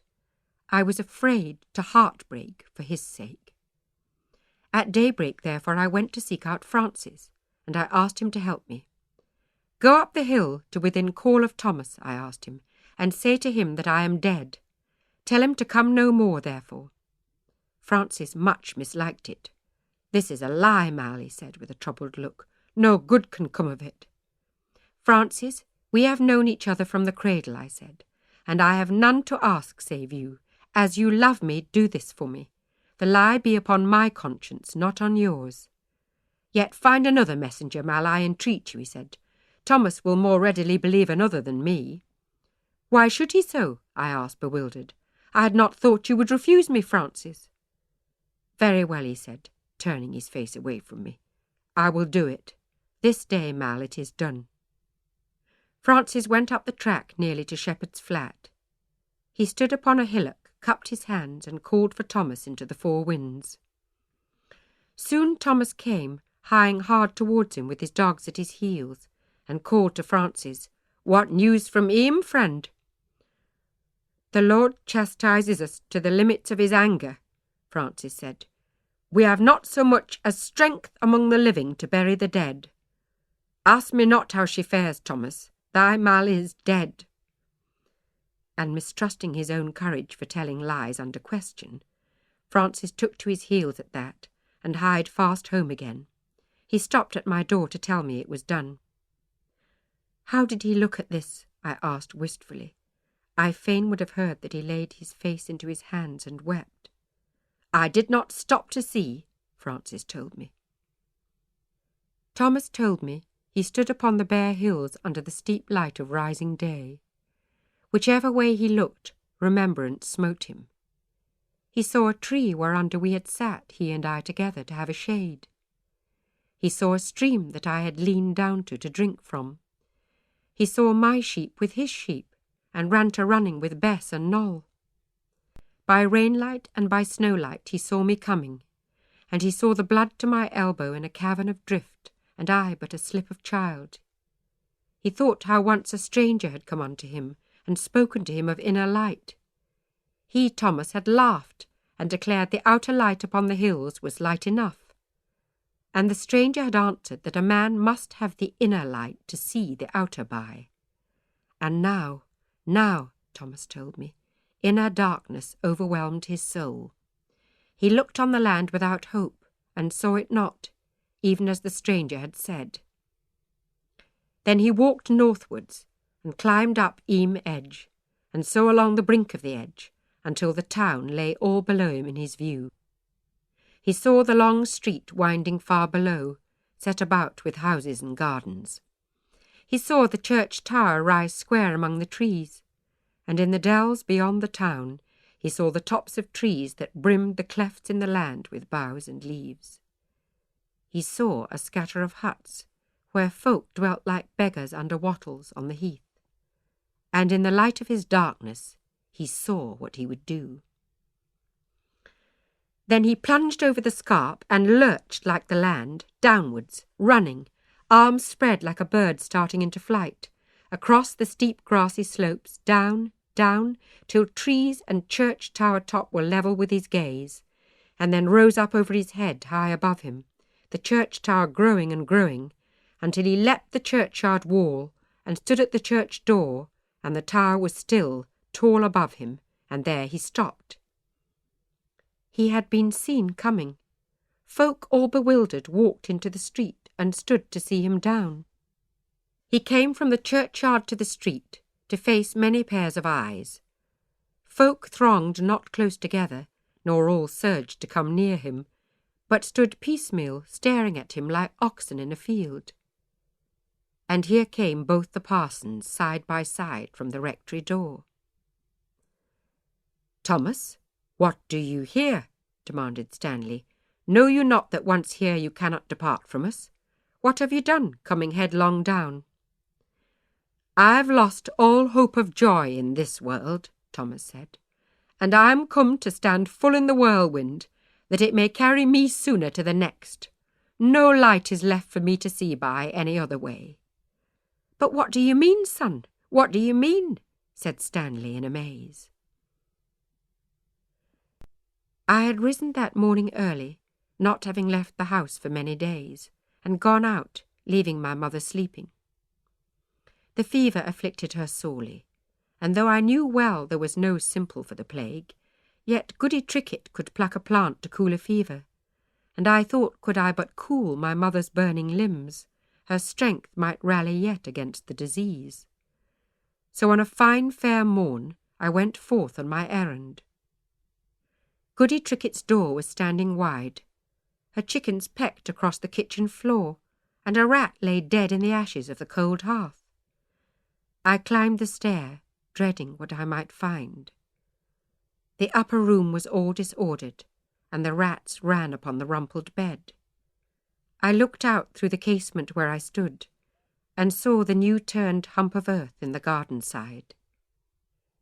There would no more help be found from Goody Trickett. I spared no thought for her, being full of care elsewhere. Had she but taught me, I thought, what harm would my knowing of her secrets do her now? Going downstairs, I looked around and tried hard to remember. Had she a book of law hid somewhere? Not like. All was in her head. Had she not told Brigit and Eliza she could not read or write? I looked at the bunches of herbs hanging up drying on the lintel of the fireplace, and crumpled a pinch within my fingers. I knew it not by shape or odour. Then going to the garden door, I looked out at her beds of simples.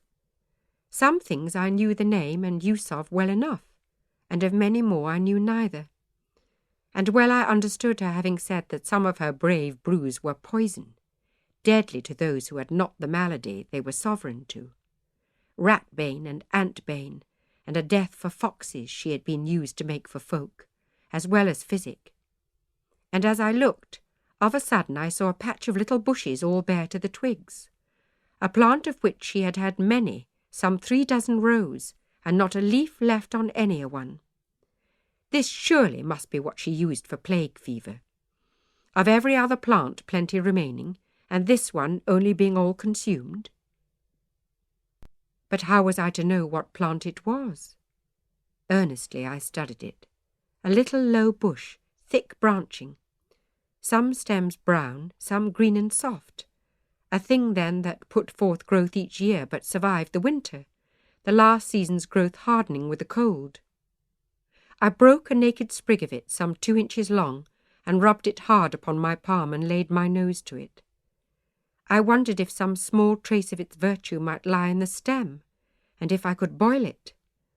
I thought it would be something rare and strange, and hard to find even if well known to the searcher. Only the faintest fragrance remained in the dry twig, a smell that lasted but 1 breath upon my skin. But sage! It was sage!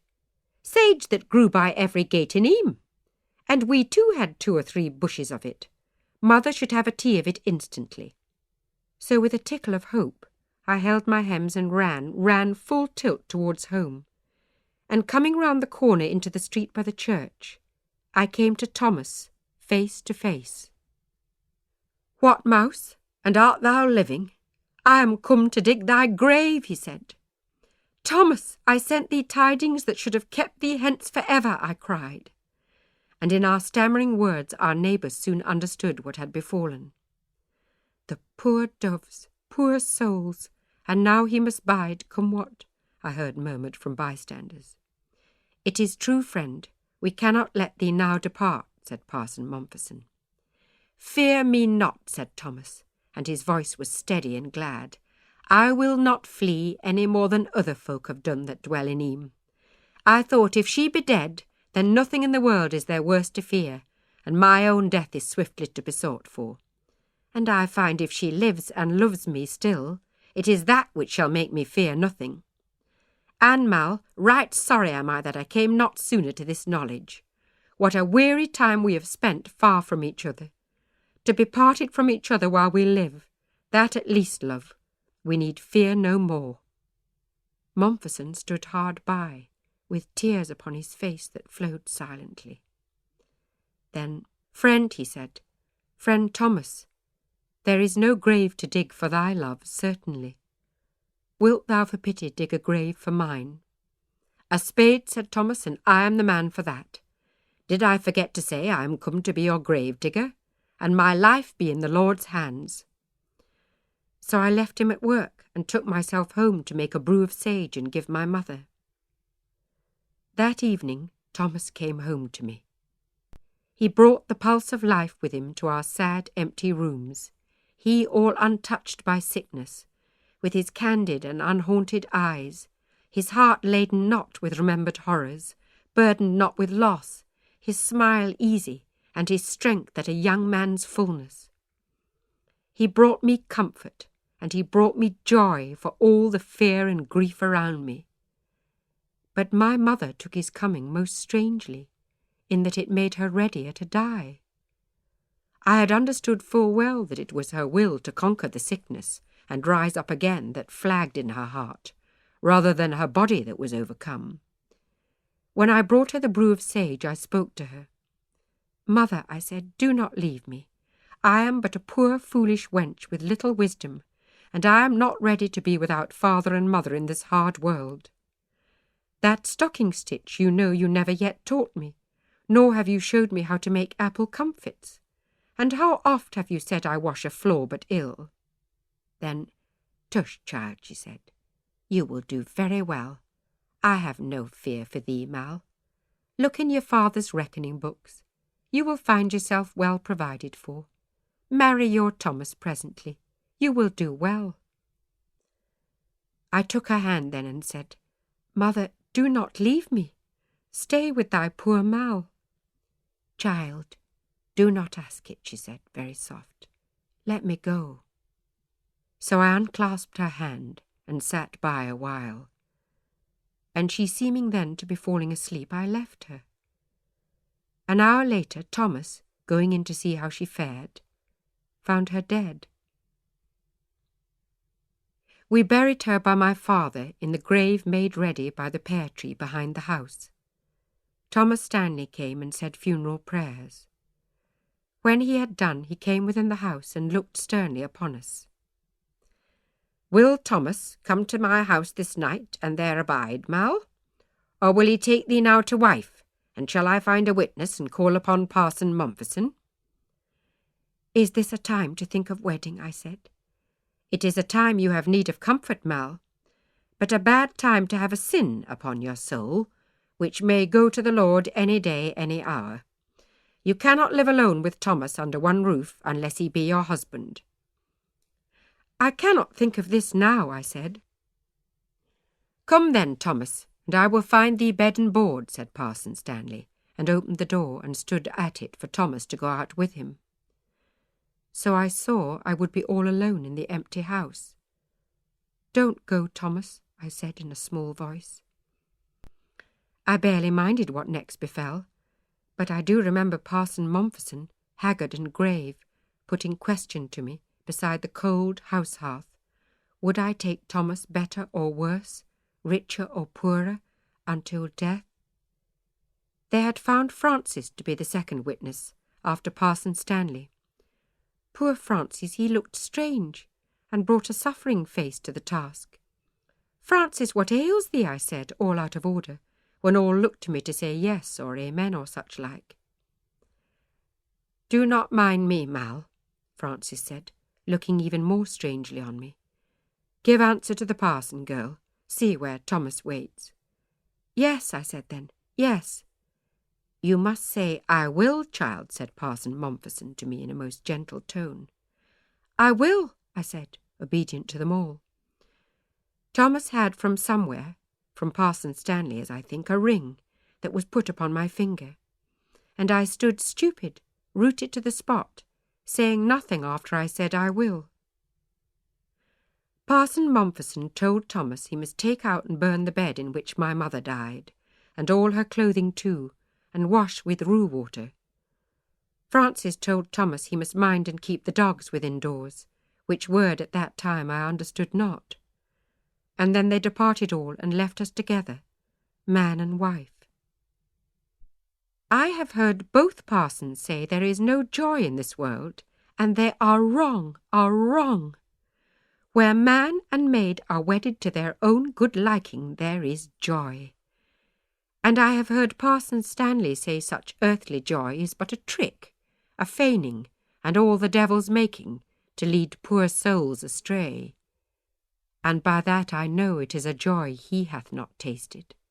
For none who in their own flesh knew it could mistake it so. It is from God. I think it is a foretaste of the rapture of the saints, given to be a beacon to us unto heaven, to whet our longing for our immortality. There were 76 of my fellow villagers carried to the grave in the month of August alone, out of so shrunk and diminished a number, and September came on, and still every day people died. But I grieved no more for it. Thomas and I together dwelt like souls in paradise.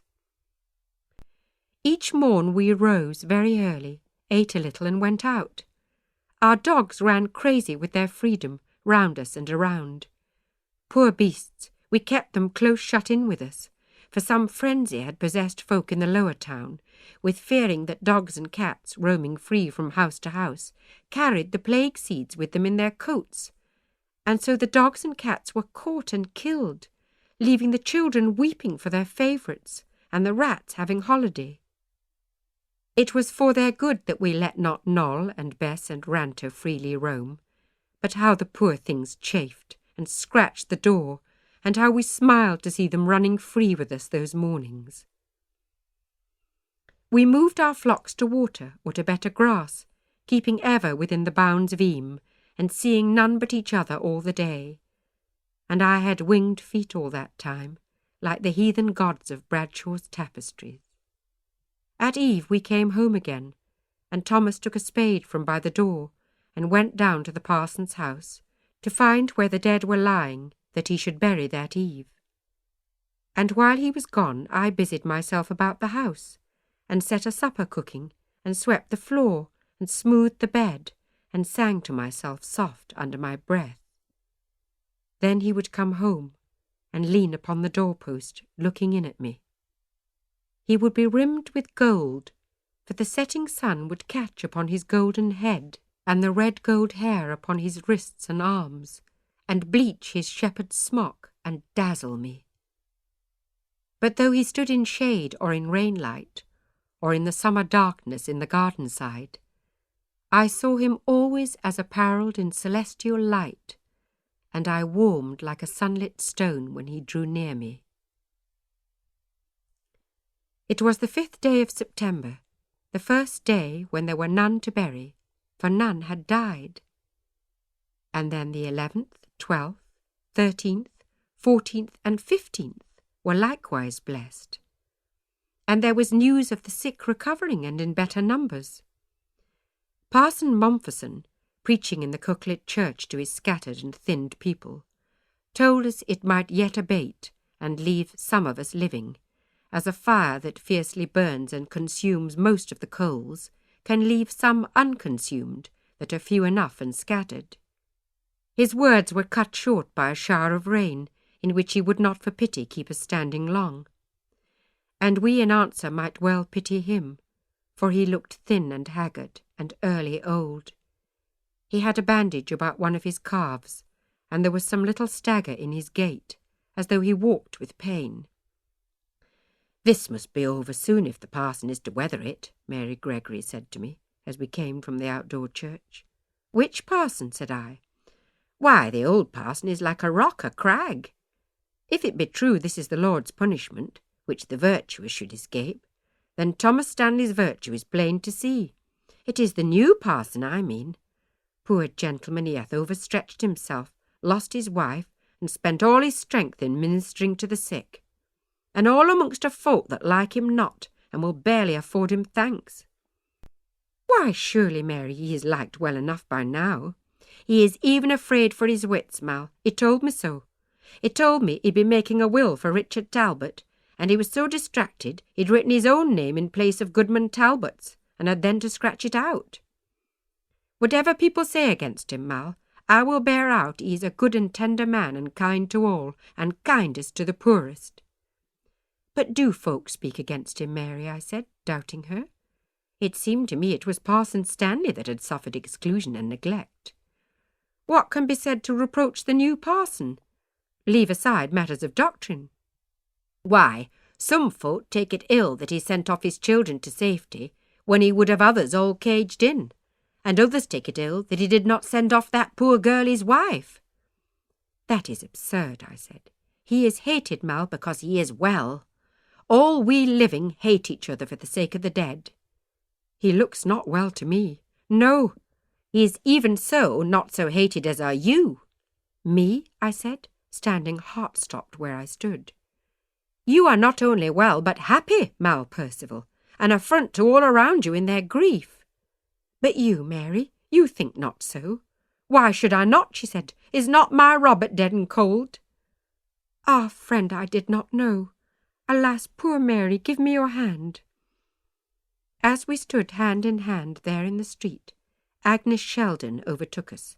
"A pretty sight," she said. "A pretty sight, my maids, hiding pits of iniquity, I doubt not. Whited sepulchres, the pair of you. I pry, and yet some wickedness escapes me. As for thee, Mall Percival, I can make up an account against thee. But what thy mother did to deserve her death I cannot find. What was it? Do you know? I'll guess at it anon." I clenched my fist at her, with a tear starting in my eyes, and Mary, still holding my hand, said, "Forbear, Mal. She's surely cracked in her wits. Take no heed. We are all half crazed," she added in a while, "and should all keep our own counsel. Forgive me what I said, Mal." So I took my leave of her, and went home quiet and full of thought, and set about putting a rabbit to cook upon the spit, and to chopping the last few boughs of sage. Someone might yet have need of it. And now that Goody Trickett was lost, people came hoping to me that I might know a little of what she knew. All my wisdom was sage tea. Of that I made many pans full. While I worked, Thomas came in, and leaned, as was his way, upon the doorpost, and said, "Sing me that air again, sweet mouse." I looked up startled, and had nearly said, "I sang not this while." But then a deadly calm engulfed me, and I turned my face as though to my task, and sang soft, "For bonny sweet Robin is all my joy."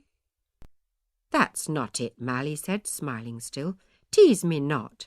That air thou sangst a moment since, so sweet and sorrowful, it would charm all the birds to hearken to it. I heard it all along the street as I came home to you. And now I would have it sung again, that I may listen close. Come, mouse, come." "And it's all to plough," I tried, "where the fat oxen graze, Lord, and the lads and lasses to the sheep shearing go." "That's not it yet, contrary wife," he cried, protesting. "Mock me not. Give me that air again thou sangst just now." "Oh, Thomas, I don't know what it was," I cried. And now he saw at last that something was amiss. "Thou sangst? Nothing." "I heard thee, Mal, sweet as a nightingale, drawing me home." Then in my mortal fear I ran to him, and clasped him in my arms, and as I held him he winced, for a soreness that had come under his arm. Do not the parsons also say that flesh is grass? That this is a vale of tears in which we dwell, and no joy, no delight on earth endures? And in that saying they are right. Thomas had caught the plague, and 6 days after died of it. I have written elsewhere how the plague goes. Thomas had all of it to suffer, which he did patiently for the most part, and when the fever broke, he had a few hours lying calm and quiet, and I implored him to keep still, and not move a muscle for his life, and as he loved me. "As I love thee is not still and quiet, mouse, but lustily. Come hither," he answered, jesting, and reached out to me, and would have drawn me down to him. And as he stretched his arm, and grasped at my hand, his eyes emptied, and he was gone, like a candle going out in a gust. Someone came in to take and bury him, I scarcely know. I know not who or when. I took the sheet from off the empty bed and brought it down the stairs. My guilt was dreadful to me, for it was my lying message that had entrapped Thomas and brought him to his death. I had encompassed the last thing in the world I would have done. So I wrapped myself in the fouled bedsheet and sat down in a chair in the middle of the room and waited for the vengeance of the Lord. The Lord our God is a harsh and a cruel God. How terrible the punishments he visited on the small sins of Eyam. Where was his mercy when my neighbours died in torments for the theft of a thimble, or a wayward thought, or a careless, unkind word? And I, who had sinned indeed, had lied and lied to trustful, candid Thomas, and so brought about his death. Would the providence of an affronted God not then bring death to me? The Lord God sees into our innermost hearts. The Lord God withheld his hand from punishing me in my death, since a more terrible punishment by far would be my life. I sat long in melancholy, in a dark despond. How long I know not, but days and nights while the dogs starved and whined at my feet. At last I got up, my limbs leaden, so heavy it was all I could do to shift myself a yard. I whistled to Noll and Bess their notes for running home to Wardlow, and they went. Ranter looked hopefully at me, and then slunk back in again, as I returned in silence to my chair. But I left the door wide. Sometime he left, going to find food, surely. I marked not his coming or his going, but somewhere in those days he came not back to me, a neighbour having found him, and hanged him with a running noose about his neck upon the gate tree. Both parsons in that time came in to me. Parson Stanley prayed with me a while, or rather prayed beside me, for I said not a word. "The Lord sees you, my child," he said at last. "The Lord strike me down then," I said. "Speak not so. Have faith in your Saviour." "My wickedness mightily exceeds my faith," I told him. "Ask Agnes Sheldon. She will tell you." "Agnes Sheldon is dead, child, yesterday." I laughed then and said, "Serves her right." "God serves us all right in his own good time," he said, and left me. Parson Mompherson came in and took away the bedsheet with the stain and stench of Thomas on it that I had draped about me, and burned it in the grate. "Get up and wash thyself and find something to eat," he said. "Why should I trouble?" I said. "I am to die." "Have you the signs of it, Mal?" he asked. I shook my head. "Only my wickedness." Then he drew up a stool beside my chair and took my hand. "It may be some day there will be a physic found for plague," he said. "And will God's will then cease to be done? Doubtless God wills all things, but it is not for us to know his reasons or his way of working. As he hath reminded us in the Bible, we were not there when he laid the foundations of the earth. If you are not sick, Mal, you are well. Get up and wash for very shame." He then went to the door, but as he stood with his hand upon the latch already, he said, "What would thy mother say to see her kitchen thus?" Then I got up like a dead thing and washed myself, and began to clean the house and set the room to rights from top to bottom. The labour made me faint, so I found a hardened crust of bread and soaked it in cold sage tea to soften it, enough to eat it. And then I sat down in the chair again and waited for the dust to fall again and lie, that I might have occasion to get up and clean it. It takes a long while for the dust to lie heavy on a sill in a room where no one stirs. I think I had cleaned the house 3 times, when Parson Mompherson came in to me again. "Why do I live?" I asked him. "Even my dog is dead. They have killed my dog." "You are too late," he said. "None has died since the 11th of this month, and tomorrow November begins." "Why do I live?" I said dully. "Who can tell, child? I too have longed for my translation to a better place. We cannot know why we few are saved. But I conclude it is the prayers of good people that have rescued me from the jaws of death. I had been in the dust by now, I think, had not omnipotence itself been conquered by holy violence. For you, but who would pray for me? I cannot tell that either, child, he said. There came a time when the silence of the street and the stillness of my quiet house was suddenly broken by bells. A great clamour of bells, ringing round all the slopes of Eyam with brazen voices shouting joy. The 1st and 3rd and 4th of Eyam bells are marked, "Jesu be our speed." The 2nd says, "God save the Church." And now all 4 clanged all together out of order, sang that the plague was gone, gone, gone, gone, gone. Then came I out into the untrodden street, and looked at Eyam with astonishment. In the clear cold of autumn, no smoke from any chimney rose in view. The wide street was grassed over, side to side, with but a track winding down it, such as lovers make, walking through the corn.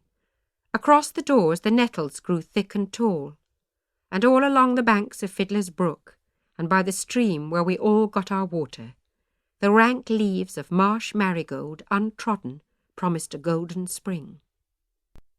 I walked down Eyam Street like a stranger, as though I looked upon it as had seen it never before, and came to Siddle's house, of which the door stood wide, with coltsfoot growing free upon the threshold. I stepped within, staring all around. Grass grew up through each chink between the floor flags. The pewter plates and pans were tarnished dark, the kettle flecked with rust, and in the garden windows spiders spun screens of web all thick with dust. The rain through the cold chimney had wet the hearthstone, greening now with moss, and the linnet lay dead in its hanging wicker cage. Out walked I again and saw up the empty street, all loud with church bells, someone coming, coming fast. Roland coming. I shrank to think of his question. I stood back behind a tree. But before Roland drew nigh my hiding place, a small boy running from his garden gate cried loudly to him, "Roland, thy Emmet's dead and buried in the Cussy Dell." Roland sank down and laid his face into his hands there in the street, and I turned round and took myself home again without word spoken. My dead heart could not pity him. It was a time of fires next. In the soft mists of morning, the bright flames and the scorched smells of burning cloth. Parson Mompesson laboured to make us burn our clothes. His own he burned till he had scarce a shirt to stand up in, by way of example. He and his helpers took the torn and faded washing, left by dying housewives on the hedges, and every blanket in town, leaving us shivering day and night. They put a torch to the plague huts on the common, and from the caves and the summer-houses called the people home. Eliza and Brigit came within my house, and took all my apparel, almost to my skin. They found within a chest a dress laid by 5 years, that I had well outgrown and never seen since, and put it on me, and it fitted my wasted form and buttoned up. And on the fire every new dress went, every ribbon and lace, and fancy pinafore, and all we standing plain and Puritan again. John Merrill, who had gone with his cock and dwelt upon Sir William Hill without seeing a single soul, so far he did not even hear the bells, found his cock flew off and did not return. Then followed he, and found the cock in his old quarters in Merrill's yard, and the danger all passed by. Matthew Morton at Shepherd's Flat saw his greyhound go, and follow a woman walking along the ridge. Then thought he that the dog mistook her for his dead wife, and must see some likeness in her. So he went after Sarah Hawksworth, for it was she walking there, who had been widowed in the first week of the plague, and will have her to wife as soon as may be decent. I sold all Thomas's sheep, and all my own, to a man from Grindleford, who took advantage and paid but a poor price, but I had not heart to bargain better. A child died of the spotted fever in the Water Lane cottages just before Christmas, and 2 dozen funeral cakes were enough for us all. Thus in such dull and small particulars crept time by. I went to the vestry once, to see the date of Thomas's death writ down, that I might mark time forward from it, like a stone that one paces away from on the upland runs. I found his name only, with a handful of others, on the page marked October, but no date set down. The parson had by then lost heart for the task, I supposed, and of our Eyams sometimes some 350 souls, there were written the names of 267 dead, from George Vicar's name, 7th September 1665, until the names were written with no dates, in October 1666. It was in the first days of the new year that Francis came to find me. "We drag out but a broken-back life here, Mal," he said. "Let me take you away." "Away, Francis," I said, not understanding him. "So far away from Eyam that it will baffle memory." "A foreign land," I said, shaking my head. "How would we fare in a foreign land?" "But, Mal, there is another England far away, a place in the New World wherein is sweet English spoken, and a godly church endures, pleasant for Puritans. I have a friend there. A grant of land, he writes, may be had by such as we, sufficient for a farm. Our house we must build, and the land we must clear by our own labour. Dost thou heed me, Mal?"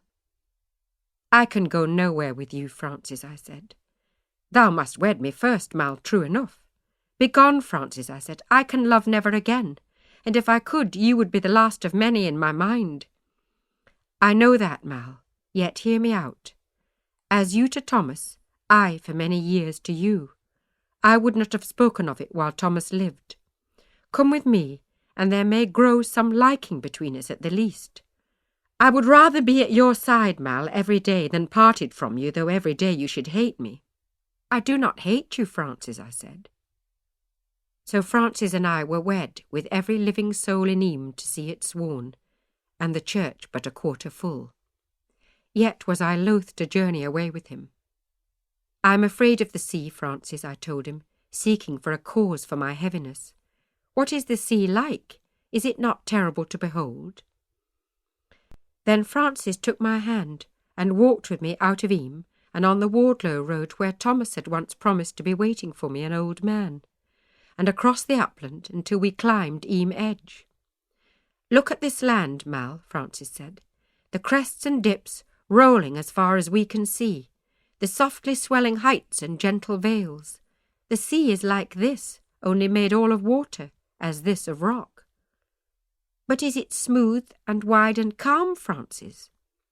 "The waves do break upon it, Mal, into a flower of foam, like the long hedge of hawthorn breaking white in May, or the white weeds thick in flower at the lane side in June." "Doth it sound like a brook, Francis?" "Think of the strong wind blowing in the top of the trees," he said. "It sounds like that. There is danger in the sea, Mal, but it will not frighten thee. Thou wilt fear it no more than we fear this mountain land, because it lifts the heart to see it."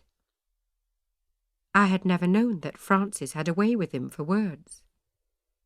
"I would like to see it," I said. But even so, when we began our ride away to Whalley Bridge, and thence to Liverpool, and ship for America, I stopped in a mile and could go no more because of voices.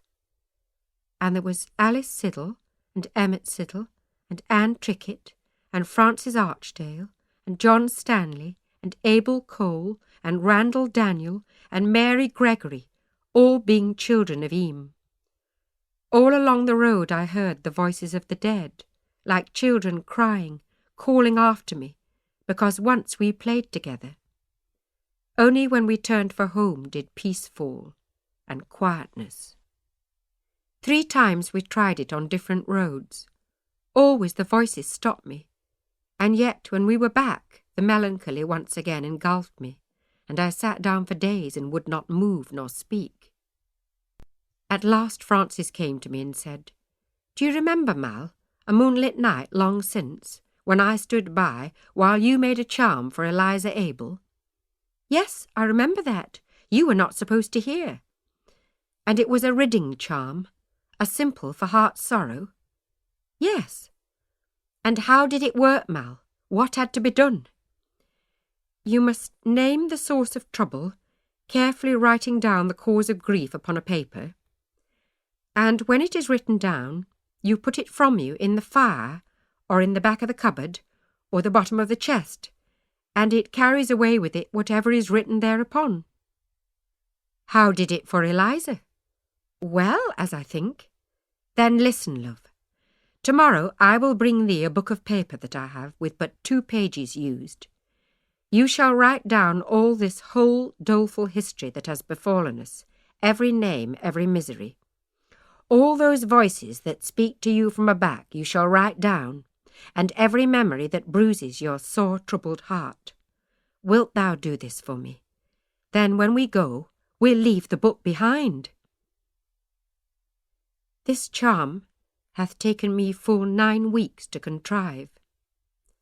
With tears and with difficulty have I written it all, set down as best I might, and as it came to mind, all that I know or that anyone told me.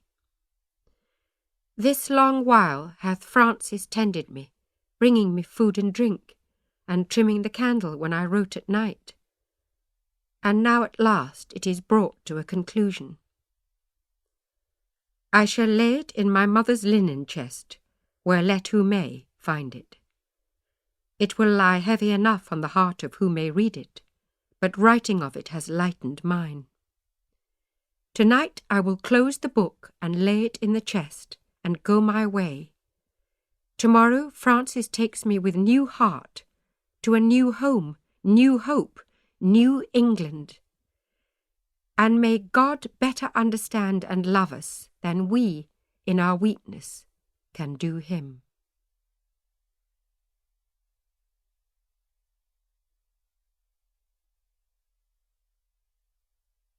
That was A Parcel of Patterns by Paton Walsh. Read by Brigit Forsyth.